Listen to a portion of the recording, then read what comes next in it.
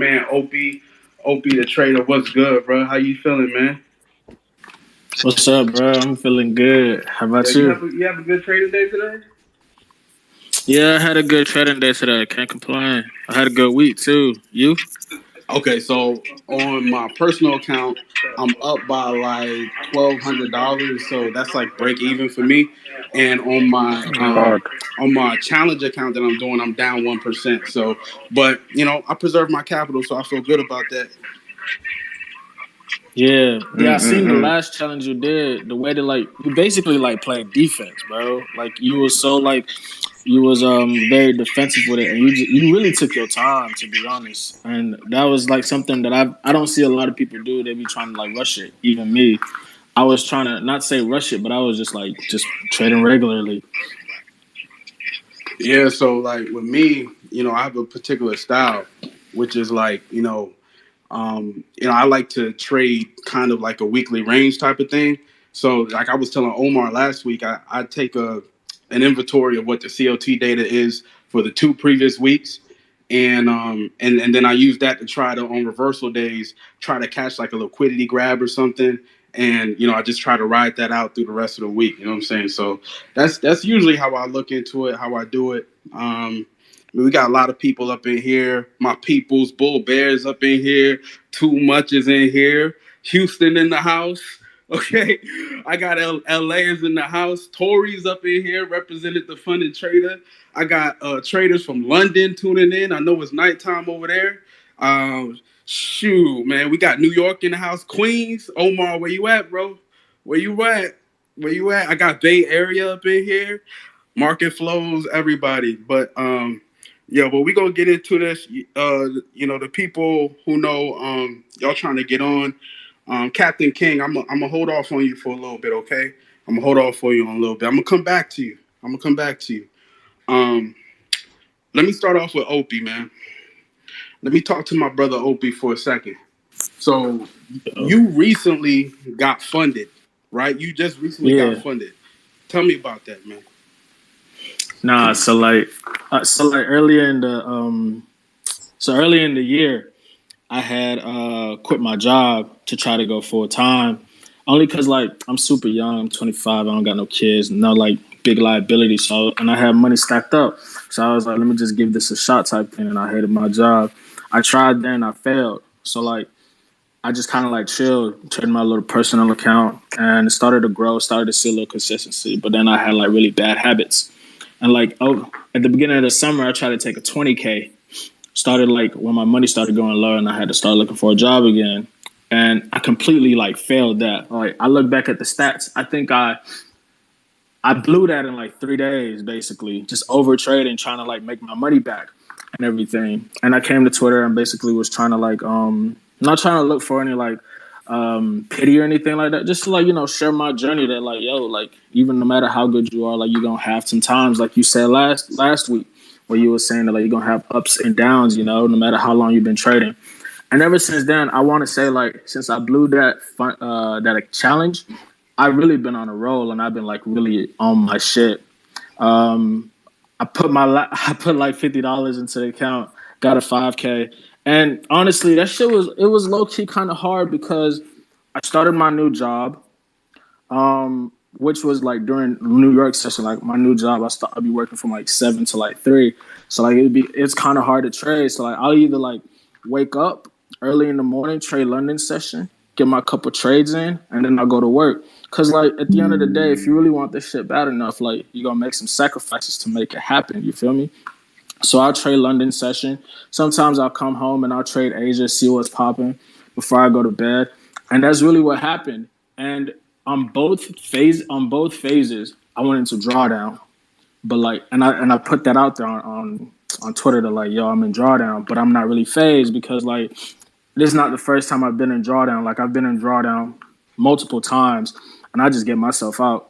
First phase, week one, I was 3% in drawdown. I got myself out, and I finished that first week 6% up. Finished next Monday, finished up phase one with the remaining 2%, got 8%. Now phase two had me sweating low key because I went 3% down first. And this is same week too. next week. I'm sorry, which was like actually last week. Phase 2 went 3% down, and then I didn't trade for like a day. Now, come Thursday, I go down. I lose I lose some more percentages. I'm now 7% down in total drawdown, and I can pull up equity curves and everything just to like show just to show like what it is. But then like Friday came, and I just went ham on Friday. I was just swinging. I was just like really in my elements because I knew I could like make it back, and I really wasn't tripping because I had a total drawdown of 12%, and I wasn't about to violate the 5% daily drawdown rule. So like, if I lost like maybe like 8%, I would have probably cut down my risk because I still had 60 days, so I wasn't tripping too much. So Friday came, and I just started swinging. I literally caught somewhere close to the top of EU since the drop that I had last week. Swung that. I had 2 positions on there. And then Monday came, traded around London session, added 3 more positions there. And I really just closed out on that same Monday. I came back from 7% drawdown. And then on top of that, I made another 5%. So all in total, what is that, like 12%? Yeah, I made 12% drawdown. I could show the stats to prove it. And basically, yeah, I got funded. And ever since then, it's kind of been up. Been trading the account 4.5% up right now since Tuesday. I'm just really trying to like warm up and get ready to like turn up. Because after this 5K, I get my little payout. We're gonna try to go for the 50, and then we're gonna build up from there. That's crazy. That's crazy. It's crazy how like when you trade these challenges, like you have these ups and downs, and emotionally, like having to battle back from drawdown is like the craziest thing. Like it's so crazy. Like psychologically, you start thinking, man, can I afford another challenge? But let me ask you this: like, what do you usually trade? Like, what assets are you usually trading? So I just trade Forex, mostly EU. EU is my like bread and butter. Like that's what pays the bills and throws money in my pockets. But like every once in a while, if EU isn't looking clean, I'll like look elsewhere. Like I'm not afraid. Like the thing is that like I'm not afraid to look elsewhere, and I'm not afraid to throw risk on a trade. You feel me? So like this morning I took gold, and I have never in my life, I don't think I've ever traded gold live. That was my first ever gold trade, but I was like, damn, this shit looked real nice. So I just threw some risk on it, and like before I would have been like kind of scared and nervous, but like honestly, low key, like I've been doing this for so long, and like I know my edge and I know it works, and I also know that like it's probabilities too. And like also at the same time, I think over the summer I've developed like a stoic mindset where like not basically like you're not really too worried about like things you can't control. You more so like you accept it in a sense. And like one of the things is like mentally kind of like envision like the worst case scenario. So like if it happens, you're not too phased by it. So like going on all my trades, even when I see my edge, I'm just like, okay, yeah, this could go to stop loss, and but like. And I'd be surprised when it kind of don't. But like if it goes to stop loss, I really don't be shocked. I'll be like, okay, cool. I kind of like already mentally prepare myself for it. You feel me? So like, yeah. Okay, that's dope. So are you planning on like risking the same amount now that you're funded? Because I've seen a lot of people like Bull Bear was talking how he came off his risk a whole lot, because he was super aggressive. Are you planning on just being the same way? Are you planning on toning down a little bit with your risk? No, I'm keeping my risk the same actually. Yeah, the 1% that I use, I keep it the same. But like I go into each trade dynamically. So like I'll have like a budget per trade.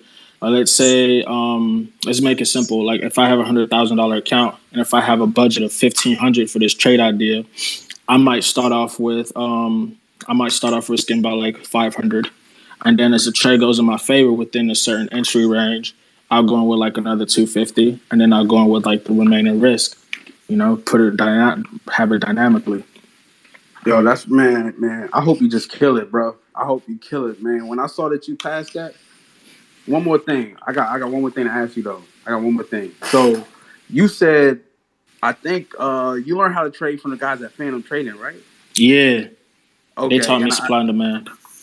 Supply and demand, yeah. And I think it was Brian that you said you linked up with. Can you give the people some insight to like how that was like, how the program was like? Yeah, so when I joined Phantom, it was last year September, and honestly, I've only been in Phantom is my second ever course that I've ever been into. I also have Omar's because like that's my boy, and like, you know, it's to support the gang and family.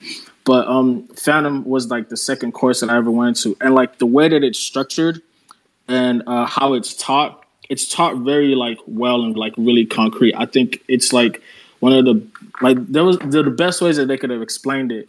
It is low key pricey. When I first learned it, when I first like switched over to supply and demand, I didn't trade for like 2 months. I just studied, looked at the charts, try to understand like what was going on in a sense. Because like I think a lot of us, when we really first starting to learn like a strategy, we're like, okay, we're about to learn the strategy, we're about to kill the markets. We don't really get the time to like really dive deep and like really study it and really like learn and make sure that like we understand. And then after that, like once I understood, it was just really trial and error. Like I knew the 15-minute worked, but everybody was trading the 1 minute, so I'm trying to go down to the 1 minute as well. And that's why I tweeted earlier that like just because everybody trading the 1 minute don't mean you got to trade the 1 minute too. Like find what works for you. And then I had to come back and realize like, yo, the 15 minute and the 1 hour that's really like what works for me. So let me stick that. I still use supply and demand, and like I'm not trying to go for like all glory, try to catch like 50 yards in one day. No, nah, that's bullshit. Which not saying that you can't, but like that's bullshit. Like just keep it consistent, you know, like 3 hour, 4 hour, 5 hour every once in a while. You know, 2 hours could really pay your bills and like you can have a comfy living. Yeah, 2 hours where it's at, man. 2 hours where Facts. it's at. And especially that supply and demand. Now, I know you said that you usually trade EU and you don't really mess with like gold or whatever, but man, gold works amazing with supply and demand. Like seriously, especially on those higher time frames, 1 hour and up, it works crazy. Yeah, Yeah, at least know what I'm talking about. She know what yeah, I I'm for talking sure gotta about. give it a try. Yeah, I be seeing Alicia's trades like that's a killer. Yeah, That's she's a a killer killer, on the man. charts. She's a killer. For All real. right, Opie, man, just stand by, man. Kick it with us, hang out. I I want to bet. shout out my boy Bricks FX. You already know my boy Traders. Tristan's up in here. My man Nico is about to get on the mic with me. I saw Michael was in here. Market flows. Mrs. Big Banks is up in here. Cam the trader was good. CJ, what up, my nigga? That's my dude. That's my dude. Um, yeah, man, a lot of people showing love up in here. Nico, before I come to you, I want to talk to Elise real quick. Elise, how you doing? Hey, doing blessed. Just finished out the week strong. Hope everybody had a good week as well. Yeah, we good. We good. How your week been? Good. I actually had one of my best weeks all year. So it's interesting because I actually just showed my worst week of the year literally just a few minutes before I got on, just to kind of show a little bit of transparency and accountability. Like just to see that regardless of how someone does consistently, like that sometimes your losses will happen altogether. It just happens like that sometimes, and you have to apply the lessons. But digressing, is there anything in particular that we was wanting to talk about today? Yeah, let me ask you this. So I saw like last week you had talked about your opportunity that you put out for traders to win a $50,000 Royal Challenge from the Funded Trader, and I Yes. think today's the last day, ain't it? Well, I actually extended it one more week because some people were having a little bit of a difficult time, like with the tracking. I think like a lot of people just haven't done it before, which I actually think is kind of good that I'm adding that to this because now people have the opportunity to kind of learn setting that up and doing it. And hopefully they'll actually stick to it after they're done with the challenge because, that's one of the best ways to get feedback in terms of your consistency. I mean, obviously you can do your own journal, but, the numbers never lie and they're there for you to look at every single week. So hopefully that's a habit that everybody will keep, is keeping that to their account. But to give a little bit of details on it, it's really quite simple. Basically, you just fund a live account. I didn't even put a minimum on there. Like, I think the minimum at most brokers is like $10. So, I wanted it to be accessible to anybody. Because the thing is that I understand that in different countries and different places, everybody may not be able to afford the smaller account. But then there may be some really good traders out there that, it will take them a long time to build up their profits, right? Because when I started trading 5 years ago, that's what I did. I started with $300, took that to, a few thousand, and then took that to six figures. But keep in mind, I never touched the money, right? I was still working, and I didn't leave until I had saved up a year of my income. But it just takes a long period of time. And so I wanted to be able to help somebody who maybe has been working their skill set, but hasn't had the opportunity to have access to a higher account. So anyways, you just deposit real funds. Like I said, it can be a pretty small amount. And then the drawdown parameters that I set for it is going to be 3%. I understand that the accounts allow 5%, but the thing is like, I want to be sure that the person I'm giving the account to is going to be able to do well, right? So I'm going to do tighter risk because that's really what you should be following. And that's what I preach anyways. And I hope, as we talk about challenge accounts today, that people are taking that into account. Just because you have 5%, 12%, and things like that, that doesn't mean you should be using all of that. That's the reason why a lot of people keep failing back to back. Because the other thing you got to remember is that whatever you're losing, you have to make back, right? So, then you have times where the time runs out. Maybe you didn't violate, but the time is out. And if you're not in profit, it's like you're still disqualified. So, I'm just trying to kind of instill really good habits with people and what's realistic for like long-term trading. So anyways, you put tracking in the account, you follow the 3% drawdown rule, and then basically just submit like next Friday. And whoever I feel like does the best, I'm going to give the account to. So I'll be purchasing it for them. And so they'll have access to the account. So yeah, that's it. And I feel like a lot of people tend to like that the firm. So yeah, that's the one I went with. No, I think that's dope. No, I appreciate that. Yeah, I got a 400K I'm doing right now with the funded trader. Don't ask me nothing for another week or so. We'll see, man. But I'm down 1% on the week. Overall, I'm at about 2%. But yeah, man, I think like the community that they got is pretty dope, man. I think that's dope. I've been wanting to do something special like that. As some of y'all saw, I did a little something with Mercy a few weeks ago. I think that's crazy, man. That's just wild. This is how we take our narrative back. You know what I'm saying? Traders helping other traders and kind of take it out the hands of these brokers and these funds, and we just help each other out. That's what I think. If we making money, let's put the money on the desk, man. So I really that's think what I'm saying. I've been around such talent, like some of the firms that I've traded in and some of the funds that I've traded for, some of the best talent. The other senior trader at the fund that I'm with currently is from Colombia, and I have other best trader I've met is from Venezuela, right? And these people literally changed their whole entire life. Like, was able to take on trading and then able to move their family to a whole different country. It's like I've seen what trading can do not only for me but for other people. So I just felt like it was something that I really wanted to do for somebody. No, I think that's dope. I think that's dope. Pretty cool. Pretty cool. Stick around. Stick around. Hey, I just want to give a shout out to my boy Zay up in here. What's good, bro? Okay, what's good? I'm trying to see who else. Oh, Divergent. What's good? Let me see, man. I'm like scrolling. Okay, a lot of supporters. All right, Zay, I see you. I see you. I see you. Hey, let me tell y'all something, man. So before, well, I wouldn't say before, but I would say last year and the year before that, I was on a particular platform, sharing my trades, sharing my analysis, um, and I met a guy from there, or at least he reached out to me. He found my Twitter. He reached out to me. He was like, "Yo, how are you winning these trades?" Because I was like calling it before the move happened. He was like, "Yo, how are you winning these trades? What's going on?" That's my boy Nico up in here. Nico, what's good, brother? What's up, FX? Man, it's been a long time, man. I know, dude. I've been grinding. Hey, man. Hey, can you tell the people one, how you got into trading, and two, how you found me? Because I think that your story is super unique, man. Yeah, bro, absolutely. Well, I started trading like probably most people. Most people just saw the money potential that people can make. I was like, wow, like I just want to start making money. I want to start making money. Probably like 16 years old. So I had my parents open up me an account at TD Ameritrade. Blew it with my $200 that I had, and I was like, wow, this is way harder than I thought.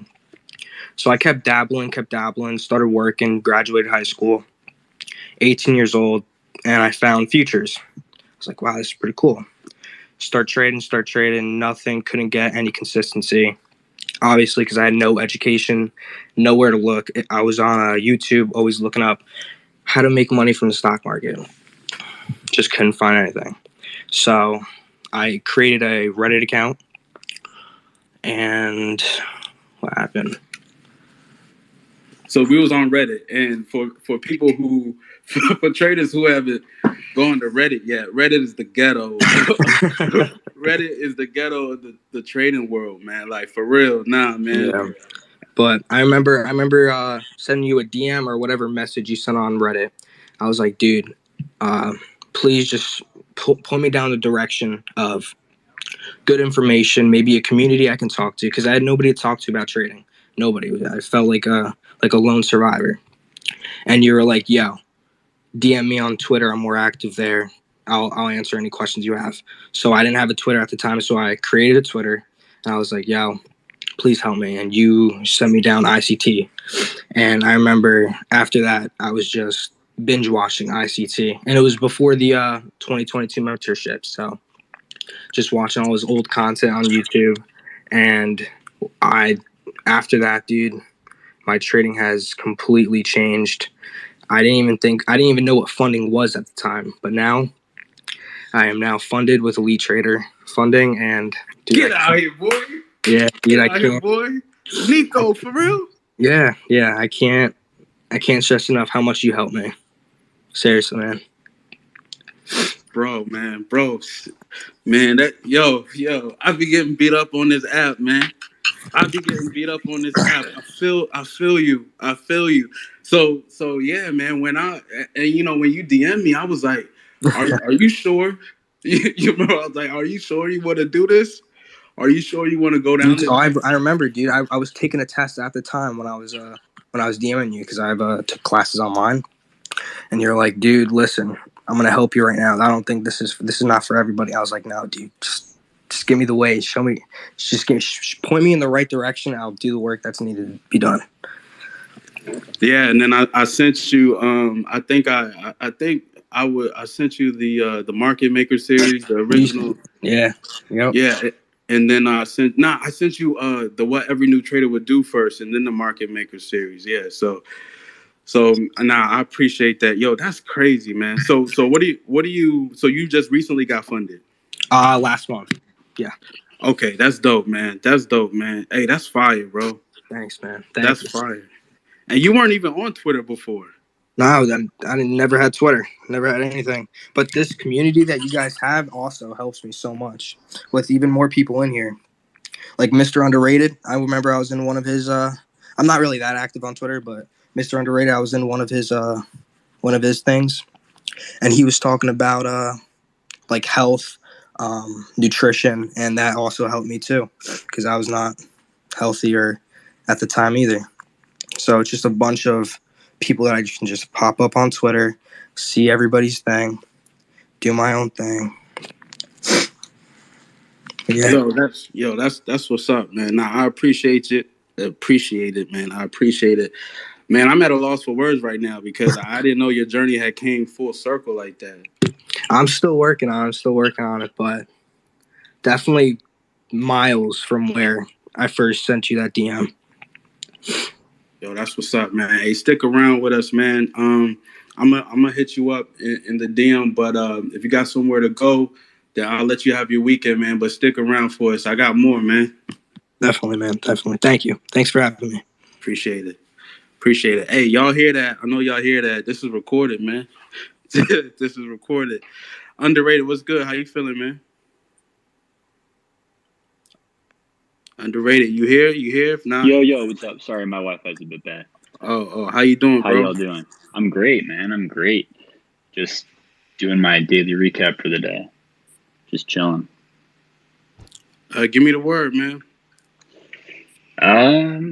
Recently I've just been focusing on fitness a ton, health, all that kinds of stuff, and personal accounts. That's it, really. I got a couple, or I think I got one challenge going right now, but I've gotten a few retries because I'm not going like full throttle at it, and I don't want to like blow it before the time period ends or whatever. So I just gotten the free retry. But nothing new, man. Like this is the first time in a bit that we've done this. You did it a couple days ago or a week ago. But Yeah, first time in a while that I've done a state. You stopped doing your Sunday sauce, right? Yeah. We got to get back on that. I've had family over basically like every Sunday for months, so haven't been able to do that. But it's all good, man. No, it's all good. It's all good, man. Tori, what's up? How you doing? What's going on? Hi. Hey, what's up? Not a whole lot. Hey, I'm ready to turn this chat up, though. Yo, you ready to turn up? Hey, before you start, man. Look. I told somebody. I said, "Hey, yo, I'm gonna get Tori on the chat." They said, "Cap, you capping." Bet. So Tori Trades is on the chat. Hey, let me ask you this though. A lot of people know you as the face of the Funded Trader. Let me ask you, how did you get into trading? Like, how did you stumble into trading? What was that? All props go to my uncle. Like, otherwise I wouldn't even be talking to you right now. My uncle got me into it when I was like 20. He'd been doing it forever. He's like a stupid successful day trader that people are like, they don't believe it. I don't know. Day trading, people think you're just like a very sophisticated gambler. But I had seen what he'd done for most of his life, and I was like, okay, he takes his family on trips. My family doesn't go on trips. He's like driving this car. I'm like, okay, what do I need to do? Like, just show me what you do. And then I spent a whole year with him. We like woke up, breakfast, talked about trading, like dinner, trading for like an entire year. And that's where I'm at now. Okay. And where are you coming from? Where are you trading out of right now? I'm in LA. In LA, okay, West Coasting. Mm-hmm. West Coasting. Omar just showed up. What's going on? There we go. Okay. So what assets do you like to trade? I trade futures. I'm doing oil is like my main gig right now. But I will do the NASDAQ and the S&P, but I think it's just those three. Before I tried platinum and like silver and gold. Is a little too funky for me, but I think I've settled on oil and NASDAQ and S&P 500. Okay, and okay, because I do usually see you like posting like the oil charts, and well, let me ask you this: are you more of a fundamental trader, or do you have like technical setups you follow? I do ish. I basically use. I mean, to be totally honest with you, I'm a little bit embarrassed of my strategy. I don't really know too many strategies, so I only do what my uncle has taught me, and it's basically like just a modified version of like trend lines and support and resistance kind of stuff. Okay. So like a lot of retail concepts. Yeah. Okay, see, all right, you see, so I mean, look, man, you say retail to some people in my space, and they go crazy, man. They go nuts, man. Dude, don't even get me started. So my uncle's strategy that he taught me, and I'm gonna be honest, like I've evolved since then, or I've like transitioned, transformed, whatever you want to call it. But his strategy that he taught me, there were 0 stop losses. Like, people thought I was fucking crazy. They were actually like, sorry, I don't know if I'm allowed to cuss on here. We cuss all the fucking time. Okay. This is off the record. There are people used to come at me and I had no idea. Like, I had no connection with other traders. I didn't know any other strategies. I was like in a bubble. Everything my uncle taught me, that was all I knew. Well, people were like, she's a 10, but she doesn't use stop losses. And I was like, what? Ow. But as of recently, I've transformed my trading a little bit. So stop losses are new to me, but to be totally honest with you guys, just used the stop loss for the first time ever, I think like maybe 2 weeks ago.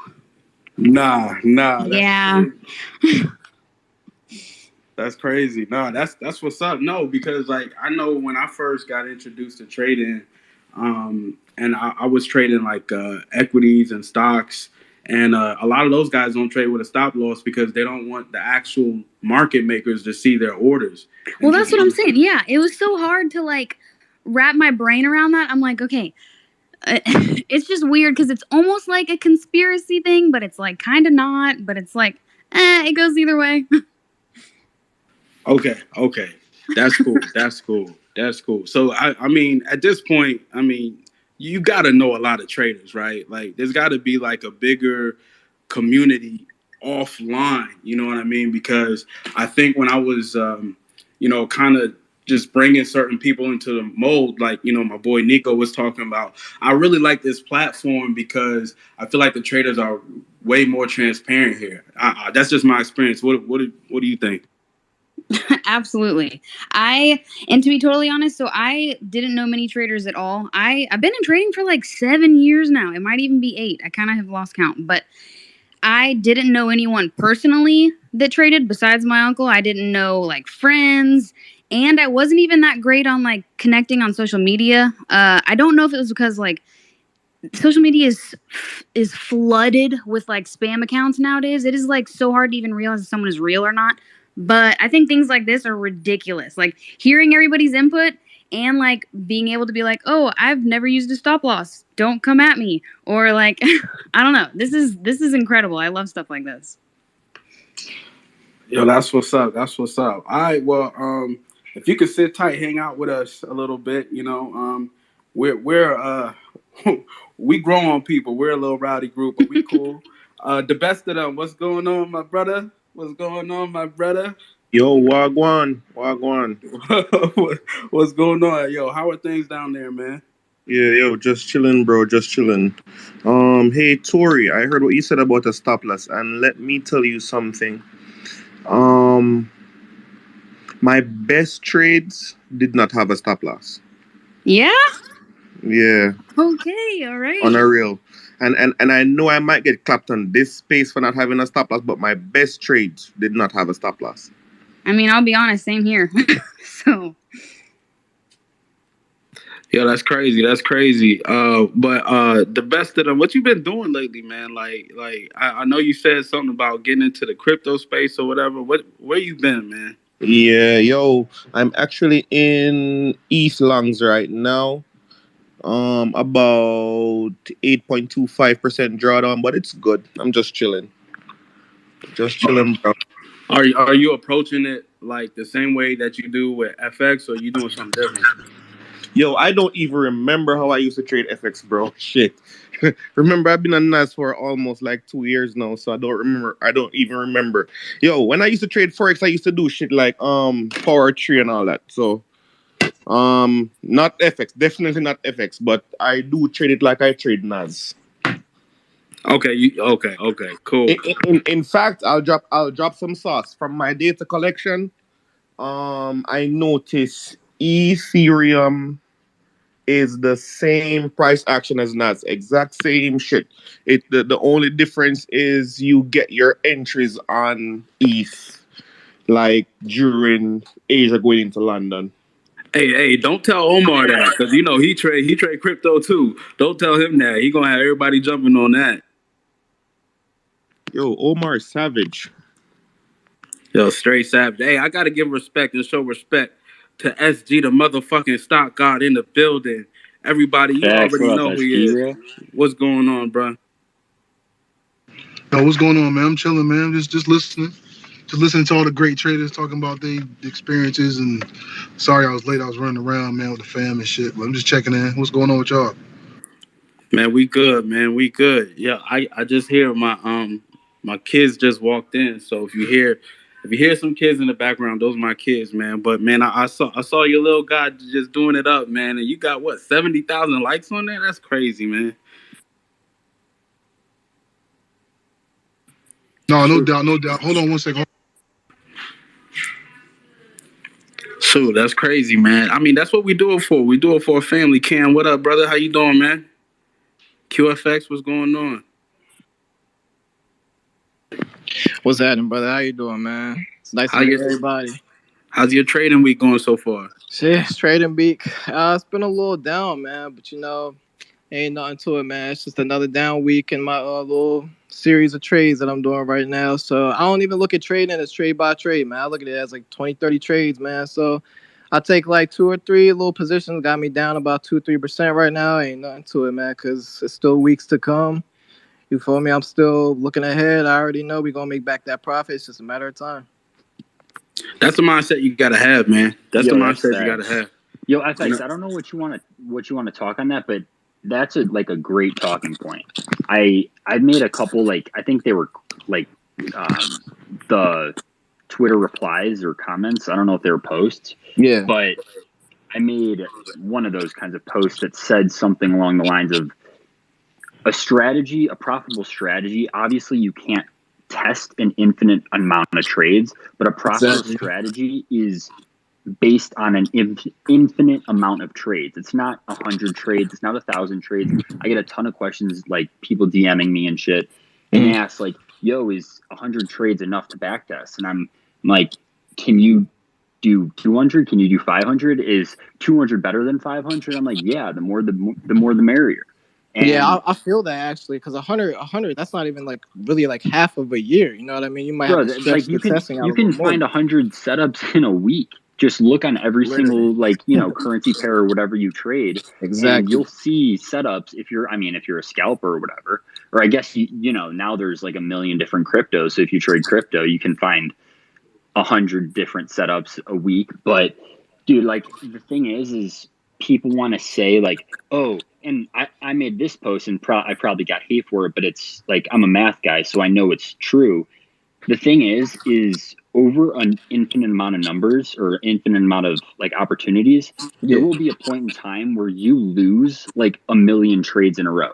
Given enough numbers, obviously the probability of that is like not going to happen. You shouldn't be trading if you lose a million in a row, but given enough numbers, it will happen. So if you're saying that you can test a strategy over 100 trades and you know that it's going to be profitable, that, okay, I can have a 70% win rate on that 100 trades.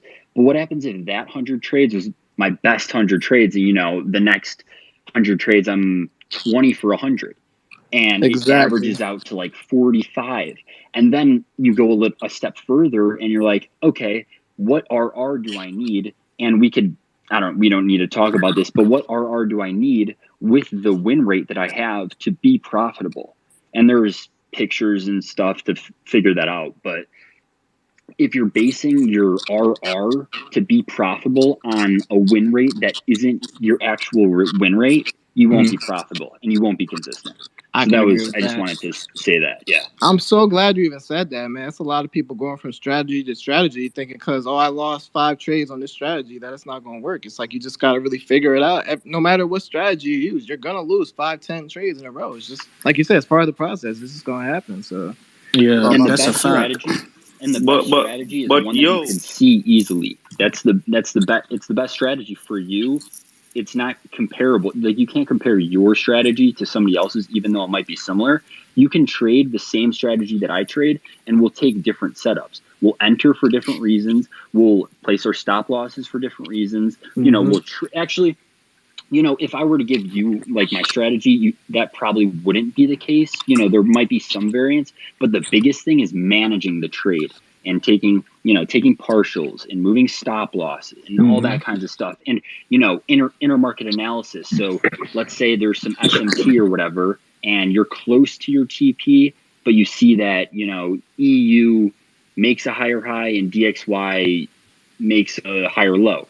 And that could, trigger in your set of rules or whatever that you got to take profit or, go break even or take 90% off or whatever. I mean, that's something that you have to know personally, but yeah. Underrated. One of the things that I think most persons don't even realize is just how intimate the trading space is. Because hearing you speak about things like RR, taking partials, strategy, and all that, I don't think like even beginning traders really understand. And the whole prop industry, listen, drawdown on a prop account is different from drawdown on a live account. It's Big way time. different. Big It's time. way different. So That's facts. this topic is a very, very, very, very broad topic because, like, yo, I can handle drawdown, but once I start to take drawdown, like doing a challenge, it's like, fuck this account. Bro, because you got the time aspect. Like, you need to be above zero at the end of the month in order to get a free retry, at least above zero. And that's what it messes me up also. That's why I say I'm taking my time with the challenges I'm doing. But a personal account, like, you don't need, unless you have like bills to do whatever, you don't need to be profitable at the end of the day, week, month even. It's just at the end of the year, at the end of 10 years, over a career, you have to be profitable. So yeah, that's big. Yo, honestly, bro, like even trading the challenges, like for instance, my car got smacked this week, right? And I got a bill, like a bill that I did not expect to get. And if I'm to be frank, like I took $100 account and I printed that shit. Like I can literally use a live account to print my bills, like print them as I need them. Let's say I got mortgage to pay this month. I can take like a $50 account and just print my mortgage.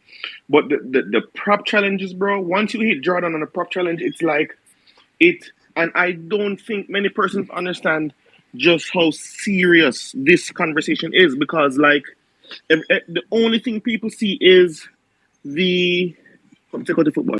The only thing people see, let's go. The only thing people see is, hey, I have the opportunity to trade large funds and this is a great opportunity. Nobody sees everything that comes with it. This is why whenever I take a trade, like I was in a NAS trade today where my stop loss got hit. My NAS stop loss are usually between 10 to 15 points. I don't go beyond that. Those are I need precision with my NAS entries. And like I did not see my target even though I know my target. The only thing I saw was, okay, so on a one lot I'm gonna lose like $15 on this trade.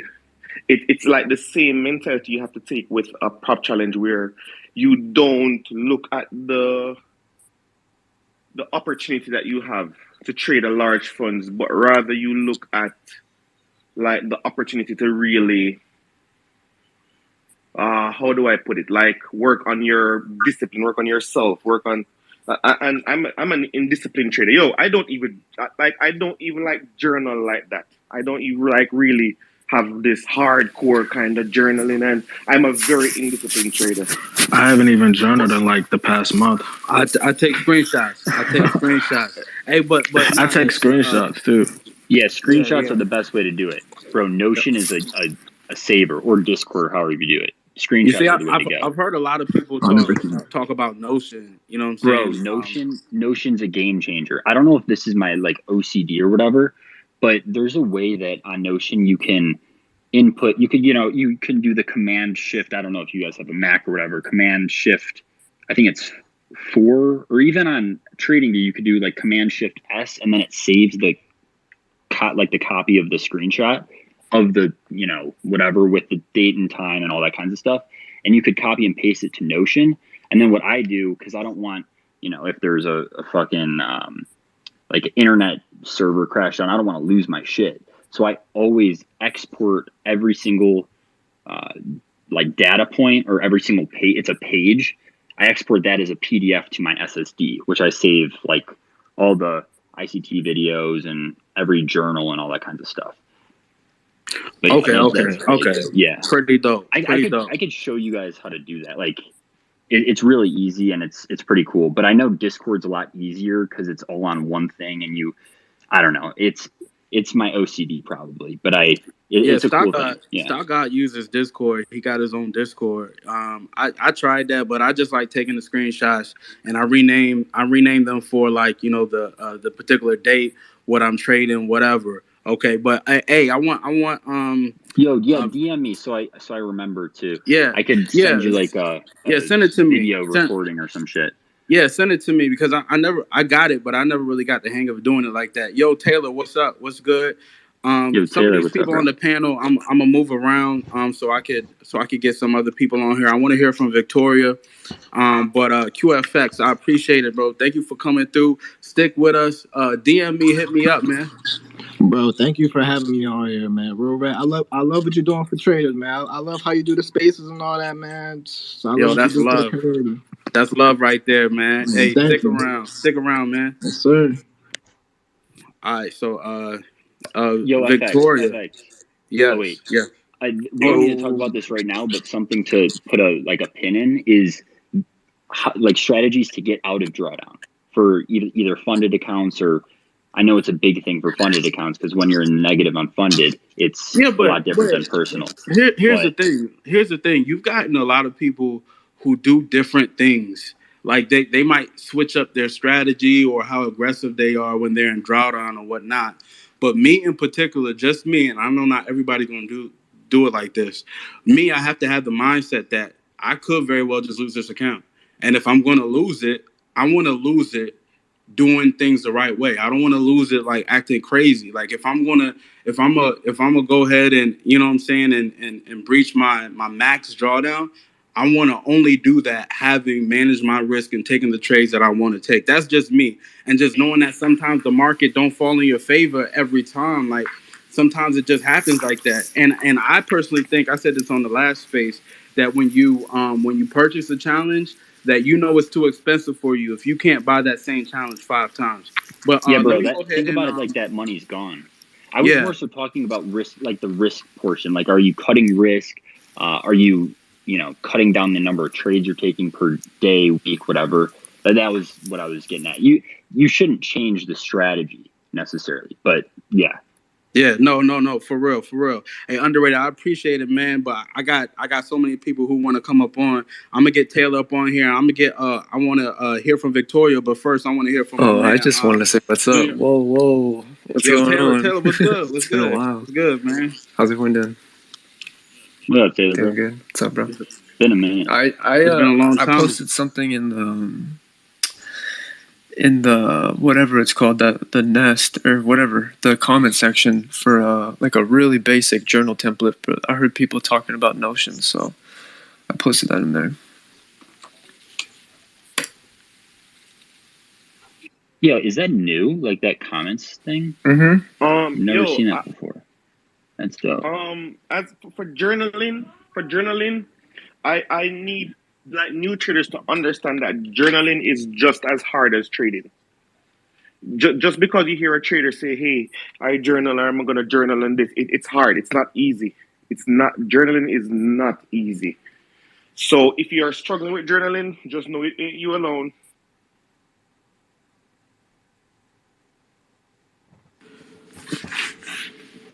The best of them. All right. Okay. Cool. Nah, I appreciate it. Hey, man, stick around, man. Stick around. I wanted to get in last time. Poetic Justice, Junior Poetic Justice. What's good? I know you wanted to hop on last time. What's good, brother? How you feeling? How you doing? Yo, what's good? What's good, bro? Hey, where you from, man? South Africa. Oh, shout to Africa, man. South Africa, man. Shout out. Hey, man. Representing Soweto. So tell me a little bit about your trading, man. How you been doing recently? Yo, man, I'm new to this. Like for real. Oh, okay. Oh, you're a newbie. Who you learning from? Myself, bro. It's hard out in the streets. I'm learning from myself. Okay. Okay. Okay. So hold on. So let me ask you this. Hold on. Yeah. If you're new, let me ask you this. You got any questions for some of these traders? A lot of questions, bro. Okay. Well, let's make it a smoothie in the back. Let me start with you. I'm gonna tell you what. I'm gonna put you. Yeah. I'm gonna mute you, but DM me, man. DM me and get up with me, okay? I will. All right, brother. Godspeed, man. Type questions in the chat, and then go from there. Yeah, they could do that. Hey, Victoria, what's up? Hey, you know what? Every time I log into Twitter, almost every day. Dude, what is Hold on. that? Almost every day that I log into Twitter, almost every single day, Victoria's Twitter is lighting up. Like, what is going on? What is going on, man? Like, I don't know if it's what she's posting or whatever, but it looked like she been killing it out here. Victoria, you got something to contribute to the convo?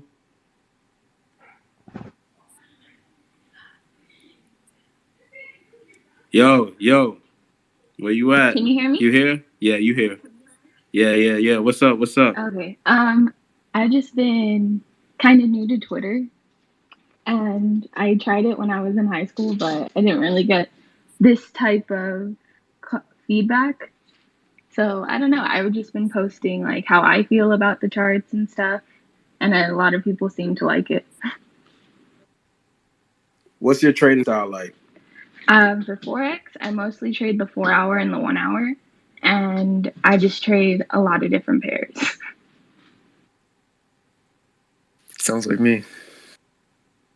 It's just like the least time for the most money back, in my opinion. But there's other very like great trading strategies that I just like don't really flow with, like the 5 minute, the 15 minute. I've seen a lot of people make a lot of money from doing it that way, and I can only really do that on like Bitcoin on the 5 minute and only on the weekends.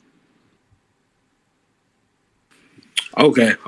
Is Bitcoin the only crypto that you trade? Right now, yes, but I'm always like studying and trying to find like better ways to like make myself better.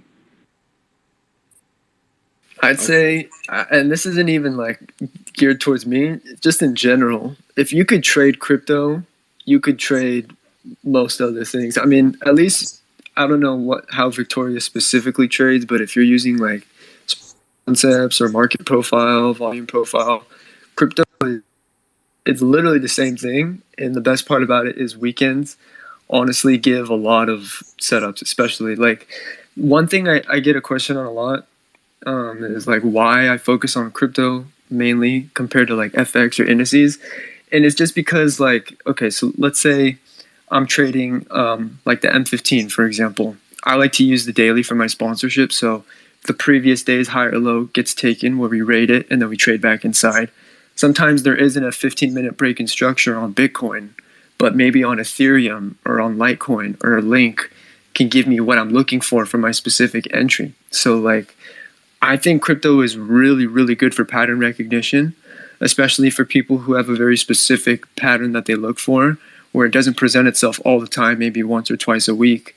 You can potentially maximize that if it's a high probability setup with a lot of correlating pairs. It's like if you don't see something on EU, then you look at NU or GU, or, it's the same idea as that. So that's like a little tip. If you're looking to, get more trades in or at least see more setups, crypto, it's the same thing. They're all the same. The price moves the same way on all of them.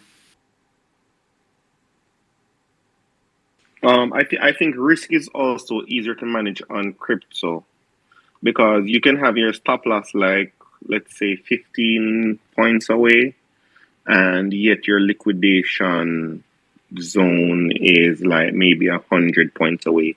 So like, especially for the RR traders, it really doesn't affect, like it helps, trading crypto helps, or you have better risk management there. It's easier to manage. I really like a high, like RR over a high win rate. I have like a 61% win rate right now, and my risk reward ratio is like minimum 7-1. Dude, that's amazing. You say that like it's just like a normal thing. Like that's incredible.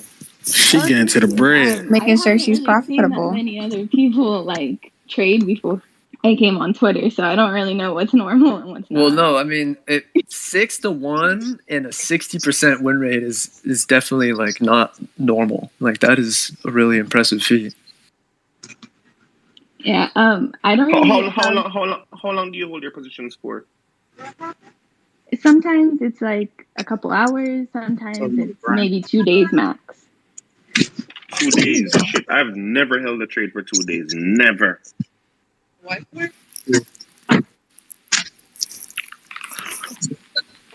I found personally that swing trading is when you swing trade, you gotta have like a different mentality to swing trade. Like Put him in I a think passenger. somebody said it. What? But I Yo, think yeah, somebody. bro. Mute your mic if you're not talking. Yeah, mute your mic. My bad. Trying to get my son. I'm coming. Bro.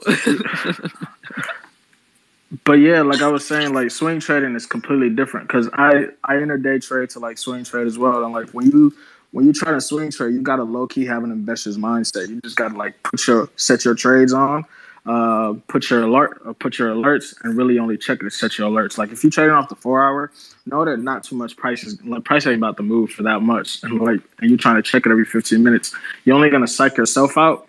And you're gonna take yourself out the trade before you see that trade manifest, and you're gonna miss out on all the money. So like when you're trying to swing trade, you gotta low key have an investor's mindset and just kind of let it be. Or like you could check it after like every candle close, like every 4 hours or every hour type thing. Like give it some time to kind of like breathe and like let the market do what it wants to do if you're trying to like hold trades for like a day or two. Yeah, that's true. You gotta remember, like if you're trading multiple markets, that you can only actively day trade one market, right? So obviously my most active income for day trading is going to be Forex, but I also do stocks and crypto, and I pretty much only do that long term, right? I'm looking at as an investor. So I'm looking at good prices, setting alerts, and letting it do its thing, and then you just get it and hold it. So that's obviously a humongous difference from where you're doing scalping anywhere from like 30 seconds to a few minutes. And then I have trades and positions that I've been holding for years. You know what I mean? Because like there was a short period of time that I worked at E-Trade, and having people call in and hearing like different stories of how people went on stocks really low, and you can pass on that stock to someone else in your family. Like imagine buying Disney when it was like a penny stock. That's what the rich do. That's what I'm saying. Yep. So like once you learn how to trade Forex, take it into other endeavors, and you can have one thing that you learned and have multiple streams of income, right? A lot of people talk about multiple streams of income, but they all think it has to be all different things. And that's what I learned, like with trading, is that I can really just take this one thing that I learned and make it multiple streams of income. So I highly recommend that for everybody. Obviously, first master your strategy, and be profitable. But once you're able to do that, tap into more markets and capitalize on those gains. You know what? At least I'm glad you said that. I'm so glad you said that, because let me tell you something. My boy SG, he did a space last year, okay, and he got this volatility trader on, and he was talking some crazy stuff. Beach and sun. It sounded like nonsense to me, man, and I've been talking to him for a few months. Ever since, man, he just been, filling my head up with knowledge and giving me the game. His name is Michael. That's the Michael I'm talking about. Okay, he's up here right now. So if we could just chill out for a little bit, I want to talk to Michael one-on-one. I want to get some. I want to pick his brain, and maybe it'll help some of us. So this was a great transition. Michael, what's up? How you doing, bro? Can y'all hear me? Yes, we can hear you, man. Cool. I'm doing good. So I run a volatility firm in downtown Houston. I don't know how many people in this group are from the South. Was this was the one that was on a while ago, right? Yes. Yeah. Okay, cool. So you're coming out of Houston, and you trade unlike anyone I've ever met, man. Honestly, and I know that you had suggested some material that I was getting into. Nassim, the Black Swan, all that. Can you share with some of my people, like just like how you look at the markets and what your trading is like? Yeah, so I'm only dealing with options at the very bottom of a chain and the very top of a chain. So to be more specific, if you look at oil, if oil is at 90 a barrel, I'm only looking at the call options that are trading at 150 and higher, or the put options below 50. Okay, So any kind of event that is normal, right? Events where the price of oil moves 5-10%, I don't benefit from. I don't make money from that. I only make a huge payoff if, a country gets invaded or there's a sudden collapse in demand. Like those 1% rare events. Okay, so yeah, so I think what we were talking about, I was heavy trading gold at one point. I still trade gold, but I was really heavy trading gold, and I was picking your brain, and you had sent me one of your charts, and it got me to thinking because you were like within I think an 8-year span, gold drops every few whatever it was. I can't remember exactly what it was. If I could pull it up. Oh yeah, you said there were 13 large sell-offs in the last 8 years, and that's an average of one every 1.5 years. So you're basically hunting those sell-offs, right? Yes and no. The past never matters because you don't know what's going to happen tonight. You don't know what's going to happen tomorrow morning. You don't know what's going to happen next month. So technical analysis is used by a lot of participants, but you can also become a victim of technical analysis where you read too much into a pattern. Patterns generally don't, in the long run, will fool you more than help you. Okay, so if you're not trading the patterns, which is cool, I'm friends with a lot of people who are moving away from the whole pattern thing. But if you're not trading patterns, how do you know to get into a position or to build into a position? That's a really good question. So I identify what's the consensus, and I look at what would hurt the consensus. So I'll give you an example. During the pandemic, and since the pandemic reopening, right now the consensus is that the country's in a recession. You see it all over your headlines every day, right? Bad, negativity, bear, recession. Does everyone agree that you're constantly seeing these headlines of negativity? Right. Yeah, every day. Right. So what happens if everyone's wrong? What happens if the media's bias is wrong? What's the payoff on that? Is it more if you're correct or more if you're wrong? Well, it depends. If you have a position on both sides of the market, you could make money on that. Yeah. So I basically identify if everyone is wrong, what's the payoff? And if everyone's right, what's the payoff? So if you look at, when the market was down 20%, let's say the market rebounds back to all-time highs within a year, the payoff from that can sometimes be north of like 20x, and you're risking very minimal. Like when the pandemic sell-off ended, I forget when the bottom hit. It was like, what was it, spring of 2021? Yeah, it wasn't even that far away. Like a month or 2 months after May. I think May 15th bottom. Yeah. Or here's another great example, something more micro. Like look at a very volatile company like Tesla.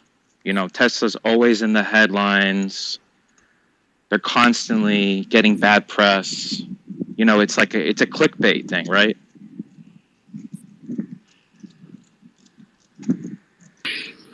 Yeah, so it's like fear mongering the consumer.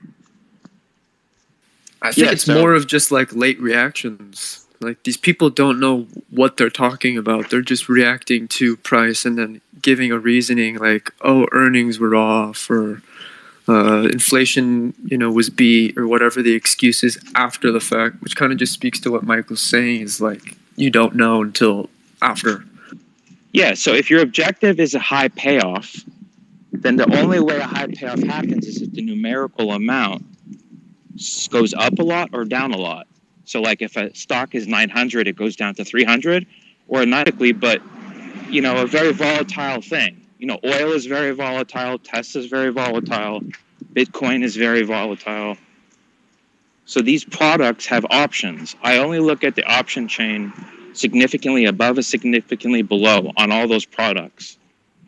And I'm constantly, every week by week, I'm just accumulating very, very cheap options all the way at the top and all the way below on these products. So, Okay, so you'll build sometimes into 2 or 3 positions. years can pass and nothing happens and I lose all that money. But when the event hits, Then you it's get a paid. significant payoff. Yeah, see, now that's what I was thinking. It was like, okay, so you're buying year-long plus contracts, options contracts. Sometimes weekly, sometimes monthly, sometimes 3 months out, sometimes 6 months out. It just varies on the price. Yeah, that's so wild, man. That's so wild. At least what you think about this, like, because this is like what you were saying and tying into diversifying and doing other things. If you could just hold on to an options contract Right. for, you know what I mean? Yeah, I mean, there are a lot of speculative players in the market, right? So, sorry, there are a lot of speculative players in the market. So, you know, technically, they kind of enforce each other, right? If you're looking at liquidity, you're trying to look at people's sentiment, like buy side, sell side liquidity. It's the same thing as fundamentals. It's like the belief or the fear of a certain thing moving in the market.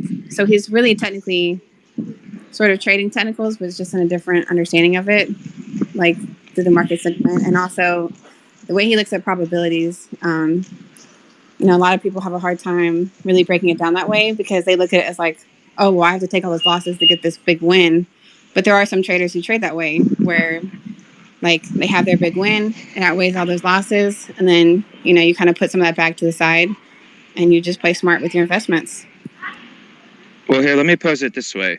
Let's say over the weekend, this weekend, or the following weekend, or in 2 weekends out, whenever it happens, over the weekend, something happens in Europe and the currency goes down 20% on market open. Everyone's stops are not triggered. The biggest volatility event of your life hit. And all your accounts get wiped out. Those are the kinds of events I'm talking about. Right. So he's talking about like the Something big that short. stop losses will not help you Right. at all. Okay. Talk I about got you. like black swans. Right. White Okay. I got swans, you. gray swans, black swans, whatever you want to call them. Any Events that color literally swan. you cannot predict. Like the only way you could benefit is if you own the options that are very, very cheap. Every month, every 3 months, every 6 months, where, you know, you're basically like, you know how you're paying your car insurance? You're paying that premium every month or every 6 months to your car insurance carrier. And let's say some drunk driver hits you, but you can't predict. That's what I'm betting on. I'm betting on some illegal drunk driver T-boning you through an intersection when you had a green light and they had a red light. So turning harm into benefit. You hopefully made like a pretty decent amount this past year, right? Because this is pretty. I mean, we had the Ukraine invasion. Yeah, when oil went 85 to 120, there was a pretty big payoff on the very cheap call options in oil. But for 16 months, I had options decaying to zero. So. Yeah, it takes a very specific kind of person to be able to mentally, you know, take that on. Because someone like me, I mean, I don't know what I'd do in the meantime. You know, like what are you doing while you're waiting for those positions? You're just like, you have another job or? No, I do this full time. It's my own capital. It's downtown Houston. I've been doing this since 2012. So. Yeah, and it's definitely actually, a very long-term strategy. So, I mean, if you have the time, you know, if you started this young and you have the time to build and stack all those wins, then do the damn thing. I don't have many wins. If I printed out the track record, it's 0.01% correct. Well, that's what I was saying before. That's like crazy. Your wins have to be massive. That's so strategy for it. But I mean, if you're able to, 99.9% of the positions expire worthless that I own. Yeah. Well, I mean, so that's like the we cause. always say, there's 100 ways to trade. So more than that. I have this motto: you're either a risk taker or you're a risk transfer. So you're either not realizing that you're exposed to harm that you can get wiped out. And in the short run, you think like, okay, you're getting 60% of your trades correct. But in reality, in the long run, you may be exposing yourself to a position where literally you can get wiped out over the weekend and you don't even realize it. Yo, quick question for you. When oil went to negative numbers, how was you? The put options paid off incredibly in 2020. They were a penny, and I believe they closed out at something like $40. So they went up 40,000%. Okay, hey, real quick, I just wanted to shout out to some people who are just joining us here. But you know, I got my man's the market flows up in here. What's up? SG still with us. He's still rocking with us. Bull Bear, how you doing? Tristan, what's going on? If y'all wanna come up and speak with us, you know, chop it up with us, you know, speak to Mike or whatnot. But Michael, I'm gonna let you keep going. I got a question for you, Michael. So how you manage your risk is all about the contracts that you're just buying, the options that you're just buying. Like you just holding it is a risk. You buying it is a risk in and of itself. And if they There's no risk when you buy a very cheap option because you can only lose what you buy. So I'll give it an example. Like let's say you manage a $10,000 account and you buy every Friday, you know, $30 to $40 worth of put options on SPY or QQQ. So you're basically saying every Monday, you're saying in 5 days on Friday closed, going into the weekend, you know, if the market goes within 2% up or 2% down, I lose my $40. But, you know, in the event that the market has a 5% sell-off, I turn that $40 into $4,000. You know, that 15-cent option goes to $4 or $5.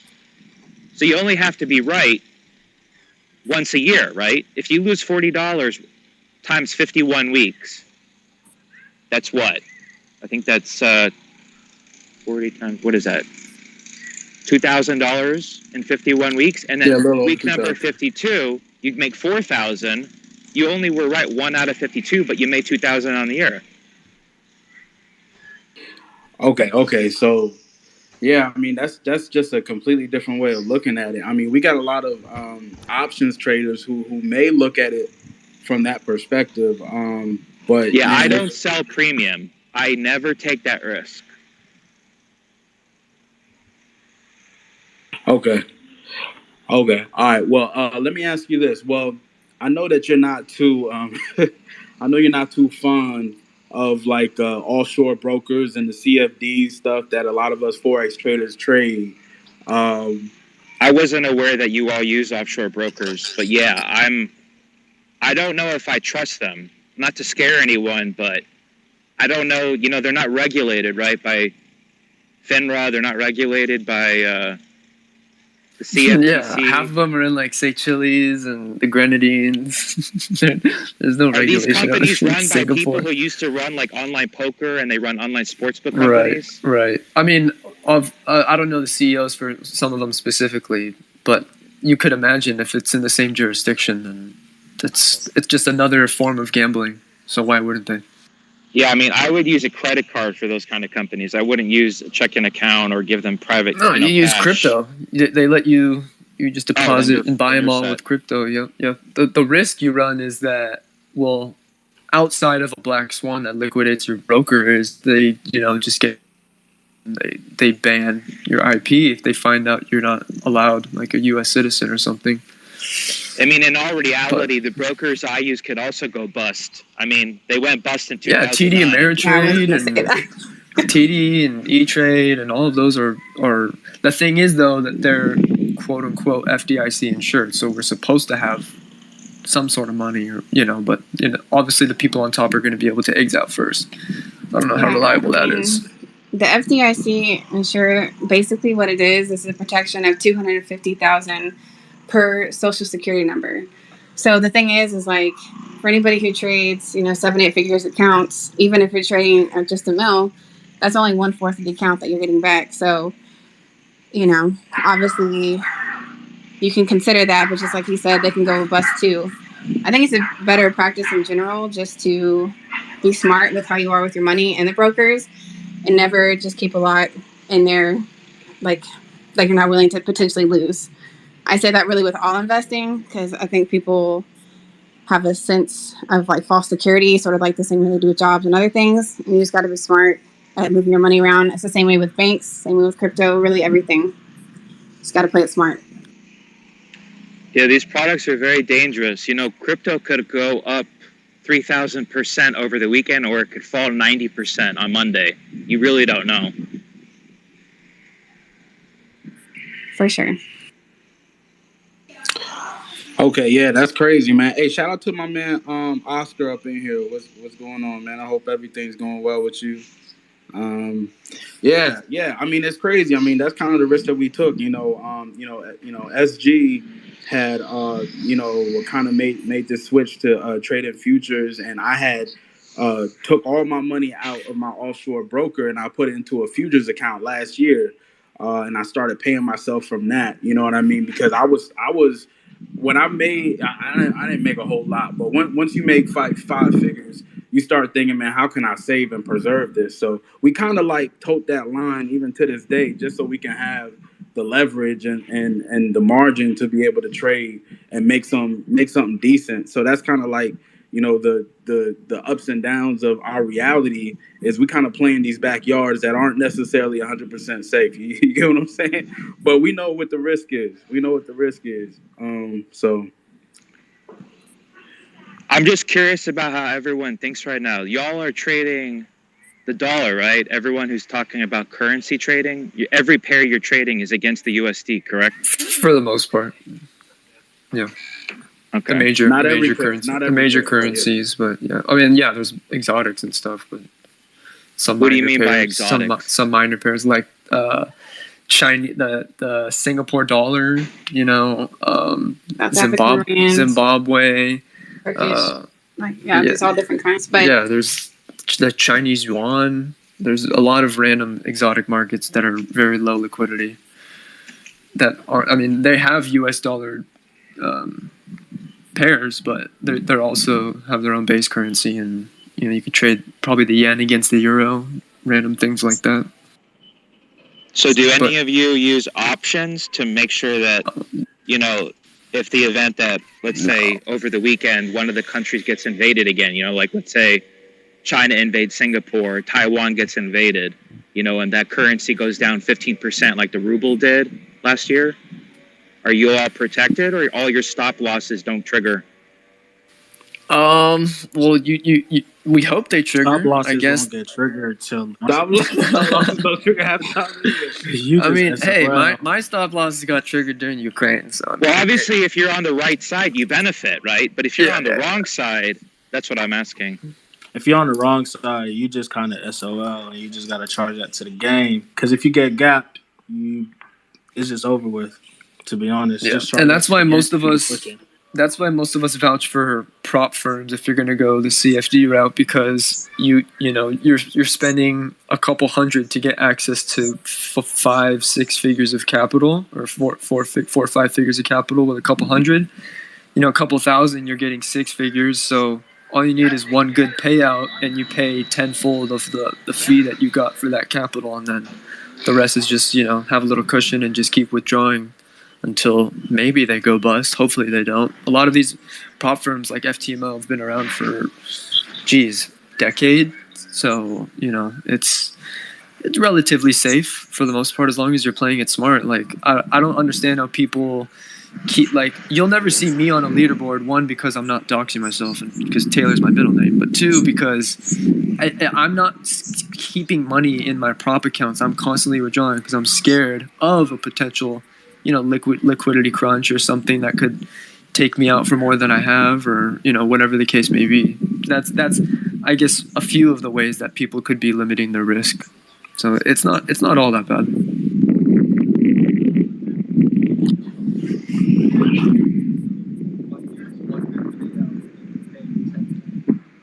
Yo, that's what's up, man. Yeah, man, it's the reality of the game that we play, man. It's the reality of it. You know. Hey Taylor, do you trade crypto on the prop accounts? Just Bitcoin. That's the only one with a decent spread on FTMO. It's like $12-$20. Quick question. For the ones that's like been trading prop for a while and they've been getting like payouts and everything. How do y'all split it up? Because I feel like for anybody who's like just got their prop accounts, who's like expecting their first payout and everything very soon, how do y'all split up y'all profits for that y'all take in terms of like having taxes, money to save, and then like also like reinvesting and then also investing to your own personal accounts and stuff? So that is a very personal question, but it depends on who you ask. Like someone like me, I don't keep more than 2% in my accounts because it's useless to me to have a bigger cushion. So I'm constantly withdrawing whenever I can, and depending on the prop firm, like you could do same day payouts. You could split it up bi-weekly, bi-monthly, whatever you want.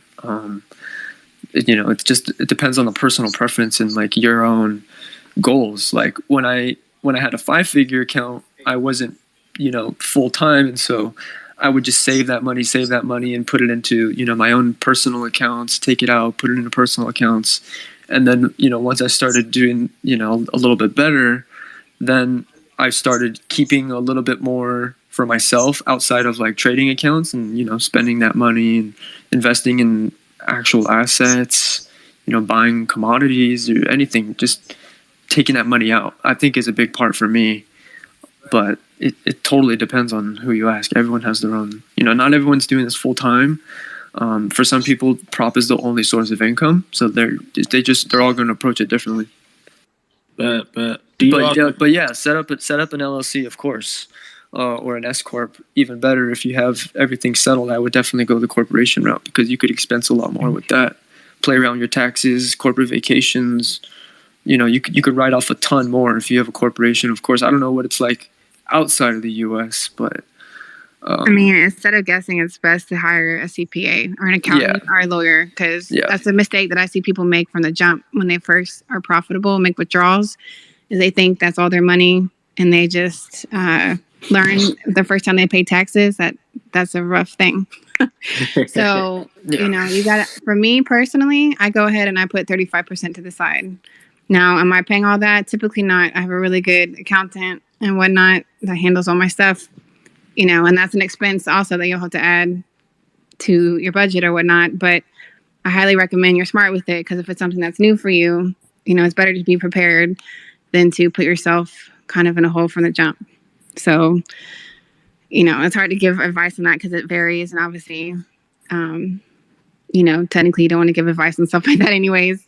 Yeah. So definitely hire a CPA or accountant or speak to a lawyer. And I do like the recommendation though on the business, like definitely try to file stuff on business, like, because it is better to, for sure. And it's better to typically pay yourself as an employee of that business. I'm not even gonna get into the whole trust thing, but you definitely hire someone with that type of knowledge and, try to execute a plan. Yep. Start with the LLC though, because you'll need that to get the corp. And once you get, once you hopefully get this going full time and making big numbers, then you could start putting like your kids on payroll.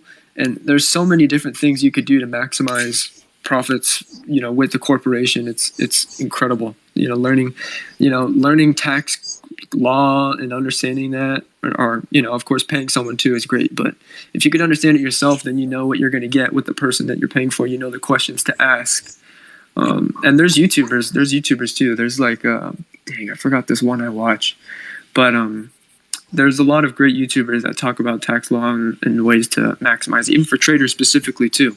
You look up like trader tax lawyer on YouTube or trader tax accountant. They could set you up with some good information. Taylor, I have a question. Do you trade multiple prop accounts? I do. Yeah, I trade about 4. Okay, so do you use a copy trader for that? I do not. No, I'm not into copy trading because I have different patterns, of course, and I'm trading different assets on those different prop accounts, so I treat them as separate accounts. And it helps me because if I'm in drawdown for like an FX account, taking some losses on EU or UCAD, whatever, hopefully I'm in profit on a crypto account or whatever. So it helps me mentally a lot more. dealing with drawdown for specific strategies. You know, one's picking up the slack for the other. And so that's why I'm not into copy trading. Plus, like, I'm not doing anything else, so it's easier for me to manage as opposed to someone who's like, you know, only has 2 hours to work with and they have to trade, journal, and figure things out before work or taking their kids to school or whatnot. So it's a little bit easier for me to manage that. But, you know, copy trading is good and all. It's just, you know, if you lose one of those accounts, you're going to lose all of them. So it's great to leverage. And if you have a really good strategy, why wouldn't you? But, you know, just in case, you know, like if you're doing this full time, it's really even risking a lot of money. Like for me, I can't put 4 figures of risk yet. It's just, I could put $900. I can't do 1,000, literally. I don't know what it is, but it forces me to look at the screen a lot longer. And just, you know, it's just something for me. So it comes down to, like, you got to know yourself as a trader, like your own personality too, what works and what doesn't work for you. Because my advice might not be applicable to someone who, you know, is a 99% win rate kind of trader, or whatever it is the case may be. So you got to just try different stuff. But I would be really careful copy trading, especially if you don't really know the numbers. Like, I'm a big numbers guy. I know SG's a numbers guy. Like, if you don't know some sort of relative strike rate for what you're doing, then you're just setting yourself up for disappointment. Like, you get 5 accounts, you're copy trading them, and then you blow them. You're like, oh, am I actually a trader? Like, you know, you just start questioning things that you don't need to. If it's not as big as a devastating loss if you're losing 1 account versus 5, right? So I'm okay with not risking as much and not making as much, because in the long run, I'm able to pay myself out consistently. And at the end of the day, that's all I really care about. So that's just my 2 cents then. Yo, that's fire, man. That's fire. Hey, yo, Ikena. I appreciate you all. You know what I'm saying? I'm actually from Atlanta. I am Nigerian, but I was born and raised in Atlanta. I started trading back in January, and I just had my first profit of the month about 2 months ago. In a row. Let's go. That's what's up. Yes, sir. What's up, yes, sir. Yeah, man. You know, just working my ass off. But I really just wanted to ask, man, like, it's certain. Well, right now I trade GJ and gold, and I really just want to talk. I want to talk to you guys about, like, I kind of want to start getting into indices, but I feel like I'm kind of jumping the gun at the same time. You know what I mean? So I just wanted you guys' advice on that. You know what I mean? So,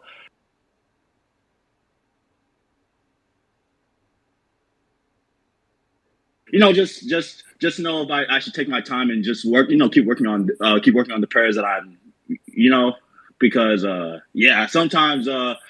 GJ and gold, you know, I'm sure you guys know better than me. They'd be having me in the blender. So I really just want to make sure I want to create as many opportunities as I can in this market that you know what I mean? Like, just, yeah. I mean, I'm not sure if anybody else is going to answer. I would say continue to master what you're working on, to be honest. Okay. I would recommend consistency with that and understanding, you know, the market overall in general first before applying it to indices. Okay. It's not that you can't do it, but I wouldn't recommend doing it in addition to everything else. I feel like it's going to be stressful. So if you do want to make the jump, I would recommend, you know, diving into it if that is something you desire to do. But do understand, even though they trade similar in terms of the technicals, the volatility is something else. And for someone who's new to that, you know, it can be a make or break for a lot of people. So obviously those who love it, and those who can't figure it out hate it. So, I mean, but if you're newer to it, you know, find good consistency with what you're doing. But again, if you are going to do it, I would do it separate from the other, because it would be a lot to take on both. Okay. Well, I would say that because GJ moves pretty similar to the indices, you could, you know, like, why not just start looking at price? You don't even have to trade it. But the thing with specific strategy, of course, but not every strategy has the same probabilities on every pair. Like, of course, certain strategies, like I have plays where I could trade it on whatever asset I want, but there are certain times where it's better. There's certain assets where it's better. If I'm looking for stop hunts, I'm looking at those in London, and I'm usually looking at Forex. If I'm looking for like a return to fair value gap play or like an OTE fib play, whatever, I'm looking at New York because that retracement happens a lot more often then. So it comes down to the pattern you're trading and knowing, what session's good for which. And then once you find what session's good, like if you're a London trader, it's useless to trade indices. You might as well trade GJ because there's not going to be enough volume for you to get good like low time frame play or even a high time frame swing. Like you're not going to see the setup in London. It's going to start forming, but you're only going to get stop hunts really. That's what I see for the London session in terms of indices. So it sounds like you're from America. So if you have time to trade the New York kill zone, then you do have more opportunities because there are still stop hunts in New York like there are in every session. But even though they don't happen as much, there are a lot of things you can trade during New York session that move. So like if you don't want to trade EU during London, you could trade it during New York. You could trade GJ during London or New York. That's a pair you could trade during both sessions. So I would start looking first at how the New York session, like what session do you trade? I trade London and I trade the crossover, New York. Okay, yeah. So you trade the overlap. Yeah. So you might as well just, you could continue with that. It sounds kind of, are you doing that because of work or? Oh no, I just choice. Just see. I learned from Swaggy, Chris Williams. So yeah, Swaggy. Yeah. So he trades GBP AUD. I don't know. I just really resonated with GBP JPY specifically. And it's gold. I like gold, so yeah. I just stuck with those, and I know London and London, New York are probably London and the crossover are usually the best times for that. But that actually brings me to my second question. What about Asian sessions? So a lot of times when I backtest, I found out about the whole kill zone thing relatively a few months ago, and that's when I started trading based off that, doing my backtesting based off that. But I tend to notice moves on gold and GJ went in the Asian session, but I always hear don't avoid Asian session. It's nothing but consolidation. You know what I mean? So no, Asian session's good. My friends and I trade gold during the Asian session. There's UJ during the Asian session is good. There's I'm trying to find. I'm on my computer right now trying to find a picture because ICT talks about there are. During the Asia kill zone, you could trade certain pairs that are more volatile in Asia. I know UJ and gold are. I'm trying to find the other ones though. But yeah, it's the thing with Asia is you got to look at it like I think of it like this. So do you want to fish in a pond with more fish or less fish? Obviously more fish, right? So when you're figuring out, when you know your setup, okay, you're a stop hunt trader, all right? So you know that there's going to be more fish in the London pond because there's more stop hunts there. There's more money, more opportunities there. If you're an OTE kind of trader, you're going to want to go to New York. But in Asia, it's usually consolidation. So there's, of course, stop hunts and OTE plays during Asia, but they happen a lot less often. So it's more, if you're a stop hunt trader, you're going to get those opportunities in Asia because the reason Asia is a consolidating session is for a lot of reasons, but one of them is the daily open is right when Tokyo opens. So 8 a.m. Tokyo, there's a new daily candle on your chart. And so when the daily open, you could think of it as like an oscillator. So like when we're above the daily open, people like to sell into the daily open. When we're below the daily open, people like to buy into it because price tends to, the mean area, the equilibrium tends to be that daily open level. It'll have a lot of reactions from it. So when Asia opens up, you don't know the true trend yet of the day because price is still figuring out, are we going to expand or are we going to stay in Asia until London does a Judas and takes out the range or whatever the profile is for the day. And so stop hunts are good for Asia. And then, gold and UJ, I know. I'm trying to look. And if I find the picture, I'll DM you, bro, for the other pairs in the times. I got you. Follow you while I'm here. At the end of the day, it really just depends on like your strategy. To be honest, like your strategy could work pretty well in Asia. I think the people that say like don't trade Asia, like Asia is very low volatility at times, but like you can still trade Asia. Certain pairs do still move during Asia. Gold will move as well. AUD will move. I mean, GJ will definitely move because, like, I mean, if you look at it, Japanese is Great British Pound versus Japanese yen. Tokyo session, Right. Sydney session, they open. So like, yen will move. Like, if there's yen news, GJ is gonna move. And like, depending on the type of news that you have, like, you might have like Australian dollar like cash rate and like all the majors will still move, you know. It just kind of depends on your strategy as well. So like it's very doable. Like I used to think it wasn't doable until like I started doing it, and you get some good results, and like you can't really be mad because like it'll be a hit or miss, you know. Some days you'll have dollars, some days you won't. Yeah, whatever you study, you can trade. Just study, master it, find it, study when this pair moves at this time, and master that setup. Anything can be traded. You just have to learn that pair, how it moves, time, price, all of that. So whatever works for your schedule. I mean, I don't trade Asia now, but when I started, I was working, so I had to trade Asia. But that's whatever you're trading, regardless of market or pair, you're always studying when it moves. You're not guessing. You're being intentional in your trading, and you're making a plan based off what your schedule is. Yeah, I found the resource. So Australian dollar, New Zealand dollar, and the Japanese yen are good for that Asia session. And don't let nobody tell you can't trade nothing just because, like, they probably not good at it, bro. Just give it a, like, it's all trial and error. Like, give it a shot. Like, you never know. Like, you might really be good at trading Asia. Like, Asia might be your session where, you go crazy. Don't let, just like, kind of like August. Everybody says don't trade August. But, like, I know a lot of people out here that's really, like, I traded the market shit out of August, bro. in August, bro. I don't know what's wrong with August. Slaughtering the markets in August. Hey, you going places, bro. Hey, what up to my boy Mike up in here? High res Mike, what's going on with you, man? Ikena, I'm not sure how you pronounce your name, brother.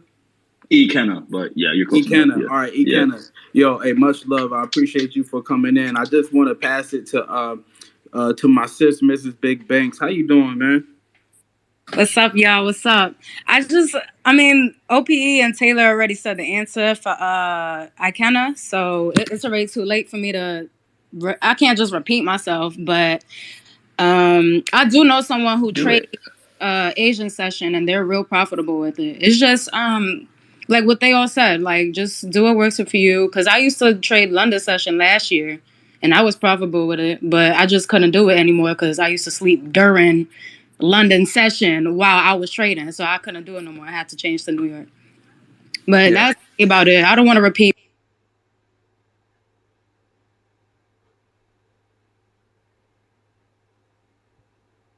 everybody else said.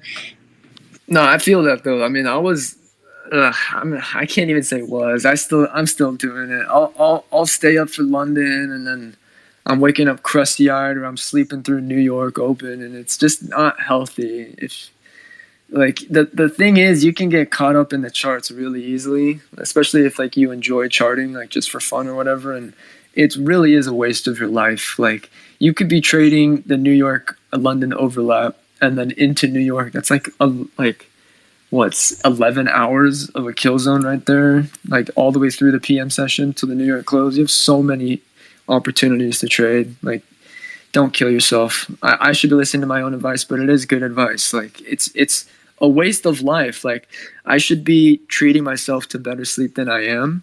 There's really no excuse for it. So it is the best thing for you to do is just pick a good time. There's so many opportunities to trade. You know, do the one that's best for your health so you could live long enough to keep trading.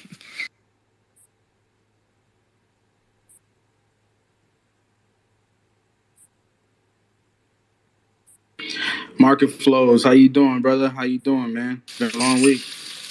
Yeah, what's up, bro? You hear me? Yeah, we hear you good. Yeah, you cooking? Yeah, I am cooking. You can hear it? Yeah. Oh, here's some sizzling. What are you making? I'm making some. I'm making like a stew, and I'm like searing off the chicken right now. There you go. There you go. Yes, sir. I gotta do something for the seasoned, kids. though? Of course, it's seasoned. You gotta season. Gotta check. Yo, so what's up? What's up? I second everything Taylor said about that Asian range, man. That Asian session. Do what's best for your health, man. I do it too. I wish I took my own advice and just it didn't stay up and watch the Asian session into the London session, London Open, and it's bad for my health. I get some good trades and I get some nice cushion going into New York session, but get some sleep. I wish I listened to my own advice.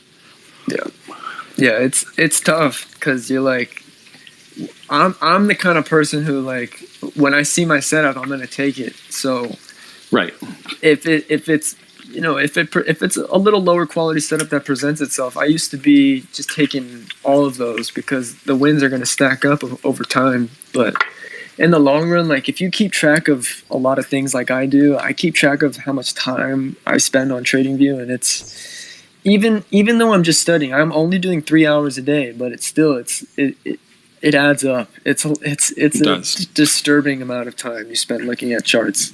Yes, indeed. But I'll say if you do want to trade the Asian range, anyone out there, you gotta know your range during the Asian range. You're not don't hold anything too long. So I used to try to get in and hold things for too long, but during that Asian range, you're usually setting up. It's usually setting up what the range is going to be for the day. One of the things that I did get from ICT, from what some other people taught me, was that central bank dealing range that I never looked at before. And then I started studying it. And if you can go back and study that dealing range and the probabilities of its range of when it makes its high, when it makes its low, how often the high and low get swept after the range is finished. These are the things that you can build into your system. But what I'm saying is, like, just don't hold too long. So I used to try to hold for too long, try to make 2R, try to make 3R during Asia range. But then when I switched to, okay, I'm just good with getting 2 or 3 trades, make 1R on every one of them, and then I'll be good going into New York session. A little more buffer, a little more buffer. I could add a little more risk when I get into New York. Yeah, so you're talking about CVDR. Yeah, exactly. Like, you're talking about CVDR. Like, Asia is going to give you 15, 20 pips. So my first mentor told me what happens in Asia stays in Asia. Like, you want to be in and out 1R trades, 10 pip trades, because you're not going to get that continuation until the London session starts. And by that time, it might not even be continuation. It might be a fake out all the way to the other side, and your trade gets taken out at break even or for a stop loss. So sweep both sides of the CBR. Yeah, as soon as London opens. Right. So unless you're an M1 trader, then Asia might not be your friend. Like, for me, I love Asia because I'm trading crypto mostly, and I'm trading the M1. So the Asian session, how it performs usually doesn't really affect me because I'm in and out before that potential reversal, that higher probability reversal back to my entry that Asia is going to give. So it all comes back down to, like, what kind of trader are you? What are your time frames? And you got to know, like, your session for your strategy. And the other sign of a little caution is, if you're a scalper, maybe stay out of Asian range because the spreads are gonna hurt you really bad. So if you're just looking for something really quick, I'm only doing crypto. If you're gonna look for something really quick, you're gonna press that button, and you're gonna get your 5 points on Nasdaq or your 10 points on Nasdaq, and it's gonna be like break even. So it's gonna be half an hour. Yeah. So just those are things you got to be aware of the Asian range. Those spreads are a little bit wider. So you have to look not to scalp things. You got to take the highs to bring back down to the lows. After it takes liquidity, and then look for your next break of structure, whatever it is. So you just it's not just get in, get out on the next candle. You're just gonna waste your time. Hey, can I ask y'all? Can y'all hear me? Yeah, sir. Yeah, what's good, bro? SG, what's up? Yo, just real quick, man. Y'all might already answered this, but I'm just curious. You guys that trade setups and trade all sessions, I guess. I'm just curious. Why do y'all do that? Like, why do y'all trade? Like, you said Asia and London, and I'm just curious why. Especially if you trade like Nasdaq, I'm just curious. What do y'all saying? What makes y'all do that? So the reason why I trade Asia, so like before I was just trading strictly New York. Like, if I could have it my way, I'll just trade New York all the way. But the reason why I trade like Asia and like London, mostly London, is because like I got work and I work like from like 7 to 5. So like I can trade. So like yeah, but if I could have it my way, London strictly, bro. I don't want to mess up my sleep. I mean New York strictly. I don't want to mess up my sleep and like I want to be at my top performing peak. Yeah, for me, it's because for my setups, like where I want to put on size, they don't present themselves all the time. So I'll check in. Like I have my indicators.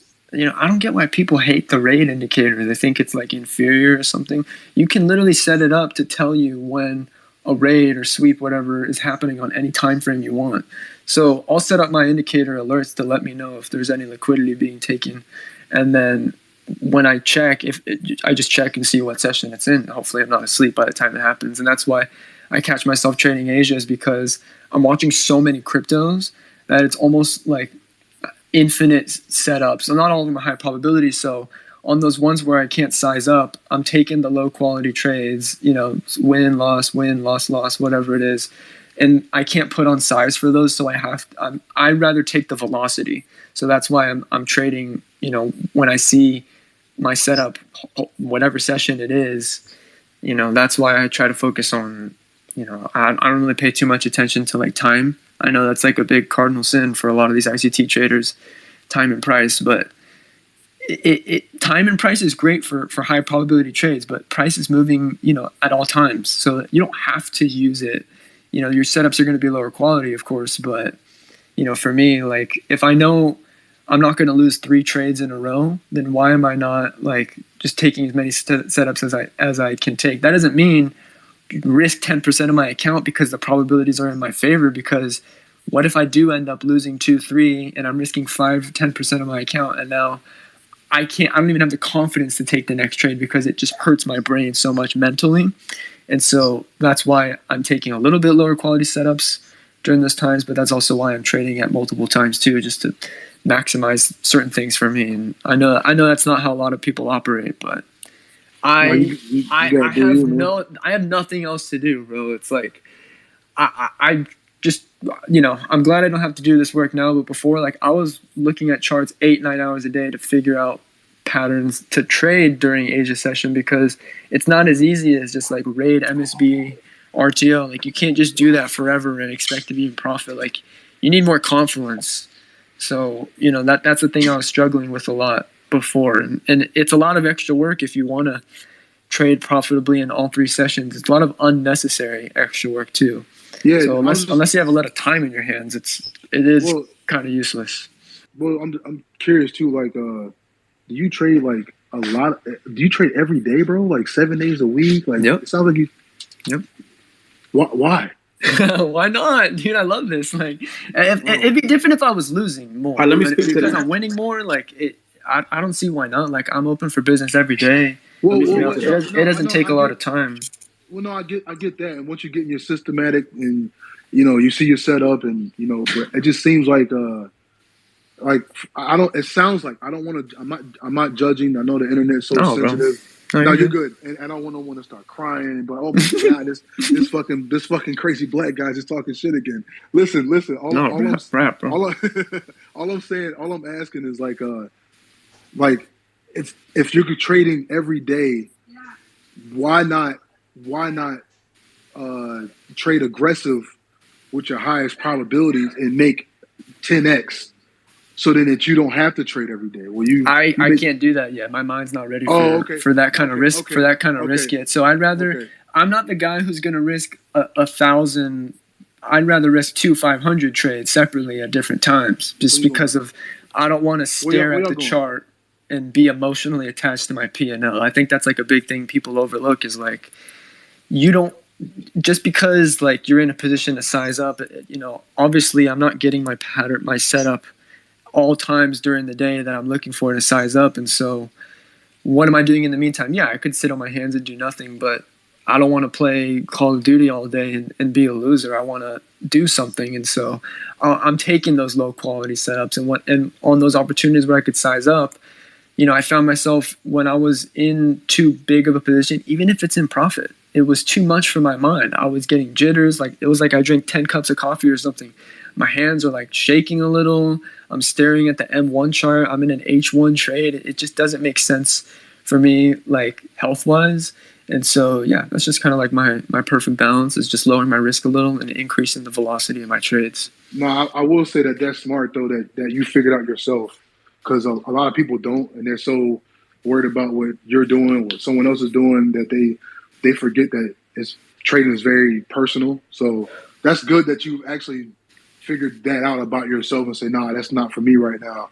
3-4 years from now, you may change or whatever. But Yeah, no, exactly. Like, the fact that you know that, that's awesome, man. I have no family. I have no, I mean, of course I have family, but like, I don't have kids. I don't have obligations. So I don't have any other kind of income. So it's my way of staying in the game, and I'm risking low enough to where it's not affecting me mentally, where I have to stare at the chart, but it's enough to where I'm making a comfortable amount of money. So, it works for me. It works for me. No, good shit. That's a real job, bro. You on it.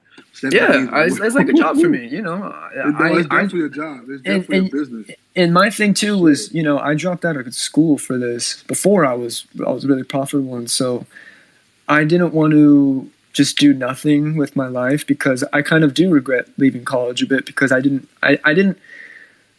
have enough faith in myself to think that I was going to be profitable. And so now looking back, I wish I stayed, because I forced myself kind of into this, which is, some people need that. I think I might have needed that too. But looking back, it's like I could have been a little more easier on myself, and probably would have helped with a lot more things going on in my trading. But you live and you learn. You can't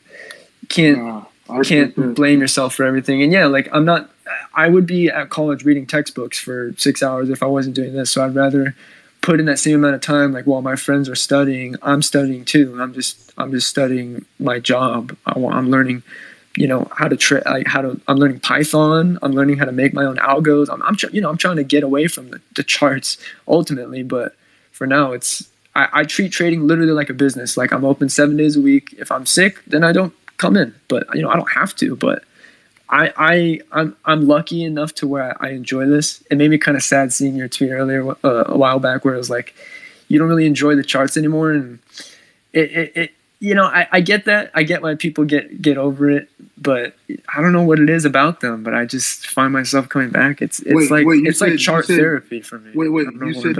You said that someone said that they don't like charting anymore? No, you said you're like, trading's not fun to you anymore. Oh no, it's not. It's not. I don't give a fuck about trading.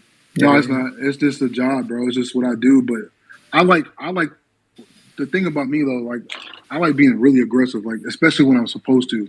Like, I feel like if I know that, like, since I understand my strategy, and I have a lot of confidence, and I have a lot of I have a good relationship with my strategy. Right. I understand when to be aggressive and when not. So let's say that all the stars line up today, and I'm supposed to be aggressive, and then I didn't, but I made $1,000 or I made $2,000. That's really a loss for me. Like, that's horrible. Like, I feel like traders miss their mark because they're so worried about the whole risk thing, 0.2% or whatever the fuck it's supposed to be. I think that's from the prop firm. I think instilling that in us. I think that's important. I think it's important that you, if you're a day trader, you're going to run in that rat race for a long time if you don't size up during certain markets or during certain, and you have to understand that. So a lot of people, if you don't understand that yet, then that's totally fine. If you don't understand that, then you need to keep learning. But if you're at a spot where you understand which one's higher and lower probability, and you're not trying to be aggressive. I don't know any successful day trader, a discretionary successful day trader that does not put on size when their setup presents themselves. You gotta be.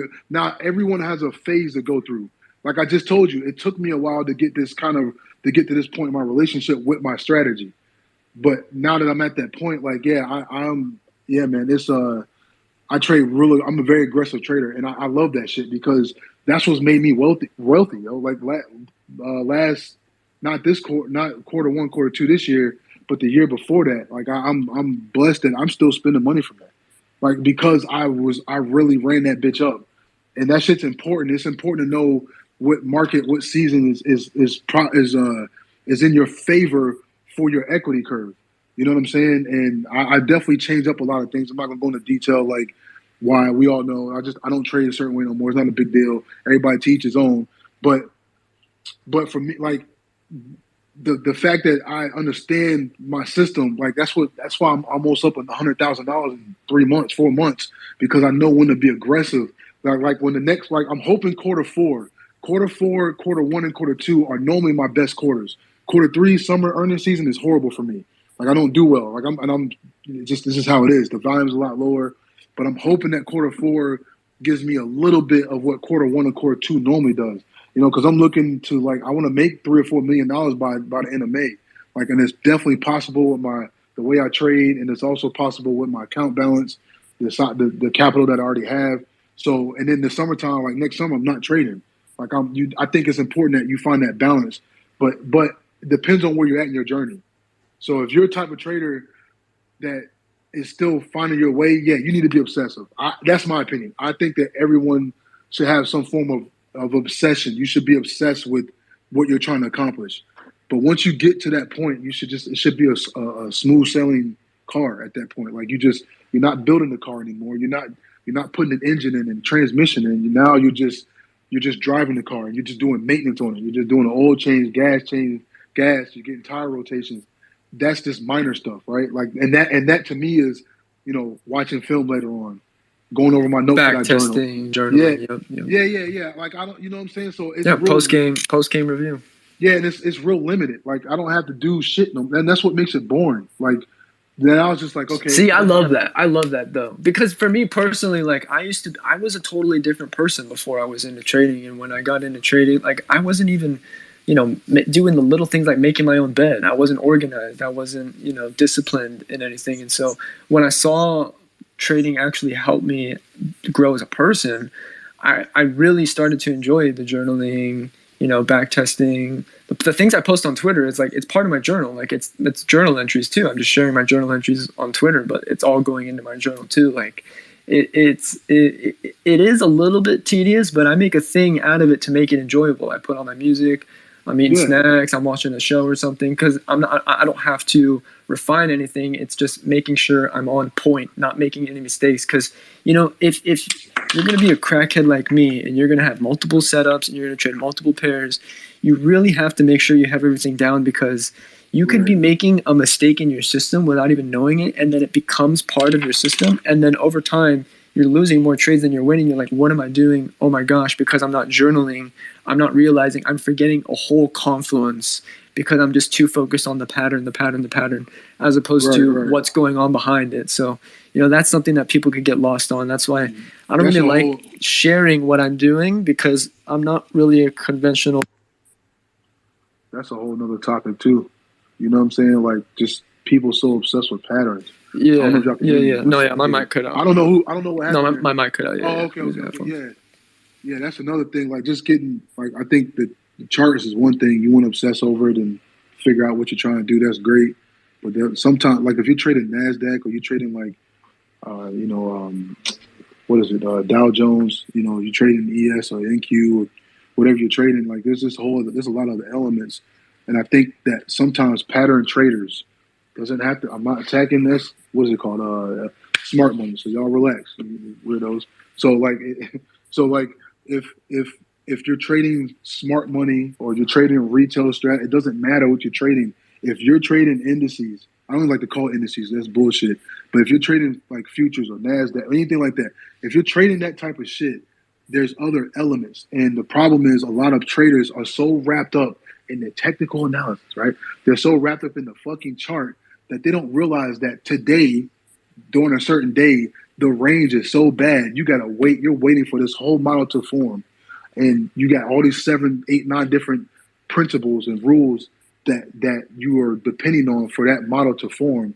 And then a lot of times it may not form, or it may form, but it chops around. It's because there's just a lot of other elements, and I think that a lot of developing traders miss out on that. They don't, because they're so wrapped up on technical analysis. And I think that can be like very hindering. But it's just something they gotta go through.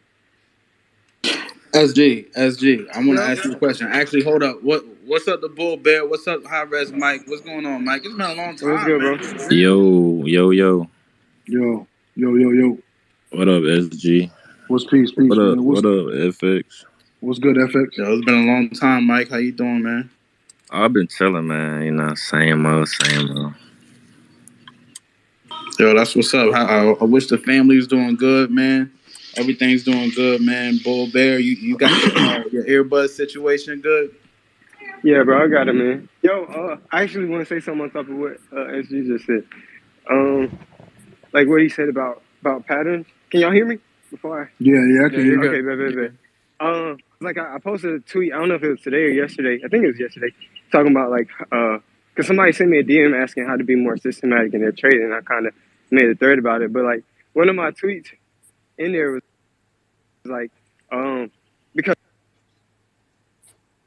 specific pattern, and even if you look at how I trade, I trade one technical pattern, but like in my tweet I said like a technical pattern without like context or context behind it is edgeless. It has no a thesis. edge. Yeah. So it's just like you like just trading the technical pattern, that's not going to give you no edge. And I think I read a book saying like it's actually the contrary. If you trade every bull flag, you're going to lose more often than not. But if you add context to that, saying, okay, the market's up off of XYZ news, or this happened, or whatever the sentiment, anything really. I mean, it just depends on you as a trader. You just kind of got to make sure that it works, test it a little bit. But you got to have criteria behind the behind the technical analysis. I feel you. No, he's right. And to touch upon that, can y'all hear me? I had to learn that lesson. Oh snap! My we my can hear bad. you now, Y'all bro. actually Yeah, you good. good. My car, but just saying, No, technical you good, pattern fam. by itself is not. It's edgeless. Like it don't give you no edge in the market. It's just a pattern. Like that's it. It gives you patterns. Don't do nothing. They don't give you a crystal ball. They just give you a way for you to enter the market. They give you a place to put your stop loss and a place that you can set your target. 2 to 1, 1 to 1, 3 to 1, 4 to 1, whatever.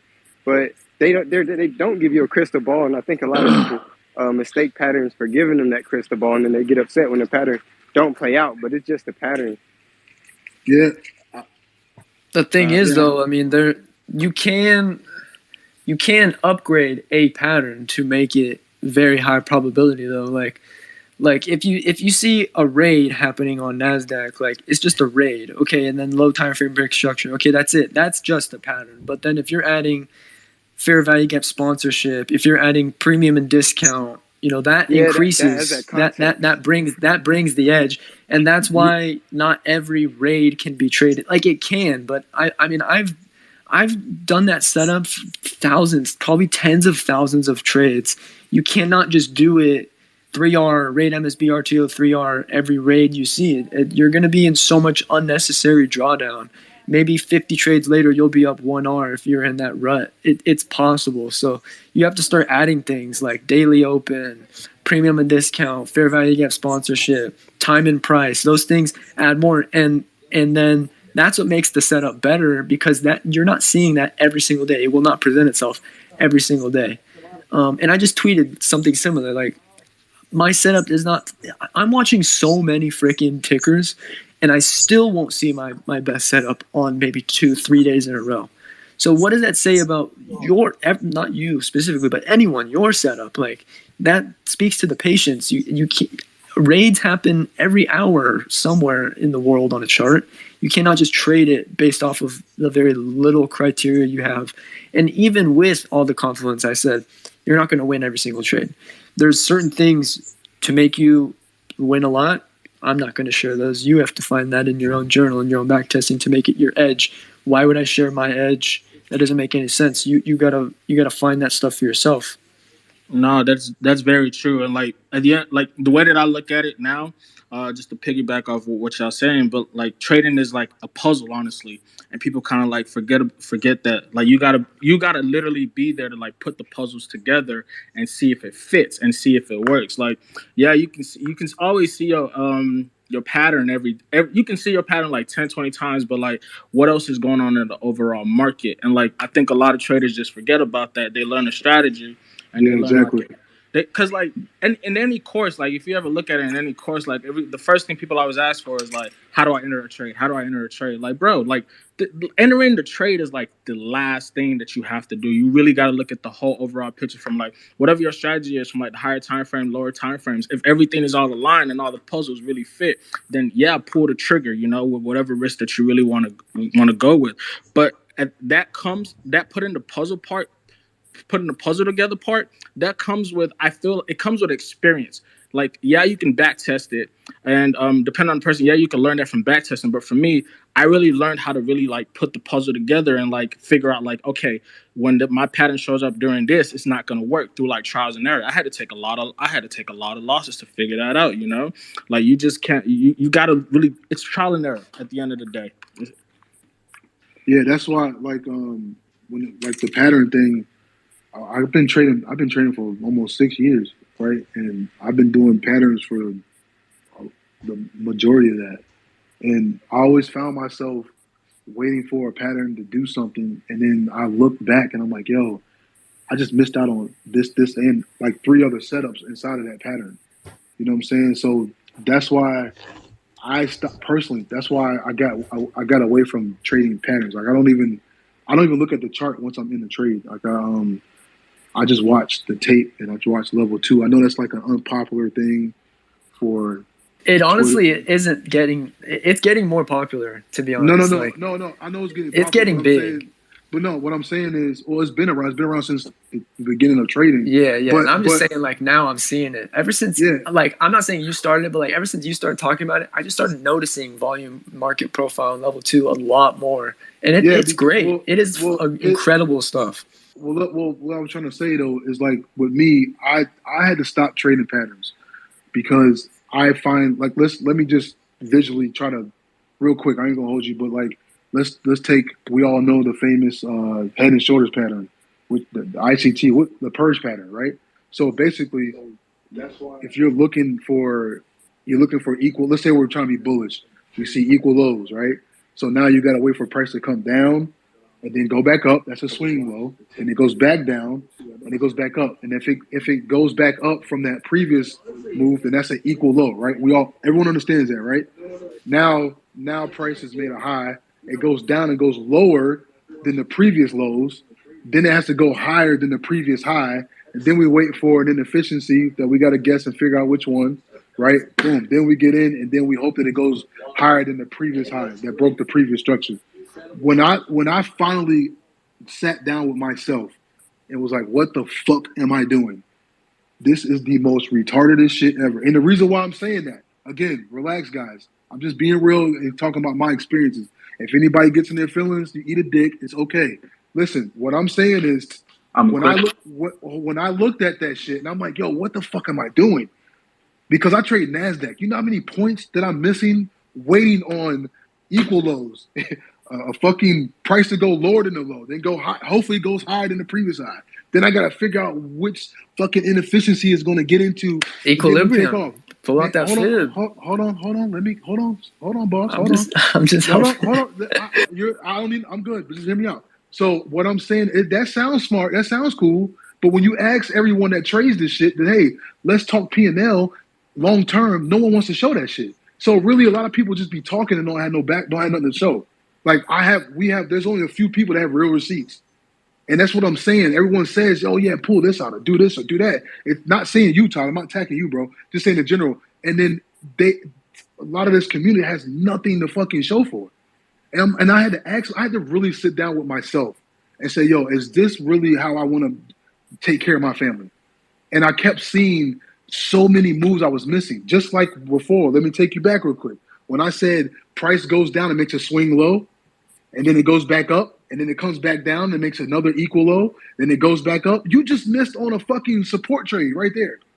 Right there. Yeah. I'm not into that equal low, equal high stuff. Hold on, hear me out. Well, it kind of, if you're trading raids, that's what that is. Regardless of how you spin it. If price goes lower or higher than a previous higher low, then that's what that is.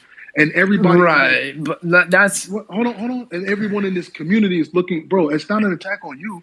That's no, what I know. saying. I'm just saying. All right. I So classify them differently. So well, I mean, you can call it what you want, but at the end of the day, it's a rate. It's price going low. You said it yourself. But I know. Right. But I'm not always looking at that equal I high, know. equal low on a like with a fractal, right? I'm looking at previous candles sometimes. Sometimes there's no equal low. Sometimes there's just refilling an imbalance, right? Like Right, filling but a fair value gap. Or that's not equal highs or equal lows. Yeah, I get it. And even on a higher time frame, if that's a fair inefficiency, when you zoom down, it may be something else, but it's still inside of your. I get what you're saying. What I'm saying to the majority of the people listening is that everybody's trading the same fucking pattern, and that's fine. I'm not knocking it. Please, though, don't be like, oh my god, this black dude again, man. Someone get him out of here. Like, listen, I'm not trying to attack anything. I'm just telling you my experience. So if you're in your feelings about that, anybody, I don't give a fuck. All right, there we go. So what I'm saying is, price. I had to ask myself, is this how I want to live? Because I found myself missing a lot of trades. Like, I have real money on the line. I don't know about you guys. You might be trying to pass challenge 1, part 2 of the challenge. You got guys in here paper trading. You got guys in here talking all this shit and got nothing to show for. I have real fucking money. I'm talking about over $300,000 in one trading account. I have real funds in a real market. Like, you're talking to a real trader, a real day trader, someone that really puts real money on the line, someone that, I saw myself missing out on huge trades because I'm waiting on this one perfect opportunity. And I'm like, yo, why do I keep doing this? And then taking a step further. Hold on. SG, hold on. You know how depressing that was, bro? You know how depressed? You remember how depressed I sounded in February, bro? Like, bro, I'm like, fucked up, what man. is going on, man? Because I would literally miss out 3-4 points, and because I'm so wrapped up in getting that sniper entry, I wouldn't even follow through and do anything else because I was focused on how I was taught, through ICT style. And I was like, yo, this is not what I personally want to do. Now, y'all live your life. I'm not. When we get out of here, don't take it. I'm not like, I don't hate y'all. Like, I think people get the wrong idea when I speak. I just speak. I'm very passionate. So don't take it as like, yo, this dude is a fucking asshole. I see people like, what was that, Mr. Underrated, I think it is.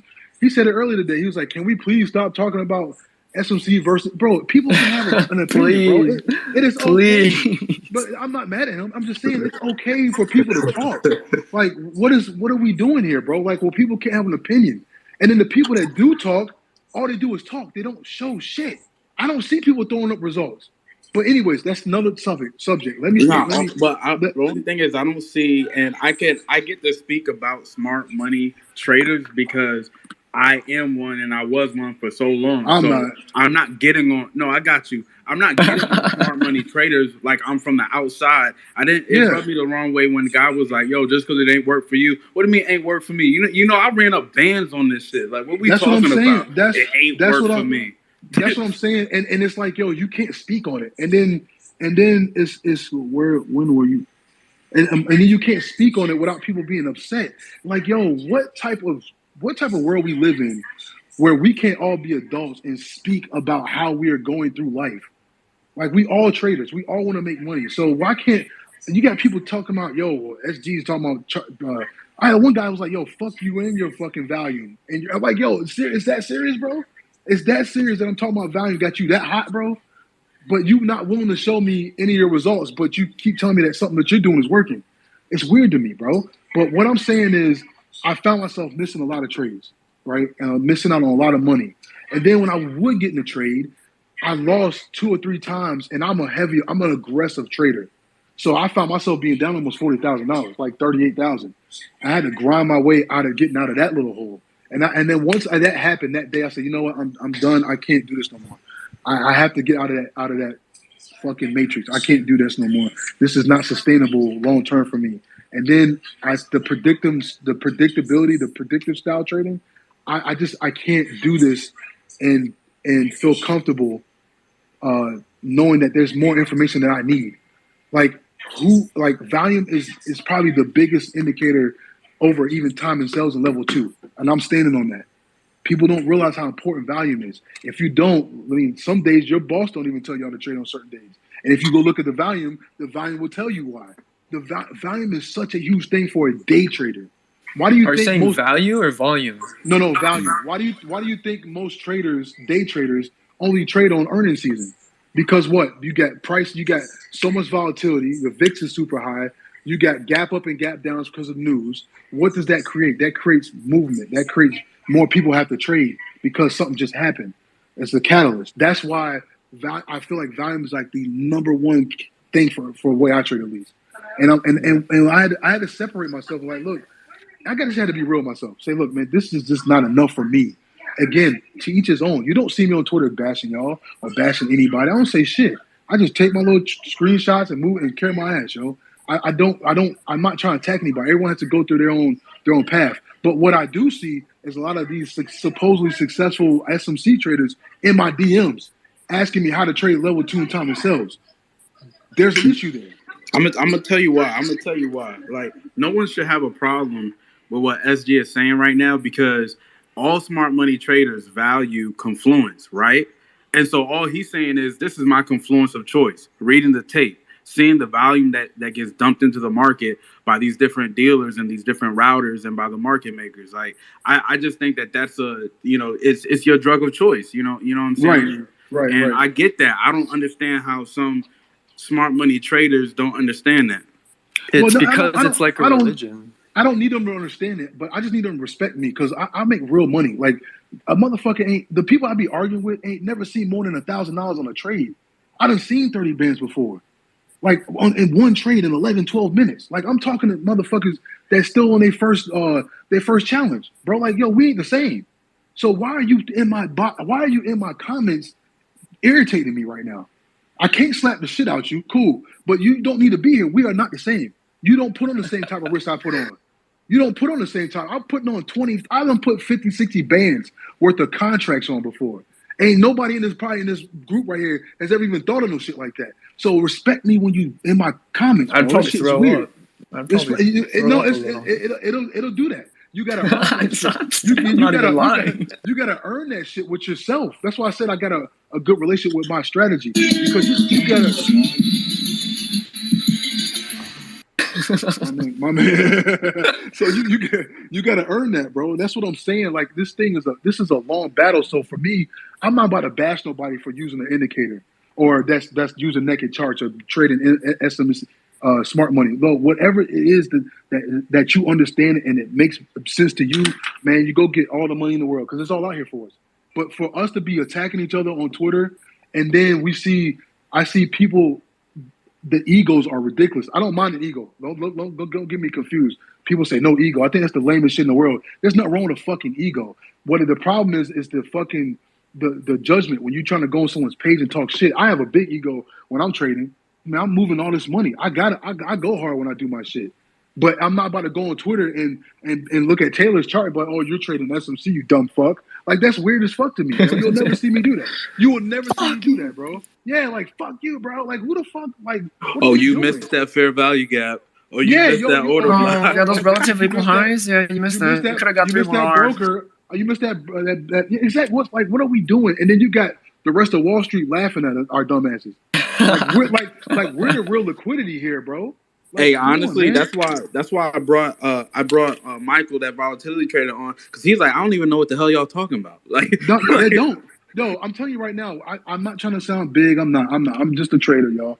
But I do mingle with other traders that are very, like, successful, and I talk to them through messages. I talk to them on the phone. I talk to them on Spaces, and these guys don't know nothing about that. Like, they use indicators, they use time and sell, level 2, they use volume, ranges. I mean, and they just go about their day. Now, to each his own. I'm not saying that it doesn't work. I'm saying that the whole arrogant shit, and it starts with y'all boss.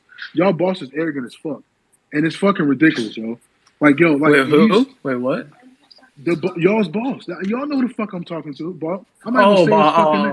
Yeah. You know what I'm saying? Like, Voldemort. It starts the with alphabet him, guy. The alphabet guy. It starts with him because it starts with that. Wait, what's the alphabet guy? What does that even mean? The acronym dude. Oh, okay. He said, "Say my name." He said, "Say my name." I'm not. Man, I'm not about to say. Listen. He Listen, said, "I don't say nobody name that say my name unless you know what I'm saying man, they heard me." listen, man. He lives for that moment because that's all he's got. The dude is a glorified paper trader, and that's okay. I'm not attacking him, but that's what that is. Let's just keep it a buck, yo. Yo, you know We this got. gonna go viral, SG. You sure you want that? I don't care. It doesn't matter to me, bro. It's my these are the dude blocked me for an opinion, bro. Like, what are we doing? That's crazy. You know what I'm saying? So I don't. He blocked the whole panel, bro. Yeah. So listen. I'm not trying to. I'm not trying. Yeah, you might get blocked, bro, from your guy. So be careful. Whatever. Who Because cares? listen. You're with me now. So when you're with me, I bring issues. Be careful. So what I'm saying is, I feel like the arrogantness needs to stop, man, because we're all trying to learn. We're all trying to get better. I'm not trying to bash nobody. I done came a long way from mopping floors to fucking doing what I'm doing now for a living. You know what I'm saying? I used to be a fucking janitor, yo. I used to have shit. I used to eat out, yo. Like, it was fucked up for me, yo. But I kept mashing, I kept grinding, and I kept working my way out. And I'm not gonna sit and be quiet about my experiences just because somebody wants me to shut the fuck up about it. Man, I ain't got time for that. I'm gonna speak my truth, bro. This is my truth. This is what I do to get to this point. You know what I'm saying? So if someone else might be listening that might need this information. So I'm supposed to not say nothing because he don't want me to, man. Get the fuck out of here, man. We're not doing that. But my point is that I missed out on a lot of shit. I missed out on a lot of entries.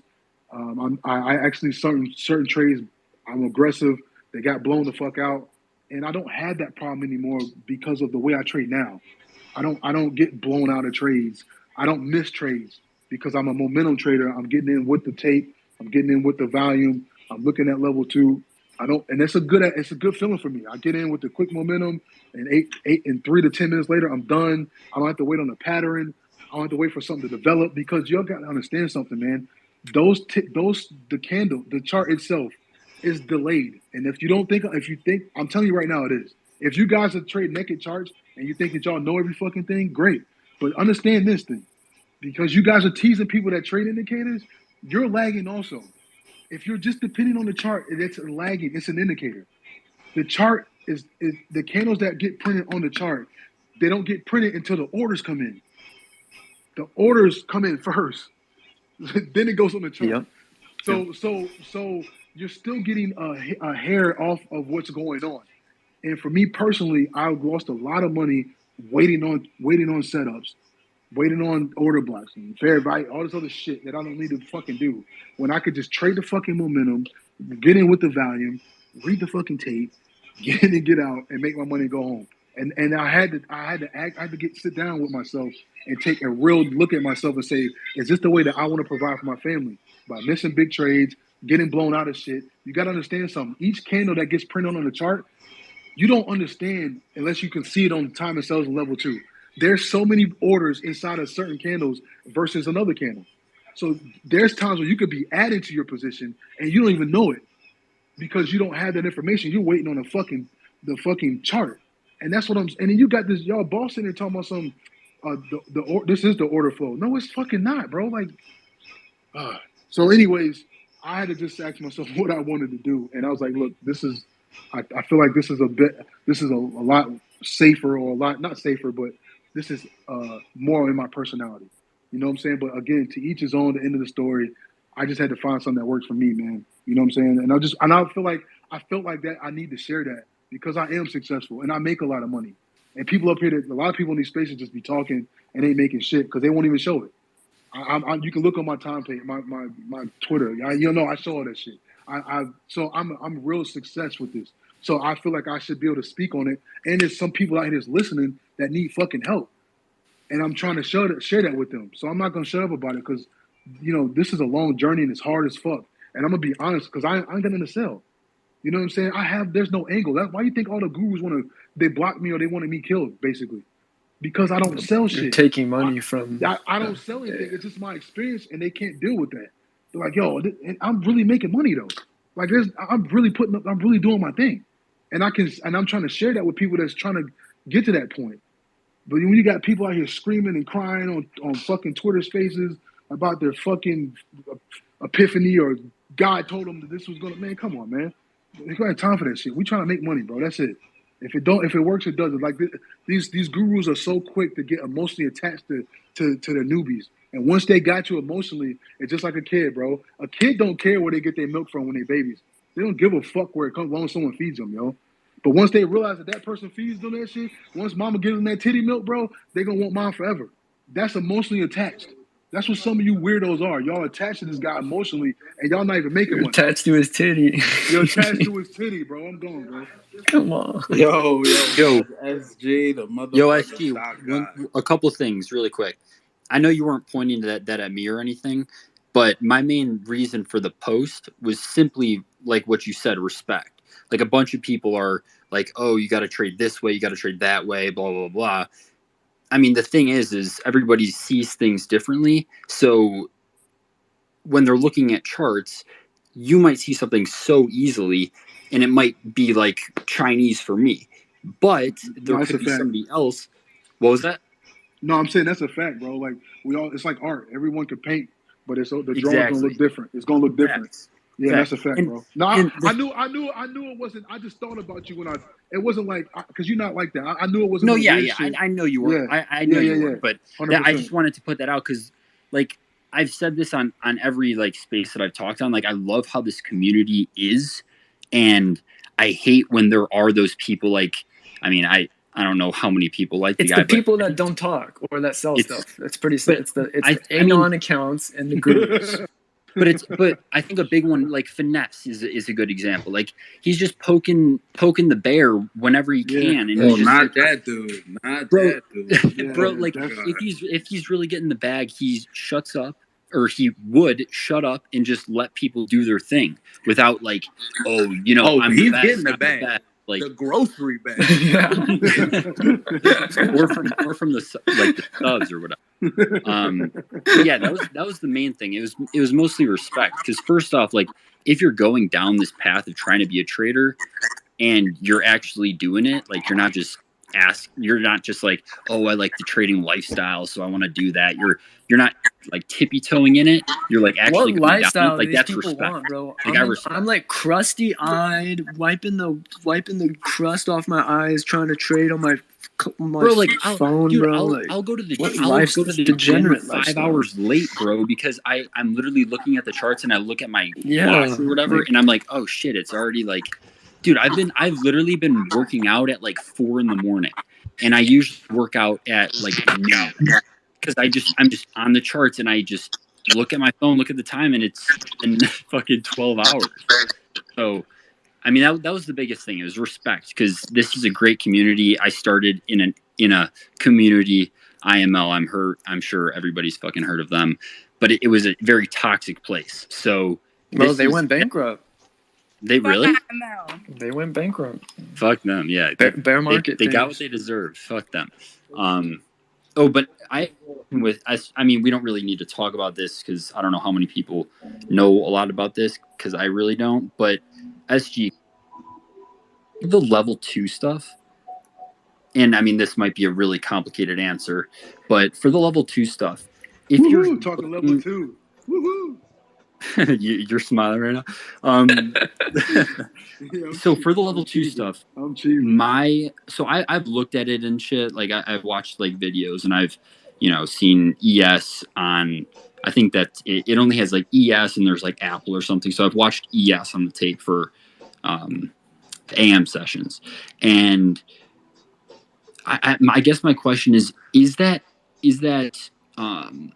like encapsulating every single order, or is it just the orders that the level 2 is platformed on, if that makes sense? Like if like it's the a specific broker, like are you only seeing TDs, TD orders, Ameritrade? or are you Yeah, seeing- exactly.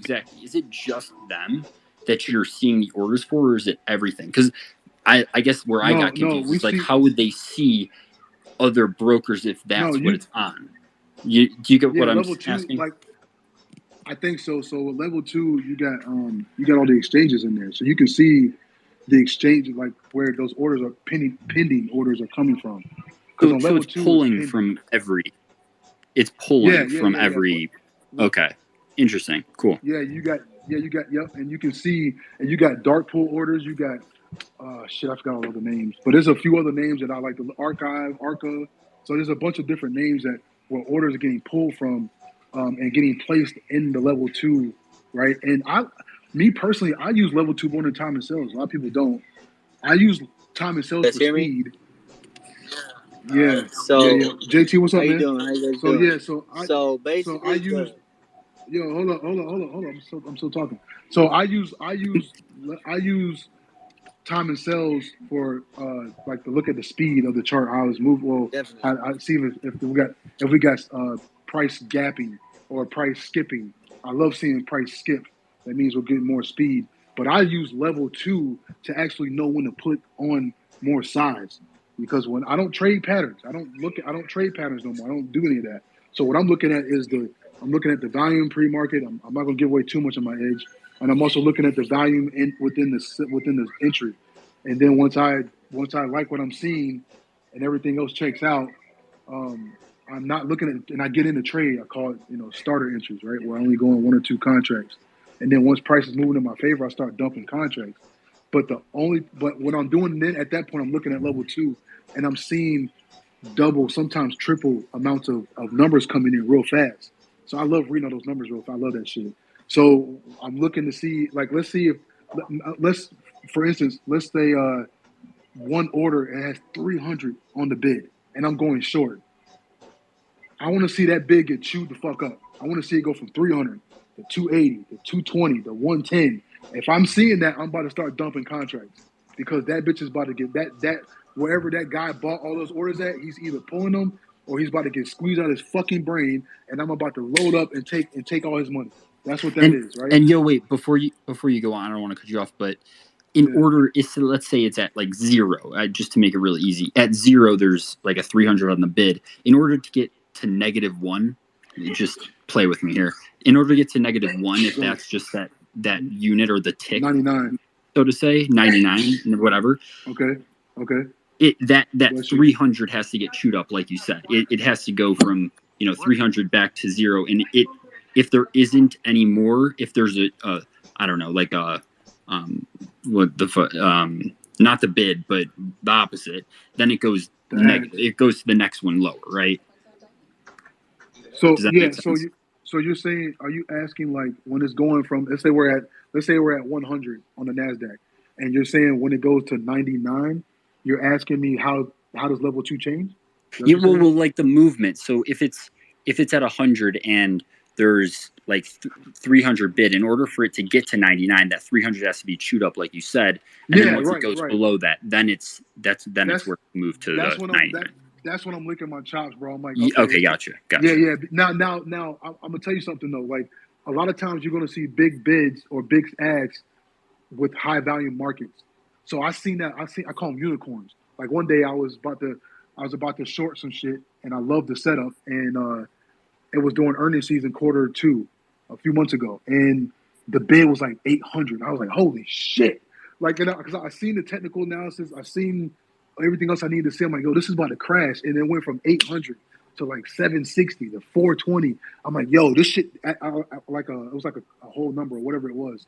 So I said, okay, let me jump in a little bit here, and then once we start flushing this bitch out, there's gonna be a big momentum drop, and then boom, that's what it was. And then you can see the bids coming in. The bids are coming in doubles.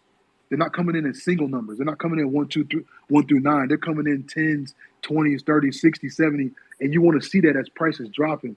And I'm seeing that. I'm dumping contracts. And then, like, if you saw, like, today, I posted a video today with me trading. And I said, yo, the tape is getting, or level 2 is getting thin. The bid got thin. The price started to reverse. So if the bids are getting thin, I'm either going to exit or I'm going to start looking at the ags. If I start seeing the ags start to stack up, then a lot of times that's the guy's about to push it back down. So I can either add to that position, or I can look at it from a technical standpoint and say, hey, look, we took out this low over here. Let me move my stop loss, or let me get all together. So there's a bunch of different ways I do shit real fast, but that's how I use level 2 for the most part. There's more to it, but yeah, that's for the most part. That's what I do. And then with the time and sales, and I think JT was about to speak, and he's big on that shit too. He's Yeah, I was about to say I wanted to get JT You can. What's up, bro? I wanted to get JT to tell us his 2 cents in. What's up, bro? What's good, guys? So basically, he was asking if the level 2 you could see all the orders. So all the orders from it don't matter what broker you're using, they're routed to the New York Stock Exchange, right? It's electronic. So the level 2 is going to show you everyone's order that's waiting to be filled. Yeah, So pending orders. Yep. yeah, that's just a pending order. But like SG said, your candles are delayed. The print makes the candle. So he's looking at the level 2 to tell him where big buyers and sellers are in play. And then he's confirming it on the tape, like the tape speeding. Like this morning when NASDAQ flushed on the video you posted, I saw the same thing. And I saw a little bit different than you. I saw all the buyers aggressively buying. And I knew as soon as they go under, their stop loss is hit. They're now sellers. So as soon as it cracked, I smacked the ask, joined the ask, but it moved so aggressively it skipped. It never filled me. Oh, you didn't get filled on the futures? That makes sense. No, I didn't get filled because I hit join the ask. I tried to limit it instead of marketing in. Oh, okay. Okay. Yeah, I tried to limit ordering, and it had skipped so fast on the break because they're all selling. They're in with size. So like SG said, the tape picks up momentum, so you could tell like he's talking getting a starter position. Okay, he sees the bids getting chewed up. I'm gonna get a starter right here, and if it doesn't go in his favor, he could take a paper cut. He could take a paper cut. He could take a paper cut because when it goes in his favor, and okay, now the tape's momentum, I'm gonna add into it. It doesn't matter. He got a paper cut, but then he got a 40-point flush off 10 contracts. Like you just made someone's yearly salary.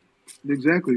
And look, and a lot of guys don't realize is those patterns, whether it's smart money concepts, whether it's a retail pattern, at the end of the day, you guys are waiting on these patterns.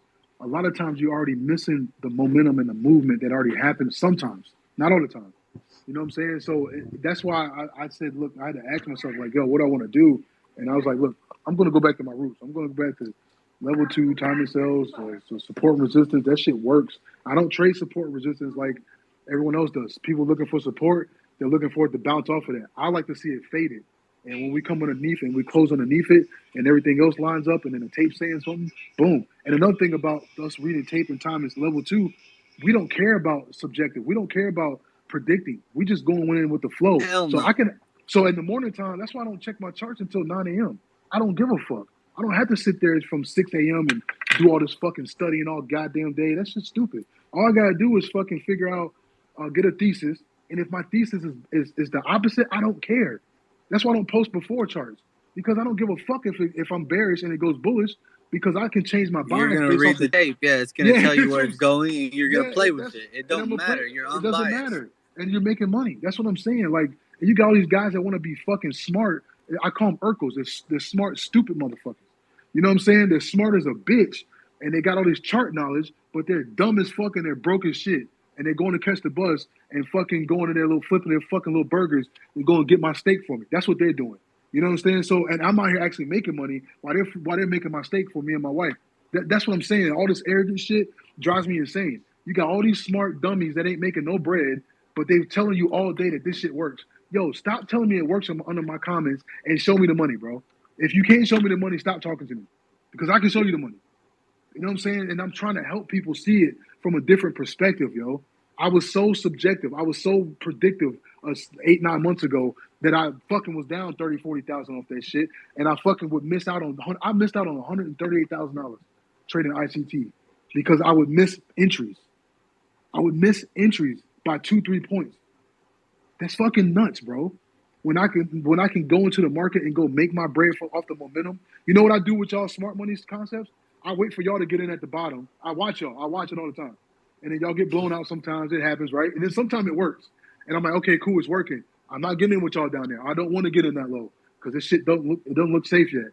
I wait for it to break out, and then you guys are getting out at the top where you think it's going to stop at, and price keeps going because the tape is telling me it's going to keep going.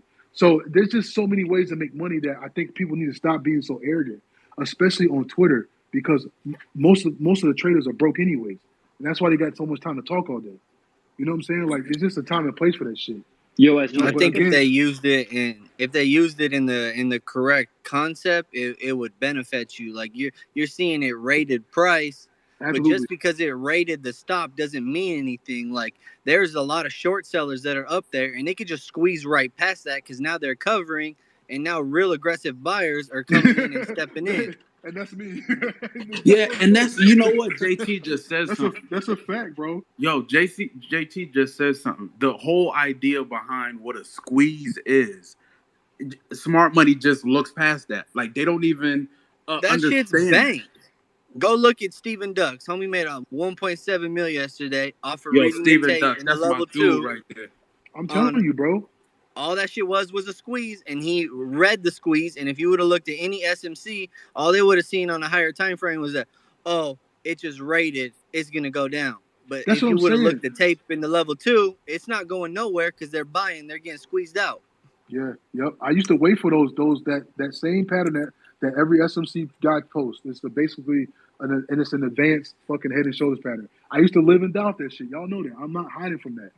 I'm just saying that look, there's other ways to make it. Everything's not going to reverse.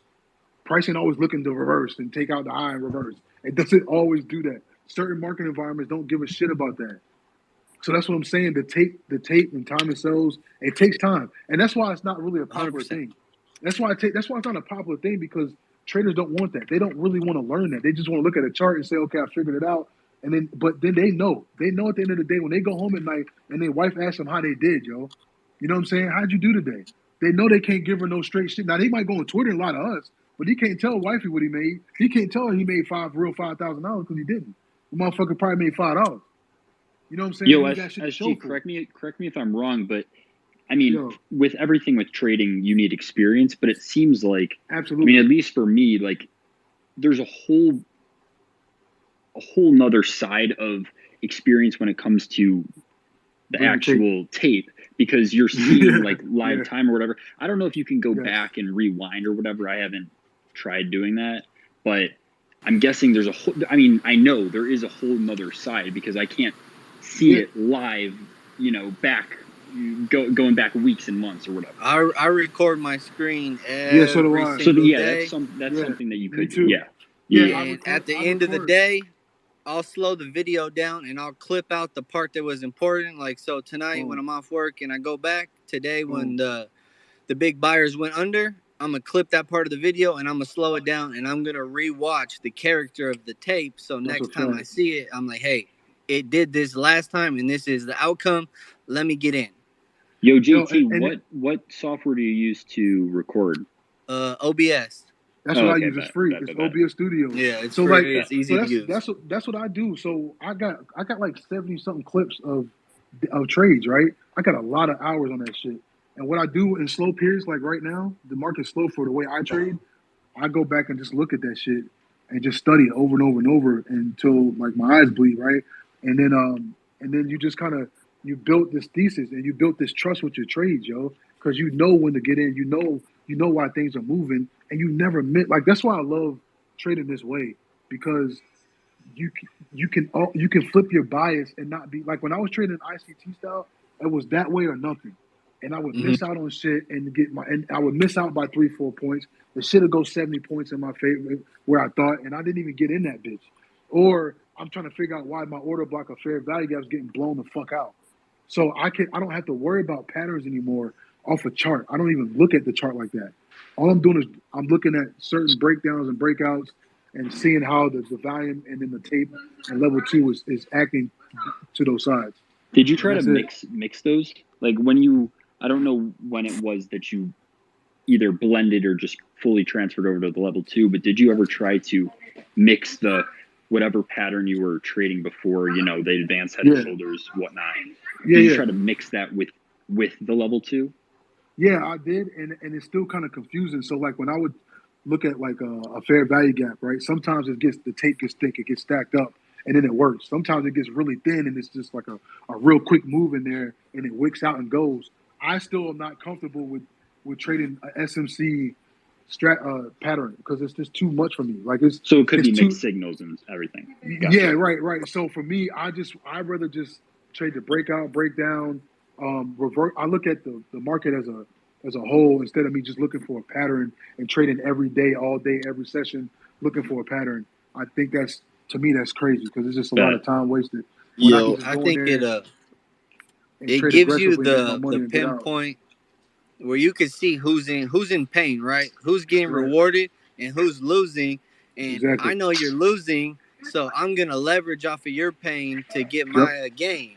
Yeah, And it's for every winner, there's a loser. Like that's just a fact. life. It's a fact. Someone has to lose for you to win. So Yeah, you're it gonna seems find like who's it seems like the losing, and you're majority gonna of that's leverage him, their Fab. pain. And you Yo, can see that, SG?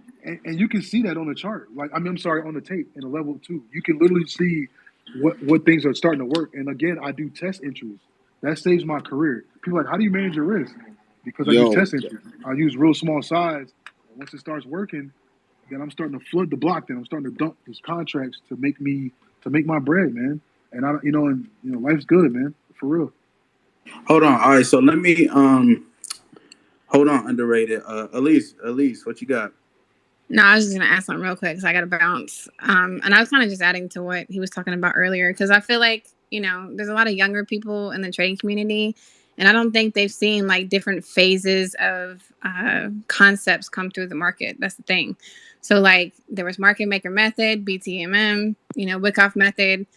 Some people have probably studied all of them, but my point is like there's always going to be different things that are taught, like this is the crystal ball and this is the way to know how to trade the market. And I feel like they have, some may have their edge and some may not. All strategies have a downside, and I think you got to be able to see what works for you. Like I kind of resonate with what he was saying on the part about like, man, I had to wait for all this to catch this trade because I enjoyed studying Wyckoff because it helped me understand volume and it helped me understand some metrics in the market. But in terms of trading the setup, I'm like, so wait, you're telling me I got to wait for this, and this, and then I can trade? Like, but if I see it doing all this, then what am I waiting? Facts. Like, so I get, like, when he said that, I resonated because I'm like, well, damn, that's why I felt with Wyckoff. So I just wanted to kind of like add a grain of salt in there and kind of just say like, look, there's many different strategies. There's many different things to study. And they all going to have like some type of con to it, regardless of how well it works for you, right? Even with what's working for him, like he probably knows what it is that he needs to focus on or like what his weakness is and how he can like turn that into a strength. So just be mindful. There's going to be like, the strategies and things we're talking about, and it's not going to be the last one. I'm sure there's going to be some other crazy person that's going to come out in 2 months and say that he created the market and he knows everything. So, but that's the beauty, though. The beauty of trading, like she just said. I'm gonna add to that. She said that there's certain times when it's not going to work, like a crystal ball. That's the beauty of discipline, though. Like listen, in life, we all follow people that are disciplined. Think about it. We all love certain sport players. We all love certain people that are great in whatever field they're in. Why is that? At the end of the day, they all have one thing in common. They're fucking disciplined. So guess what? When you understand your system and you know how to make money in it, and then you understand when not to make money, when it's not in your favor, to back off or to not trade or to trade another style. 100%. Right? That's everything else. Or lower, exactly, or lower your position size or whatever it is. That's what great traders do. They're able to separate themselves and don't trade. Just because you're a day trader, you don't fucking trade every day. You know what I'm saying? Like I can go literally like 28 days in a month, and I may only take in a low market, in a low quality market for the way I trade, I may only take 12 days of trading. And out of those 12 days, fucking 6 of them are going to be break evens, 4 of them are going to be losses, and then 2 of them are going to be wins. And those 2 wins, maybe one of them was a low quality win and one of them was a high quality win. I'm still up $10,000 or $12,000 that month because I take paper cuts, because I know when to be aggressive, when not to be aggressive. That's the big ass difference for me versus it doesn't matter what strategy I trade. As long as I understand it and I got a good relationship with it and I understand how to manage my fucking risk, you still got to understand when to back off. And then to the flip side of that, everyone talks about discipline on not trading. You still got to understand when to be aggressive too. If you're day trading, you are gonna run in a circle. I'm cosign.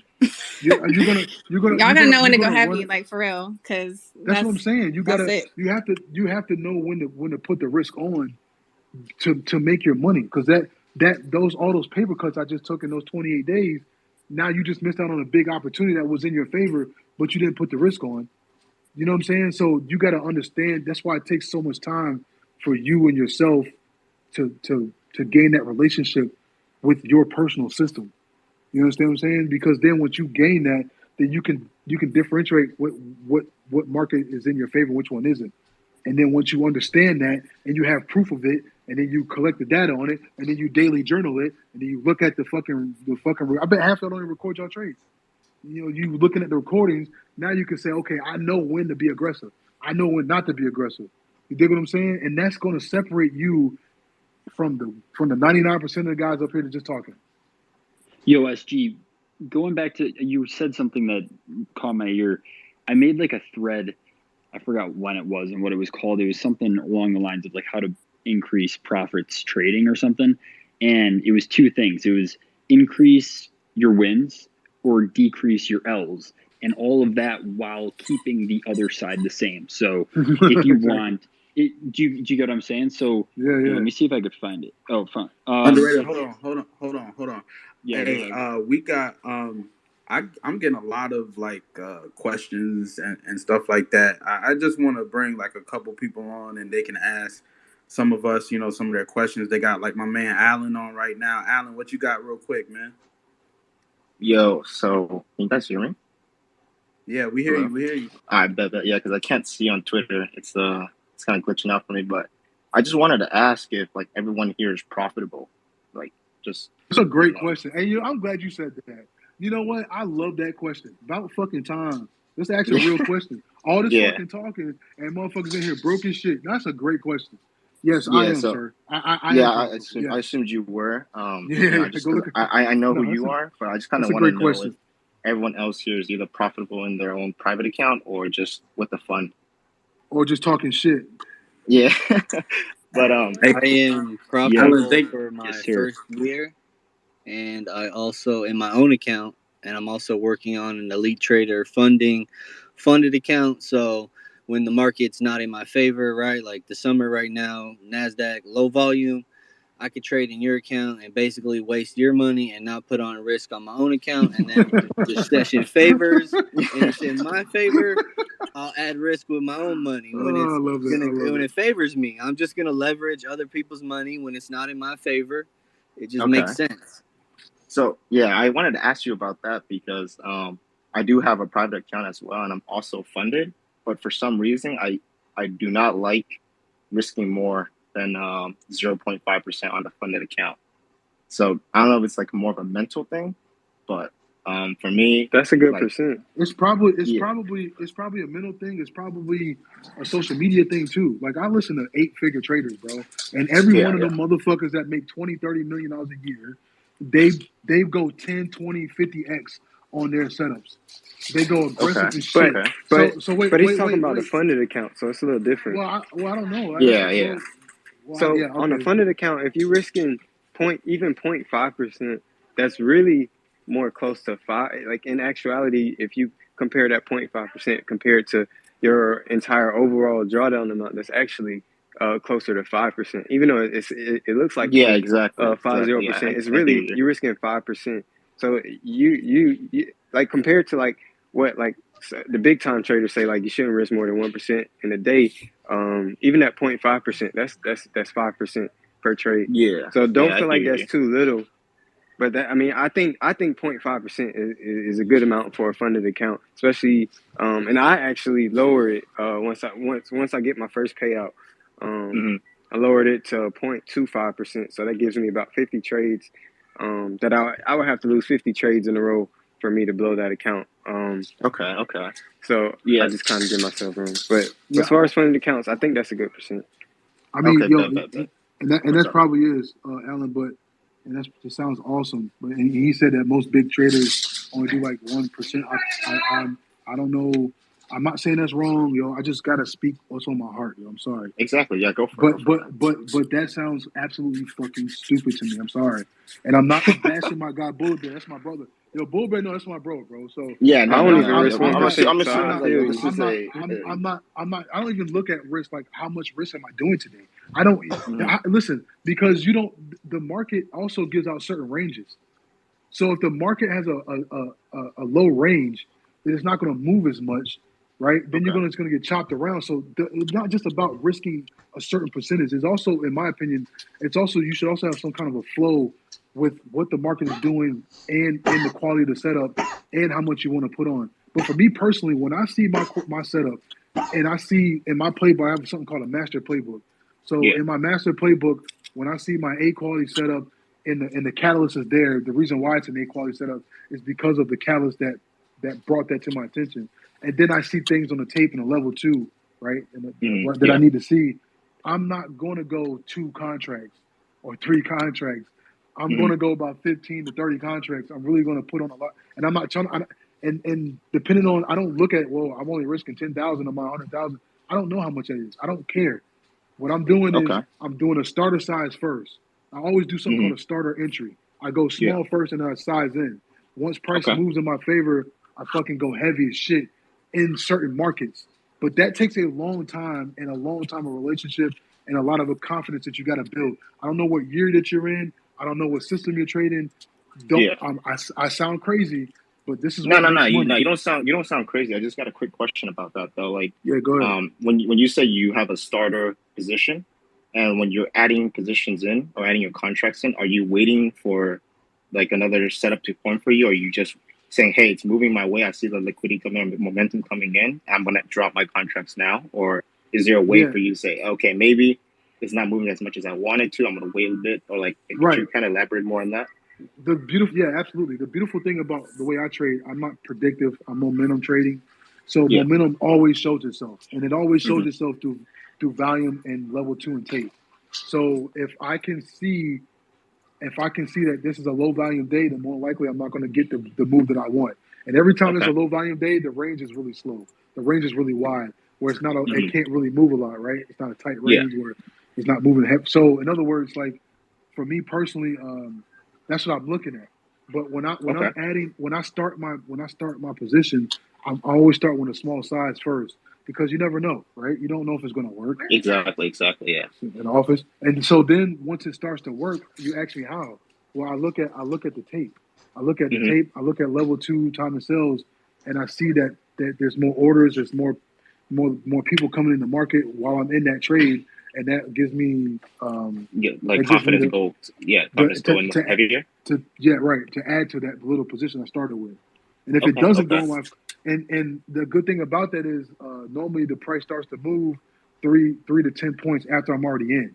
So once it starts to move and it's in my fucking favor, I can start dumping shares, dumping contracts, right? And I'm on that momentum. I'm catching that big ass move from a momentum standpoint. And then I'm watching the tape and then I get out. But I never get like killed because of that. That's what keeps my account alive, because I start with real small size and then I start to add in. And then if it doesn't work, I only take 1 or 2 contracts. I'm only down $200 to $600, and you know what I'm saying. So it doesn't bother me. Okay. Because I'm not really familiar with the way you guys you trade as well. So that's why I'm just kind of asking more about it. I'm still kind of young. That's why I'm kind of just asking more about it, see what I can pull from you guys. When you're adding positions, is that more of a like you said, it's an A quality setup where it's very, very unlikely for it to go against you, right? Is that what you mean by that? Yeah, honestly, I'm not gonna lie. When trading other styles, I have all kind of problems because it's more chart based, and I'm like watching candles all day. But when I'm trading the way I trade momentum, when I'm reading the tape, I've never had an issue with a high quality setup going against me. No, I know that's not your part. Like, lying. I don't care. It's the truth. No worries. But I start with small size, even on a high quality setup. I still start with like 3 or 4 contracts.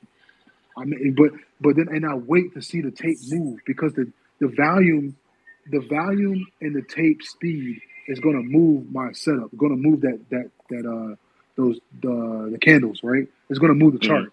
So I get in with that and I read that shit. And then once I see it spinning out or starting to slow, the tape starting to slow down, then I either like move my stop loss or I take some size off or I get the fuck out altogether. So so with high quality setups, with like high volume and the tape doing certain things, level 2 doing a lot of things, I get in still with small size, and then once it starts to move, I add, and then I get out. So I've never, the way I trade now, I've 100%. I've never gotten into a trade and it just spiked against me the other way. Not saying that it won't. I'm just saying that it's never happened. It's never happened, and if it does, I'm prepared by taking one or two contracts, starting real small. But with that volume and the way I read the charts and the way I do my thing, I don't have no problems with that, and it just flushes out, and it just, it just that works like that for me. SG. Okay. I got a question. Do Yo. you track the average true range? So like I watch the average true range on the NASDAQ, so it's usually about 400 points, okay? Right. So within the first hour, if it moves 400 points down or it's close to reaching its average true range and it's meeting my criteria, I'm not going to enter because I know the probability of it moving even further is really, really low.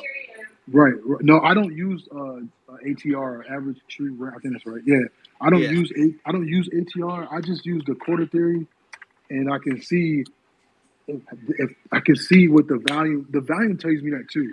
And then plus the way I trade, I'm not gonna give this away, but I can tell during pre-market if the market is gonna be a directional day or a reversal day. And I'm not gonna say how. It's my edge, but I know how to. Yeah, I know how to. I can look at pre-market and some other things, and it'll tell me if the market's going to go in one direction. I don't know which way, but that's where level two. And I mean, that's where support resistance and my technical now. That's where that comes in at. But yes, I can look at certain things before the market opens, and I can say, okay, today's going to be a reversal day, or today's going to be a directional day, and so I don't check the ATR, but with the volume, and I can tell by the quarter theory if it's going to be a big moving day, and that's what gives me my heads up. And then plus, if it's like let's say like you said, today's a 400 point type of day. Yeah. Well, if it's a directional day, and I see something at the very beginning, and I'm trying to get in and run that down, then you got a good 30, 40, or 120 points that you could probably make on that. But for me, 100%. I don't check the ATR, but that's not a bad idea though. Like that's really dope. I wouldn't say I check it or I follow it, but I have a label up on my screen to let me know, like, be wary if I'm entering in right here. Let's say it only got 30 points more statistically of what it moves in a day. Okay, that's dope. Yo, JT. Yeah. So I looked into ATRs because I was trying to find a way for me to because right now I just do 2-to-1, which is good, but I see certain times a lot of my trades can go 4-to-1, 5-to-1, even 6-to-1. I had a trade I think last Friday that went like 9-to-1, but I only caught the 2-to-1. But the thing so I went in and I studied ATR a little bit. The thing that I seen with ATR was that because usually like if we're in a contraction market, like usually the ATR is low, and then once we finally get that expansion, then ATR kind of goes up, and it kind of messed me up because it's like when like ATR is usually low, but then when we finally start getting big moves, it's still low. It has to wait for that day to close. The ATR I look at, and I'm looking at the last 30 days, and I'm averaging it. I don't really give a shit about what it's done 10 years ago. I want to know like the short term, what really matters, and then I'm gonna look at it from that perspective. And then like I see how you trade. You use the EMAs and all that, and I used to trade off of an EMA crossover. And I think, do you watch volume at all? So I don't use volume. What I do is I use VWAP, and I trade when price is a certain distance away from VWAP. I use VWAP, so a lot of yours look like flag patterns to me, and flags are cool. I used to trade a flag, but if you look at the flag, if you see the volume like spiking aggressively out of the flag, that's like more confluence. And then if you get your EMAs that you have, like if they got a big spread on them, like they're spread apart pretty good, chances are it's going to trend the whole day. Like it's in your favor. So you're just going to have to learn how to gauge when like, oh, I think it's going to trend. I'm going to shave some off and I'm going to leave some. Yeah, I think I'm going to try to implement like taking off like I don't know, taking off like 75% at 2 to 1 is just letting that rest ride. Because even if I catch 9 to 1 or even 5 or 4 to 1 on that last 25% increases my R a lot. Yeah, On that, 100%. I You guess, just an average gotta. basis. I would Quick watch the question for. volume. Oh, no, go for it. Oh no, JT, You you can go go out. first. Sorry, my bad. Oh, my bad. No, you're good. Uh, Go, bro. I was just asking for Bull Bear and for you as well, JT. You guys both use like I guess like indicator style trading.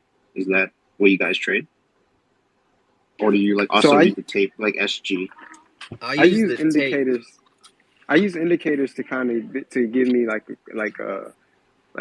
criteria or just to see what market environment we're in. Because certain environments aren't like range environments aren't my edge, or my Yeah, technical yeah, pattern doesn't really work in range markets, and the indicators kind of tell me, are we in a yeah. range market or are we in the trending market? So that's kind No, of no, how I use them. Yeah, that's yeah, true. That's true. I figured for that too, Bull Bear, because I used to trade indicators as well.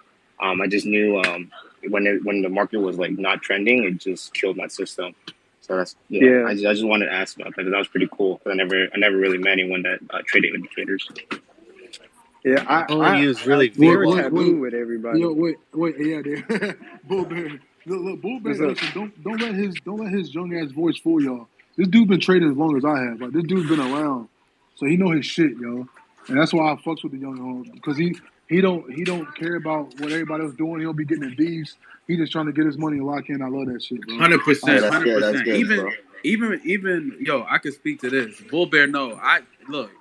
I had to humble myself. Okay, all right, I had to humble myself. You know, I run. Alan, you asked is anybody here profitable? Bull Bear got payouts that he posts on his page. Okay, and I ran $1,000 account up to $30,000 in net profits in front of everybody on Twitter. Okay, now I'm just living off of that. I've been living off of that. I got a regular job and I use that shit to play around with. And right now Mm. I'm trying to follow Bull Bear and try to see if I could get funded. You get what I'm saying? But Yeah, yeah, I had to humble myself because I said I came at Bull Bear wrong for real. You know, he was saying some shit and I came at him wrong. I was like, cry me a river, some shit.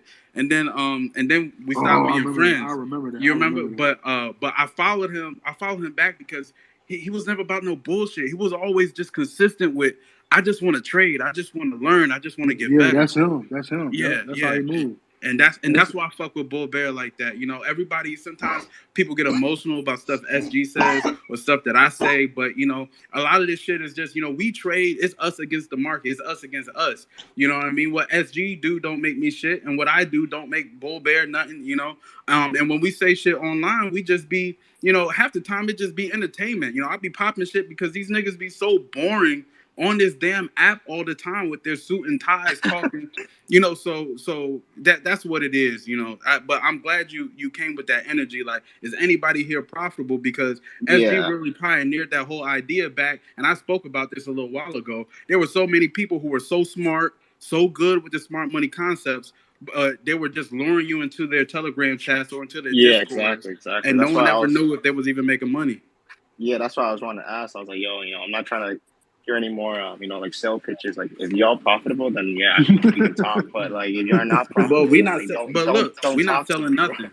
We not Yeah, selling nothing. We ain't got nothing to yeah, I sell. There's respect no that. hidden Exactly, agenda. exactly, This is exactly. not getting posted on Spotify. This is not getting posted on YouTube. I don't have an agenda. I don't care. I can walk away from social media today and be just fine. I just walked right. away from Twitter for like almost damn near 3 months. I just came back a few weeks ago. You get what I'm saying? So Yeah, yeah, no, yeah. We teamlessly, just do bro. this because we love this game and we love what we do. Yo, Yeah, yo, bro. 21. I wanted to ask you because I remember you had said something. I remember you had said something, or you had posted something. You said it was something that I said on my last call that you said Yes. you said it was living in your head rent free. Yes. What Yeah. was it? Yeah, so like the whole idea of having a systematic approach, more you threw the indicator on so that you could create your rules more systematically and just follow them. Like, did I follow this correctly? And you can go back and see if you actually followed it. You know, Yeah. um, I think when it's crazy because I actually have my most success being more discretionary and more Uh huh. subjective and less systematic. But that's when I guess what was systematic about what I was doing is just trading the New York Open, and I got away from that. I was trading the New York Open every day. I'd look at the chart 8:30 or 10:30. I was looking for a move, and I was either going to win or lose, and I would live with the results. But I think I got away from that because I just started getting frustrated as some of my smart money setups weren't hitting like they were before. And so I started doing some other stuff. And, when I passed that FTMO challenge, I was actually primarily just trading NASDAQ and gold, but I was trading on the higher time frames. It's not something that I had success with before, but I had crazy success with it, with doing it with the prop firm challenge because it was a way for me to, I could use the smart money setups on a higher time frame and hit at a higher clip than I was on the lower time frame. So that was just me. That's not going to work for everybody. You know what I'm saying? Shit, I'm down 1% in my prop account right now. So, but yeah, the trading and the idea of profitability, Alan, is trading is not a. I said this last space. I don't want to reiterate, but it's not a linear thing. You know what I'm saying? Like I made some money, I'm net profitable, but that doesn't mean I'm where I want to be. You know what I'm saying? And I do think that there are times that you can make money and take some money from the market. And, you have some good traders who get funded who lose their account. That don't mean that they're busters. You know what I'm saying? Sometimes that's just how the cookie crumbles. And you just, get back on when your mental state is right and do your thing. But I do know that there are, big, equities traders and whatnot who have really found the consistent profitability that we talk about so much on this level. I just haven't really seen it on this level to where people are like never broke again, It's just another level of that.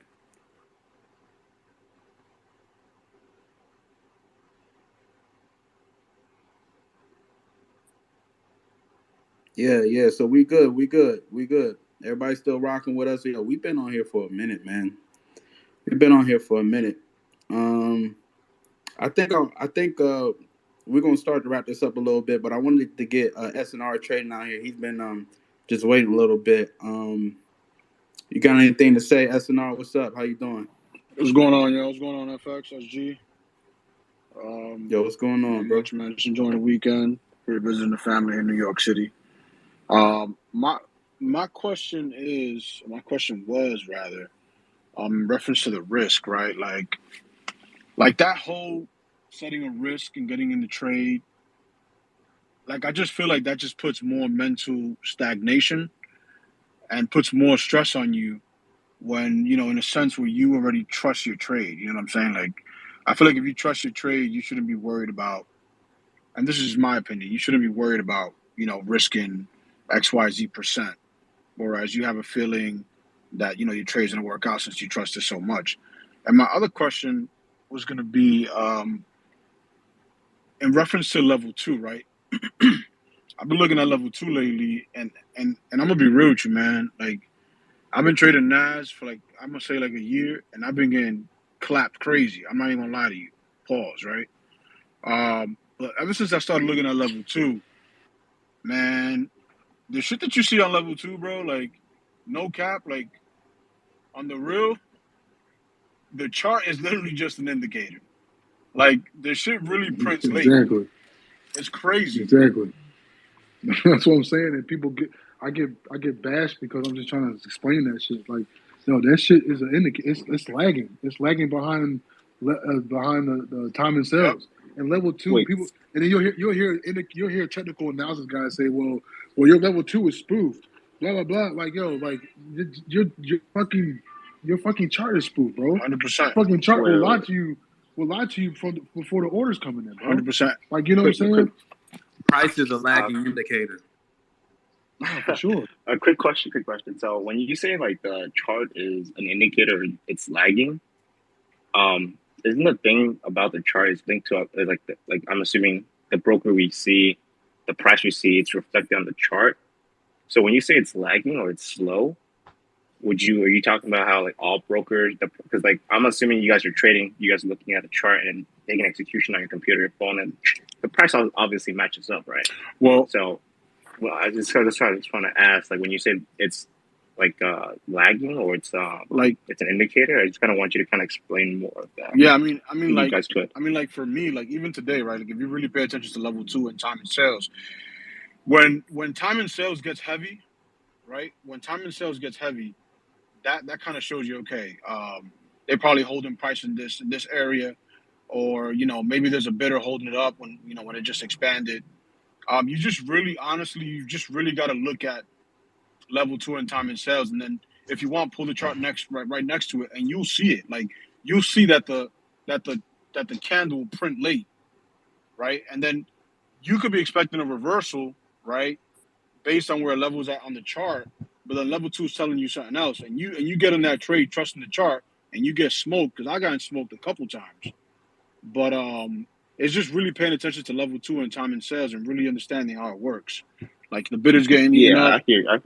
You know what I'm hear saying? you. Like it just takes time, right? Like even for me, like I'm not a pro at it, but I have seen a difference in my trading when I look at time and sales and level 2. It makes the difference is night and day. So okay, That's so what's quick. up, So bro. yeah, because I don't trade like SG or like you. It's just like that's why I'm kind of just asking more about that.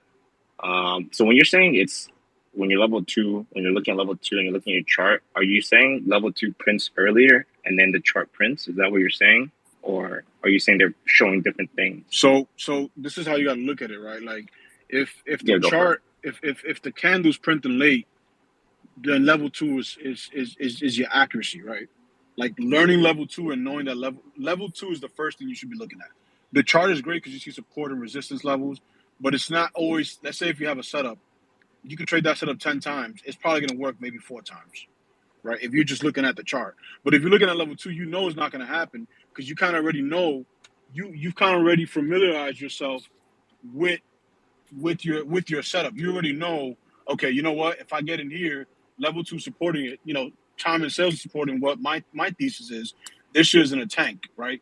I mean, in SG's world, he contracts, right? For me, I trade FX, right? So I trade the indice, I guess you want to call it. So I put it on one of my heaviest. Man, if I could put 10 slots, 12 slots, 13 slots, knowing that it's going to go in my favor, I'm going to put it on. Because there's this quote, I don't know what trader said. I thought it was Paul Tudor Jones. But when you see your setup, you got to go for the jugular. When you see that shit there, go for it, That's me. Yeah. Facts. I've been saying that for years, bro. I live by that shit. That's what's up. Yo, L, and I think, if correct me, SG and SNR, if I'm not saying this right, but I think the thing that they're getting at is you see the charts and you think that the charts are, our price, but they're looking at what's behind it, or not necessarily behind it, but they're not seeing just the charts as the charts. They're seeing what is going into the charts. So they're seeing the orders, step right? 1. Yeah, the step 1 basically. And the charts are just a depiction of what's actually happening. Yeah, but again, I'm very new to the whole level 2 thing, so I don't. Yeah. But that's how I interpret the charts. Yeah, exactly. Because sometimes when you're looking at level 2, and I glance over at the chart, and I'm like, yo, the price ain't even the price didn't even move yet, or it did move, and the chart is doing something different than what the tape is doing. So I'm like, yo, this is behind. Like this ain't that. So I find that funny because I never knew that. Like I never, when you're doing all this, all these patterns and technical analysis, and you're waiting on all these different things, and people know that. Like there's no secret that a triangle pattern or a head and shoulders pattern, like the brokers, they all know that shit. They all know that stuff. So everything's subjective. And they know that we're waiting on these opportunities to move some shit, right? So they might not even let the whole pattern develop, and then they fucking move it. I can't tell you how many times lately I've been seeing just a price that goes way up and it just rolls right back over 100 points. And I'm bro, when the trading view doesn't match up with the actual broker's chart, like you know how I don't know, like a lower high will form on whatever pair, it doesn't matter. Yeah. On trading view, but on your broker, it'll form a higher high and it'll stop you out, kind of thing. I haven't really because I trade with FTMO, so I compare their broker with the TradingView one, and like I haven't really seen that happen to me, but I mean if that happened to you, then I'll try to keep an eye out for that. But yeah, I haven't really noticed anything like that on my end when I That's trade. good. I That's mean, good. yeah. I think that's Yeah, just no, called that slippage, right? That's just slippage, right? Is that not just yeah, that slippage? yeah, they're sniping, man. Like they do that with those some of those because some of those charts are delayed. Like so, like Yeah. I pay more money at Ninja Trader, and they give me the what's it called the Chicago CME Chicago CME? something. Yeah, So something like that. I get real feed. I get real. That's why I don't have no spreads. Like there's virtually no spreads in futures, so we don't have Yeah. spreads. You know what I'm saying? So Yeah. it's like so what happens is when you don't have no spreads and you get live data feed, you don't have to worry about somebody's chart because they might not be trying to set you up. They just might be getting the data later because it's free. They're not charging you for that data, so that shit might be free, bro. So if you get actually that's big because what I was kind of saying with like seeing behind the chart, getting it from the actual provider and not like a secondary or a third or a fourth. Yeah, that's like, a different. It's going that's through different. tons of different things, so the price will be different, and that's why you see different prices on different brokers. But That's with a fact. futures, if you're going like you'll pay the premium to have that like that first like the first line basically. I don't remember how much it was, but I think I want to say maybe 2 G's. I think it was I paid. I got to pay like every year or every 6 months. I don't remember, but yeah, I pay for that shit because that feed is important, man. I mean, you getting real raw data feed from what's really happening with orders coming in, and you don't get that when you're trading Nas 100. You see people say, "Oh, I trade Nasdaq." You trade Nas 100. They're trading some CFD. They're not even putting orders in the market. It's not even real. It's just whatever they're doing, their brokers or whatever firm that they're trading for is making money from the subs that are paying for that, and that's what's paying y'all. That's not real. It's like if you're trading CFD and there's some fucking challenge or whatever, I forgot FT, whatever it is. I don't give a fuck who it is. It's not real. It's not real data. It's not real. And what's going to happen? Well, if they get shut down by the SEC and you live in the United States, they cannot solicit to you. You can't trade for them anymore. So if you're trading with that stuff, it's cool, but just realize that shit can happen.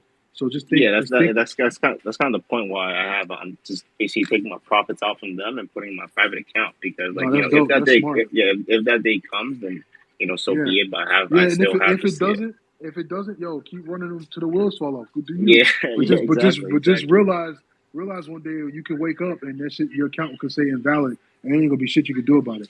And I've seen that before. I've been around the block. I've seen it before from other companies, and this is not me just talking to be talking. Like I've literally been in these situations, and I've seen my other friends been devastated because of these situations. So it's like, I gotta be careful moving. I can't put 100 G's into some fucking overseas unregulated broker just because of leverage. Like that shit's crazy to me. But again, people gotta do what they gotta do. So do what you gotta do, but just remember, do not get complacent because that day could come. And if enough people complain and say that they've blown up their accounts and they're crying like little bitches, and the SEC sees all this negative information come, I'm telling you, that's what happens. And then they're going to go to that broker and they're going to shut them down, and they're going to not just you, just saying in general to everybody, and they're going to shut them down, and you're going to be on your ass, missing out. But you already made 50, 40, 50,000. Go ahead and get you a real regulated broker and go make him. Because wealthy people don't look at it like how much more they can make. They look at it as how to protect what they already have, and then they make more. You got to protect that. But you got to, you know what I'm saying? Yeah, I hear you. If you don't mind, hold on, Alan. Hold on, Alan, for a quick second. I want to throw it to Mrs. Big Banks. Yeah, I just wanted to add on to SG because he was saying that it's like you're not really trading NASDAQ and nothing like that because, I'm doing FTMO and stuff like that. And like I'm comparing the L2 to MT4 and that shit don't correlate at all, especially. That's crazy. Yes. That's crazy, I swear to God, I would hit you up right now to show you proof. Oh my gosh. I swear on everything I love, SG. I'm telling you, man. I've been trying to tell people it's not the same. It's not the same. The orders that when people are trading these FTMO or whatever they're doing, those orders are not going into the real market. Yeah, Like it's the market that I similar. think. Yeah, it's not. It's paper. It's paper. Right. Yeah. It's 100%. So again, I'm not bashing anybody. Like you gotta do what you gotta do to get out the mud. Facts, yeah. Do what you do, whatever the fuck. You'll never hear me say, "Oh, fuck a challenge." No, you know, hear me say that because you gotta get your bag. Go get your bag. Right. Just realize that day could come and you're gonna be looking like, "Damn, babe, I got 50 G's in here and it's all going." I want you to go through that. Yeah, the thing is, that's I definitely understand and I hear from you guys. It's just that I'm not saying I'm doubting you guys or anything. I'm not trying to say any of that. It's more so of like if it's hard for me to kind of see that because if I'm not trading L2 right now and I'm already still like being able to run a bag up with FTMO, like if let's say I already have because I have a US I'm in the US, but I also have like a US broker which is TD. I use TD. And I don't think they're getting closed anytime soon because they're like pretty established. That's kind of You why I said trust TD them. Ameritrade? Yeah.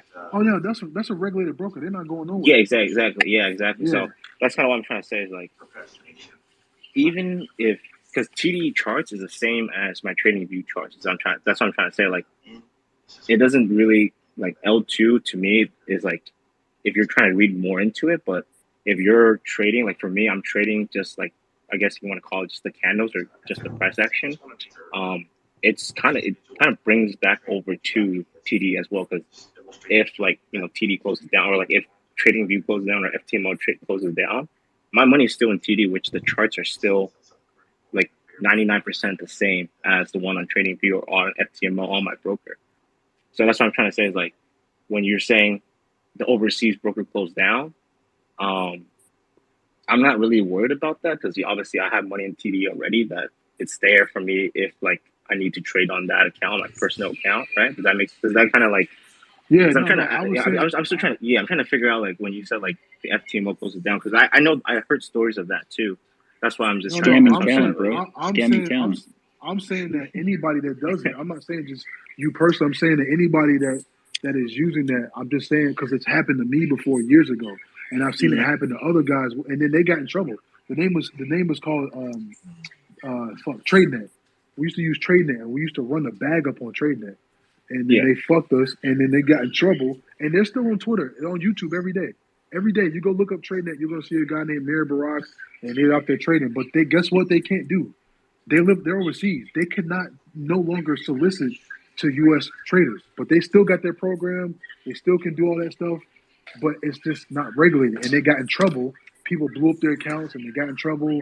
And the SEC found out, and he got a big ass fine. It happens, bro. So I'm not saying that. Yeah, if you look, bro, if you're not reading level 2, and I heard you say like it's working, bro. At the end of the day, let's not overthink this. I don't care if you're reading level 2 or if you're trading with the fucking moon and stars, yo. If the shit is working for you, don't change it, right? Don't change nothing, bro. Like please don't listen. Don't listen to me and you're over here making hundreds of thousands and you're like, damn, well, SG said, well, man, fuck me. Bro, you better go get that bag. The fuck is going on? You know what I'm saying? No. Yeah, I was just trying to clarify that. That's why, because I just wasn't sure because, like I said, I'm still like relatively new to the game, if you want to call it that, because like I'm just still trying to just hear from you guys. You guys obviously have more experience, and that's kind of what I want to see if I could like any way to protect myself. And obviously, I'm listening to what you guys are saying. I'll move to regulated broker. Obviously, in the U.S., it's a lot better, and it's kind of what I'm trying to do right now too. And it sucks because they entice us because those unregulated brokers they got they're like, yo, you want a 500 1,000 to 1. That's what I'm saying. You got the 100% deposit bonus and everything. Right. And that's hard. That's hard for us, man. It's like y'all want that leverage, and that's cool. Again, do what you got to do to get out the mud. But once you start getting out the mud, and a couple 2-3 years go by, and you're sitting on 100,000 or 50,000, whatever you're sitting on, man, I would suggest not just to you, to anybody listening. Just to start thinking about protecting because it could have. I'm not saying it will. I'm saying it could, and that's the you last sleep thing better. Yeah. You sleep better. Exactly, 100%. Yo, Alan, something that I'm going to start doing. I've done it before. I haven't done it consistently because I'm not trading like ES or NQ every single day. But a good thing to do or to start doing to kind of integrate it if level 2 is something that you want to do. Again, I don't know anything about it, but is to trade regularly if ES or NQ is what you're doing or what you're trading, but then also be looking at the level 2 and seeing like what's popping up while your setups are forming. If your setup's a dub, was there level 2 backing it up, or vice versa? If it was an L, like was there something on level 2 that, I mean, and obviously you have to have a lot of experience and understand what it is to look at. I've never that's heard of something level that two I'm until implementing. that's why, because I don't even know where to start looking at level 2. And Man, like SG like SG said, you want, if something's working, I don't want to overcomplicate it. But yeah, if that's something that is there that I don't know about, I'm gonna look into and see if like you said, right, correlate my trades with what else like level 2 is showing. I know that FX said he's gonna get off soon and wrap, but I'll end with this and start running my mouth. Like what interests me most about level 2 and time and sales, what interests me the most was when I seen firms like S&B Capital and they have multiple, not just one guy, they have multiple 7-8 figure traders, and they all discretionary, and they all trade day trades, and they're all level 2 time and sell based, value based traders, and then they move off of that. That's what intrigued me the most. Now the other side, you got a guy running his mouth all day, and no one on that side is making multiple millions of dollars, and everybody on his side is teaching. So I'm like, wait a minute, this a big difference here. And that's when I was like, and that's for me personally, when I was like, yo, I got to do something else. Like I got to figure out how to get back to that. And that was working, and this is working for me. Again, if something is working for you, don't change shit. Keep doing what you're doing. You know what I'm saying? But that's what intrigued me, is that all these big money earning traders, their main, even Lance has made, I think it was $40 million 3 years in a row or some shit. It was nuts. As a discretionary, I'm not talking about some quant guy. A discretionary, clicking the button, bro. That's nuts, bro. And these guys, the common denominator for all these successful day traders was the time and sales on level 2. That was very interesting to me, that all these guys over there are making tons of money off of level 2 and time. It's not the only thing they use, but that's the nucleus of what they do. I was like, yo, I gotta get back to that. You know what I'm saying? So I'm thankful that years ago I was taught level 2 time and sales, and then I brought it back several months ago, and it's been great adjustments for me. But yeah, it's been great. But I just feel like I'm gonna end with that. Like I just feel like that's what intrigued me the most about adding that to my arsenal, or adding that back to my arsenal, is and less chart, I should say, is because I see other successful day traders that are really making real money in the market, not online, arguing with other people about using indicators. So these guys are really making real money, and they're all using the same tools to make it. I was like, yo, there's got to be something here. You know what I'm saying? If it ain't broke, don't fix it. Definitely. You know. But that was just me, like I said. And you know what? And you know what, SG? We all just trying to feed our family, man. We all just trying to feed our family. I'm here with my family. I'm about to wrap this up in a little bit. I'm here with my family. But yo, hey kids, come here. Come talk to the people. Say what's up. Say what's up. Say what's up. Say what's up. You got hundreds of people on here. Say what's up to the people. What's up, fam? What's up? What up? What's good? What's up? This my little trader gang I got going on. That's what's up, hey, man. I just ordered y'all pizza, so y'all gonna go ahead and eat. Order the kids pizza. I'm fasting right pizza now, night. so I'm not doing nothing. Hey, I broke my fast today, bro. I was gonna ask you about that, SG. What'd you get? What'd you eat? No, I had a burrito, bro. Oh my god, it was heavy, bro. Ooh. Like you appreciate food so much when you don't eat for 3 Oh, so much. Yo, wait. SG, question. When I've been doing fast for a long time. Like it completely changed my life with, I mean, I've been doing it 7, maybe 8 years, intermittent fasting. Wow. But extended fast. So every time I do an extended fast, and by extended, I mean, maybe going over 48, over 72 hours. Okay. The first bite that I have of food, the top of my mouth kills. Does that happen to you? Wait, it hurts? It hurts, bro. I don't know what it is. That's weird. It's I don't know what it is, dude. Hold on. Underrated. Say that again. It's a different question, bro. Or it's a different day. We don't need to talk about it, but it's weird. I don't know. It's weird. Hold on. Say that again. Underrated. I missed that.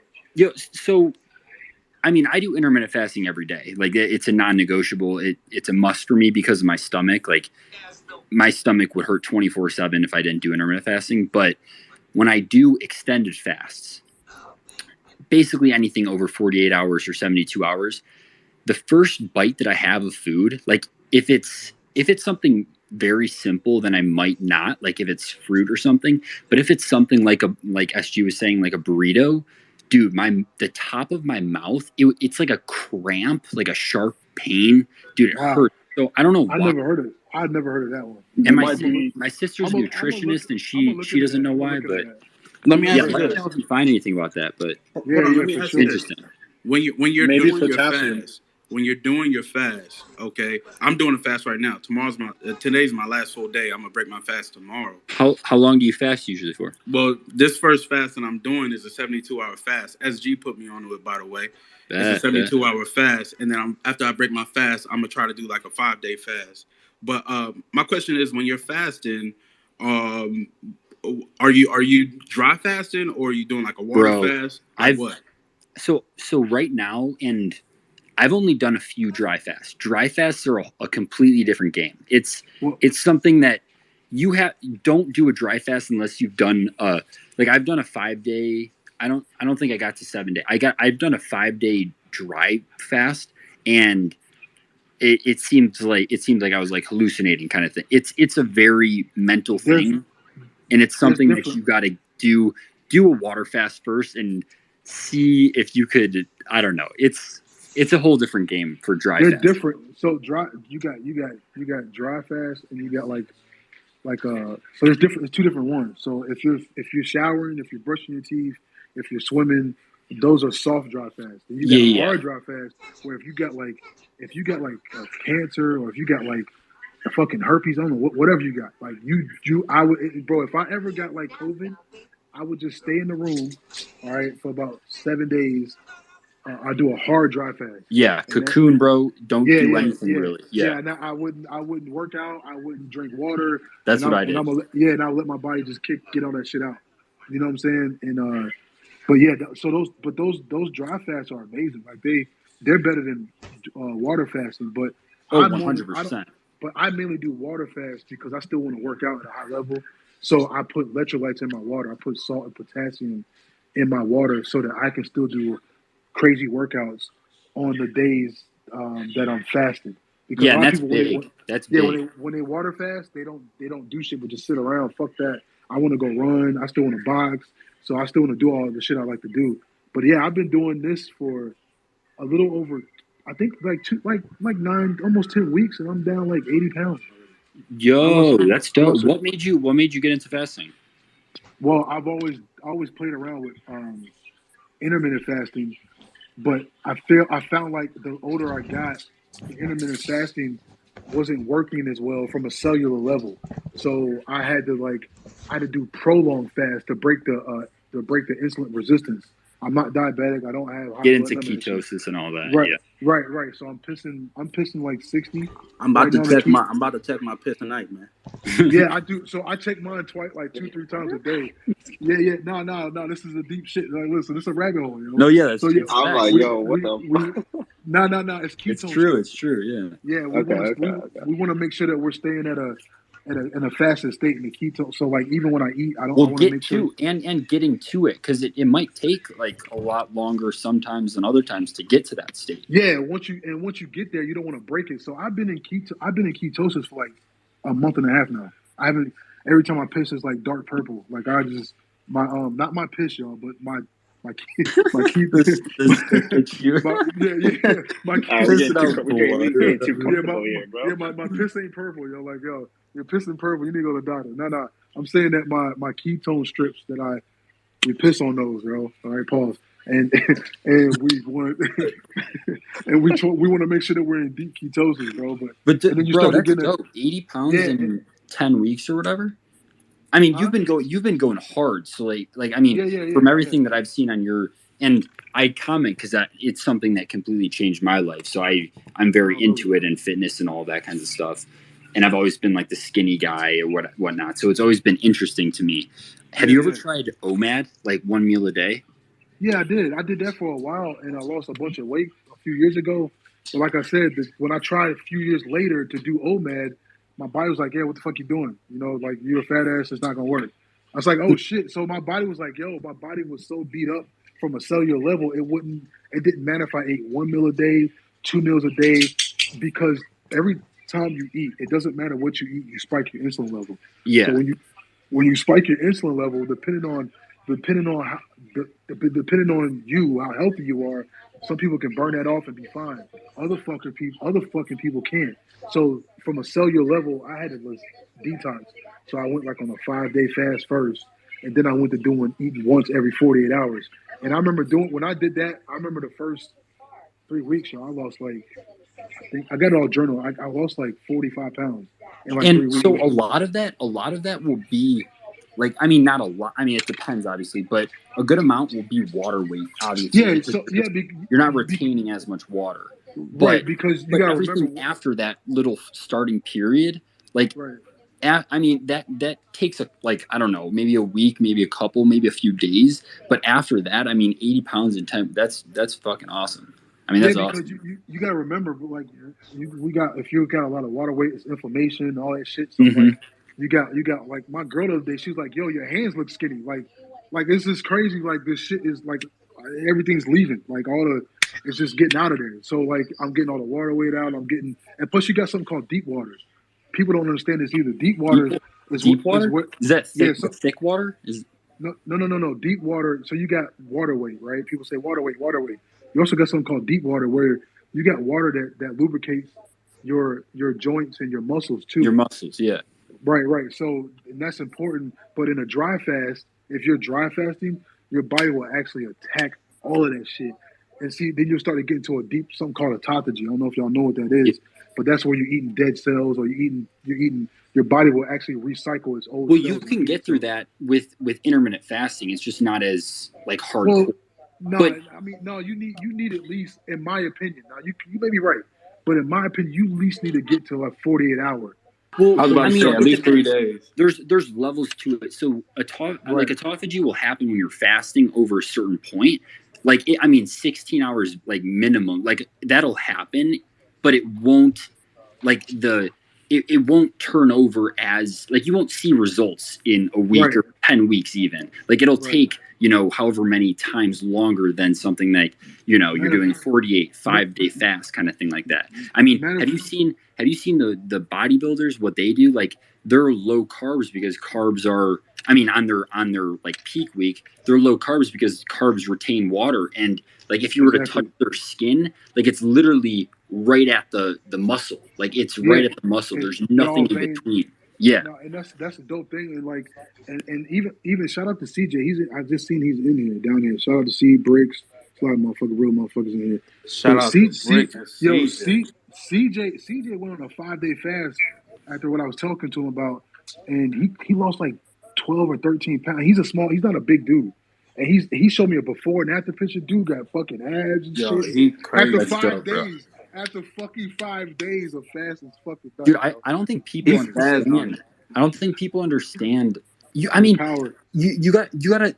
I saw somebody comment on like one of the things that you said about, fasting or whatever, and it was something along the lines of, how do you stay mentally sharp when you're fasting, dude? And I wrote back and I was like, I don't know if anybody saw the I comment, didn't but I reply. I basically didn't reply to him. I basically wrote back and I was like, think about it from an evolutionary point of view, cavemen kind of thing, or even just like as an animal, as a wolf. Say like Exactly. you haven't eaten in 3 days, you're gonna die in a day if you don't eat. So you got to That's not. be on your A game. There, like you don't get worse. Like obviously, there's a point if you haven't eaten for 100 days, and there's somebody who, I mean, you could look it up. There was somebody who was extremely overweight Yeah, that he went didn't eat 360 something 300 days. 300 plus days of, or 300 whatever, a year of not eating. He's Yeah, getting in the he did. micro and stuff to make sure he's not going whatever, but he's not eating like he's not eating food, and he was fine. No. People think that you got to eat in order to Well, survive. It's like well, crazy. that's because of the lovely Western world, bro. The Western world has now it's a lot of different elements, but one of the main elements in my world and over here in the West is that these scientists and doctors, they promote and push surgeries, and they promote and push pills, and that's why then all of a sudden you're all stressed out, and then you got to take this pill, and then you got to take this pill and this pill to counteract whatever this fucking pill did. I see so many people, my family members, die, and it's nothing to do with fucking. It's not a fucking genetic. It's bitch where you're fucking nasty, and you decide to not do nothing about it. You decide to keep everything is based around food in this country, yo. I don't care if you go to a funeral, if you go to a fucking football game, if you're driving on the street, everything is based around fucking food, bro. It's yo. culture. It's culture. You know, it's a culture thing. It has nothing to do with their genetics, bro. If a fucking fat ass stops eating, he's gonna fucking eat itself. Literally, your body's gonna eat itself, and the weight's gonna come right out. And guess what? You're not gonna have any loose skin neither. People don't believe that. You're not gonna have a lot of loose skin if you're fucking fasting. It'll extrapolate right back to your muscle.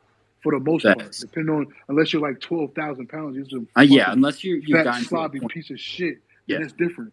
But if you're not, bro, you're not you take pride in yourself, you know, you'll be okay. But yeah, like the Western world has really fucked it up. And if you think about it, if you go Google or YouTube right now, some of these holistic doctors, some of these people that really talk about fasting, they don't have a lot of views.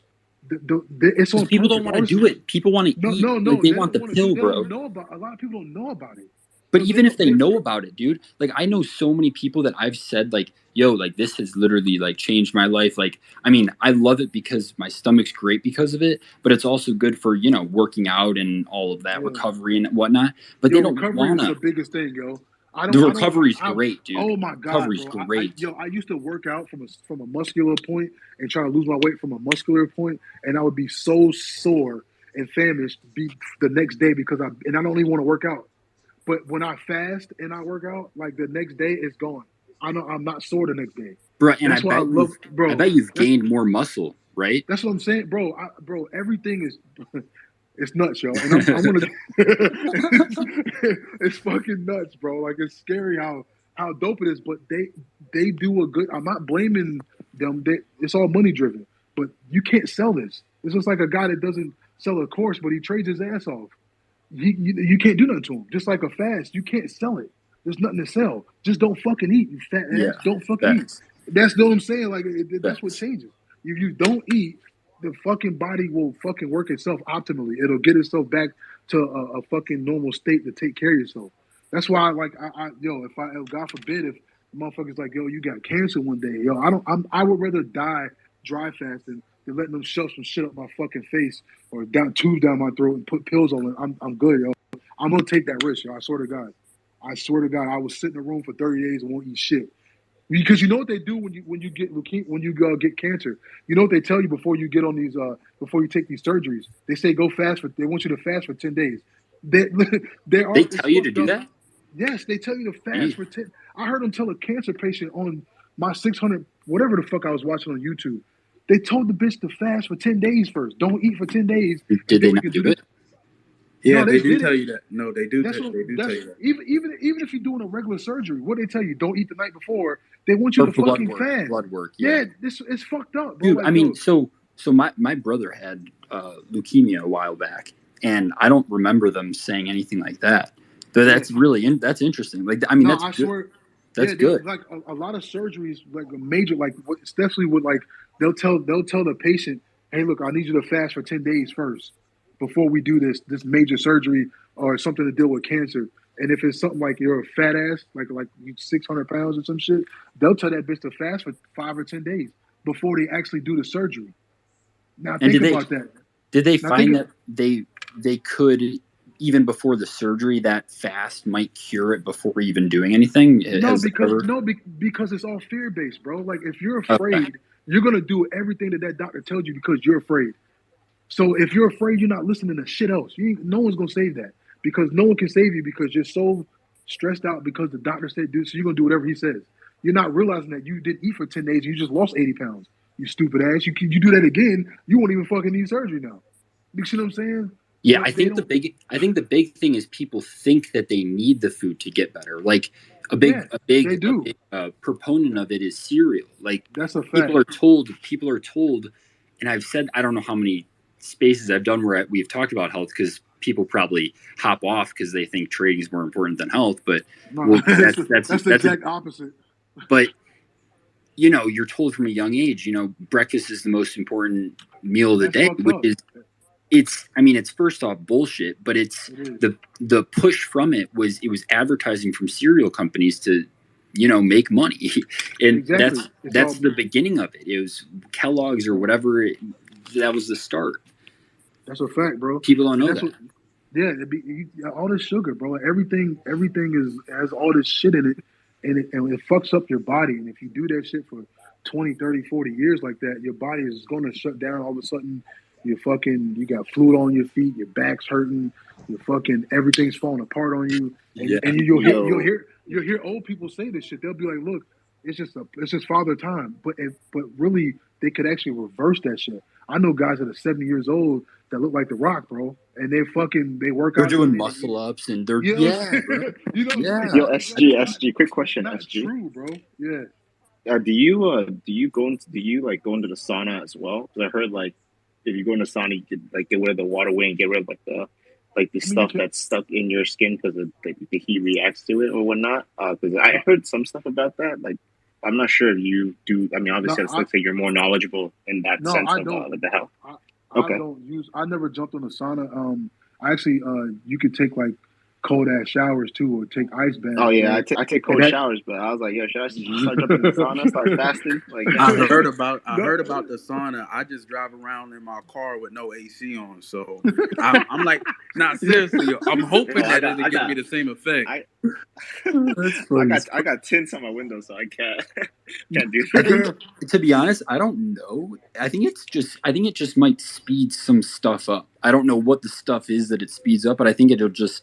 Yeah, I don't know if it's water weight that you're trying to get rid of. You speed that up a little. I don't know though. Yeah. I mean, yeah, I haven't really looked into too much of this stuff, but it's good to know now. You know. Hey, I wanted to say what's up to my man Zay right here. Of course, it's only Zay, right that Zay got in on the health. Yeah, talk, Zay's got. I was gonna say he's got to come up talking about health. What up, Zay? Zay, you with us, bro? What's up with y'all? Yeah, my bad. What's up with y'all boys, man? I ain't What up? What do you got to say to the people about health? Like it's pinned at the top, man. Health is wealth.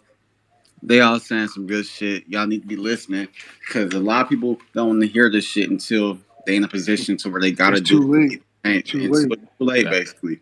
Yeah, but I had a question specifically too about the whole getting rid of your water weight because it's good to get rid of your water weight to detox yourself, but you don't want to just solely and intentionally just try to get rid of water weight alone because our bodies are 75 to 80% water, right? The best thing to do is, I think dry fasting, this is what I want to say too and kind of come together. Dry fasting, in my opinion, I think is fucking horrible for you. I'm going to tell you why. If you want to shrink real quick, go for it. But just know you're going to feel like shit while it's happening and you're going to feel like shit afterward. And not only that, you're going to be weak as fuck. I fasted. The most I fasted with no food or water was 14 days. Dry fasting. You gotta do it right. You gotta do it right. That's amazing. Could you or could one of you guys explain what the difference of dry fasting and regular fasting is? Just water or just water. I drink water with electrolytes in it. So like salt, sodium, and potassium in it. So So basically, no sugar. Okay. Yeah, no, fuck sugar. Yeah. That's what we do. For intermittent fasting, a good thing if I don't know if you're a coffee drinker or a really good appetite suppressant is I drink that coffee. If you're a coffee drinker, that's something that you can do. No additives or anything. I'm not a coffee drinker, but sparkling water, bubbly water is a great appetite suppressant. Oh, and drink that, bro. It's amazing. Chime in what Mobile was saying. Like, me personally, I'm not doing this to lose water weight. I'm just now I don't even believe in the whole, like, I know it's true, water weight, and you see all the fluid people be having and you're pissing it all out and all that shit. But I'm just doing this to get myself to where I know that I can live a healthy ass life and a bunch of fucking energies. Like, cause it's my, and another thing that people need to realize too, that this health thing is just like trading. You need to sample shit and try different ideas because what works for me may not work exactly for you. So then that what you need to do is sample it. Then you need to start journaling it. Like I went into a deep rabbit hole and I journal my journey every day. Like I log it every fucking day, just like I do trading. So you know what I'm saying. So like my wife can contest to that. Like every day I'm in there. She think I'm in the bathroom taking a shit. I'm like, nah, I'm in here weighing myself and checking my fucking ketone levels, babe. I'm working. You know what I'm saying? Like you know what I mean? Like it's a real thing, bro. This is an everyday thing, and you gotta sample different ideas and try just like trading. And then once you do that shit, you can fucking figure out what works for you because your body's gonna tell you. If you got headaches and you're pissing or you're fucking pissing blood or you're doing something that your body just don't feel right, your body's gonna tell you, and you need to change it. So once you find that perfect balance to whatever system is working for you, man, fucking stay on it until you get to where you want, and then you make your adjustments. You know what I'm saying? Yeah, you gotta align what you're doing to what you want to do. Like what you want to do. I'm not trying to lose weight. I'm trying to gain weight. So I'm not doing a 5-day fast. So like you got to align it to what you're trying to do. That doesn't mean that I'm not fasting because I definitely am. But it's just I'm not doing an extended fast because I know, and that's why I was gonna do an extended fast at the beginning of the year, but I was losing too much weight and I didn't want to do that. So I pushed it off, and I'm gonna probably do it later on this year. But that's dope. Zay, going back to what you said about the water weight, what I was saying, I don't know if people are focused on doing that. That's not the right mentality. But what you do at the beginning of fasting, and I mean even just a calorie deficiency, is you're losing a lot of water weight. So it's not necessarily fat that you're burning; it's a lot of water weight. So if you're looking at the scale and you see 10 pounds lost, it might not be, I mean, maybe it's not 10 pounds of water, but maybe it's 8 pounds of water, 1 pound, 1.5 pounds of fat, 0.5 pounds of muscle lost. So the goal to lose water weight shouldn't be the goal. I mean, probably people think that way, but that's not the goal. It's you have to get through that portion, and then the actual losing of the fat starts to begin. That's what I'm gonna say. And CJ, what up, man? Yo, what's good? Yo, CJ. I see y'all talking about this whole shit. Yeah, I just did the 5-day fast, and because I do intermittent fasting too, like underrated. So me doing the 5-day fast, the first 3 days really wasn't that bad, and then it was the fourth and fifth day where I'm not gonna lie, like I kind of felt like shit a little bit. Like during the day, I was good. I had energy because I was doing the what's the drink? The drink that SG put me on to fill my electrolytes. I would do that. Yeah. So I would have energy during the day, but like 4:30 hit, I'd just be like, I could still move and stuff, but I just felt like, damn man, I just want to eat something real quick. Like, but that's a signal, bro. So like you got a signal, like not your ghrelin, but you got a hormone signal that's sent to you, and it's because it's a pattern. Your body's used to you eating a certain time, so it's like it's a signal. But once you realize that it's just a signal, and you prime your mental, and you say, look, let me prime my mental and say, look, I know the signal is going to happen. When it happens, go find something to do, go work out, go drink water, go watch a movie, go for a walk, and you prime yourself. Because I do this every day. Like I will go 2-3 days without eating. Like this is my pattern. I eat Monday, Wednesday, Friday, and I don't eat Saturday and Sunday. So I do 48, 48, 48, then I do 72s.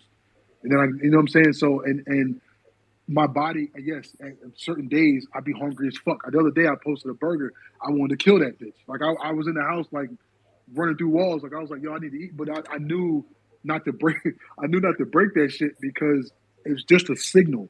And once you know it, it's going to subside, and you'll be all right. It takes a couple hours. It's a bit, yeah, bro. It's habitual. Like, I mean, all the hormones that, women, I mean, I'm a man, but women go through every month. It's a cycle. Like you think that you got to eat, your body's telling you got to eat, but that's just, like you're saying, it's the signal, it's the hormones that are signaling to your brain, like, yo, I got to get some food in me. It was just weird because I normally don't eat until like 12, 2 o'clock anyway, but then I only eat like now. Before I used to eat between 12 and 8, but now I probably eat between like 12 and 4. And then on the days I go to the gym, I don't eat till like 2:30, but I just eat one big meal, then I go to work, and I used to be straight. Or sometimes I have like a bagel at work, but it's nothing too crazy. So every time 4:30, I'm like, yo, man, what the fuck? Like, I'm just like, yo, I just want to sleep. And then, bro, I just wanted to sleep. But even when I sleep, though, I wake up. I wake up earlier now since I did the fast. Like, bro, I sleep for like only 5 hours anyway, because I get home late and then I'm right back up at like 9 o'clock. But now I'm waking up at like I was waking up at 8 o'clock. This with no food in me. I'm sleeping for like 4 hours and I feel fine. Like, I don't. No, that's because your body, bro. Your I body's don't feel running. tired. Yeah, I didn't feel tired or nothing. Yeah, I'm telling you right now, like when you fast, you're gonna have more energy. Sometimes I used to sweat at night. Like I wake up sweating. Like you get up 4 in the morning, like yo, why the fuck am I up? And you don't have no headaches. You just up. Like you just want to go work. I'm telling you, that's your body changing. Yo, even my you last ain't day gotta of the sleep fast, 8-9 right? hours, bro. Even my last day of the fast, that's the day I work out. But I purposely did it like that because I wanted to test it out to see like, could I actually get a good workout in? Bro, we went up to we did 100-pound dumbbells. Usually we do 80 pounds, 3 sets, 10 times. But this time we just went to 100 just to up the weight and do 5. Bro, I was able to do the shit like I no told you. problem. It's all mental. I wasn't. I told. You know what I'm saying? Like Nah, I just drank a liter of the little it's that electrolytes, salt bro. water. Yeah, I drank a Yes. liter of the salt water. That's all I had. And then the rest of the day, I think I had like 3 sips of water. And I was like, I'm not gonna drink no more water for the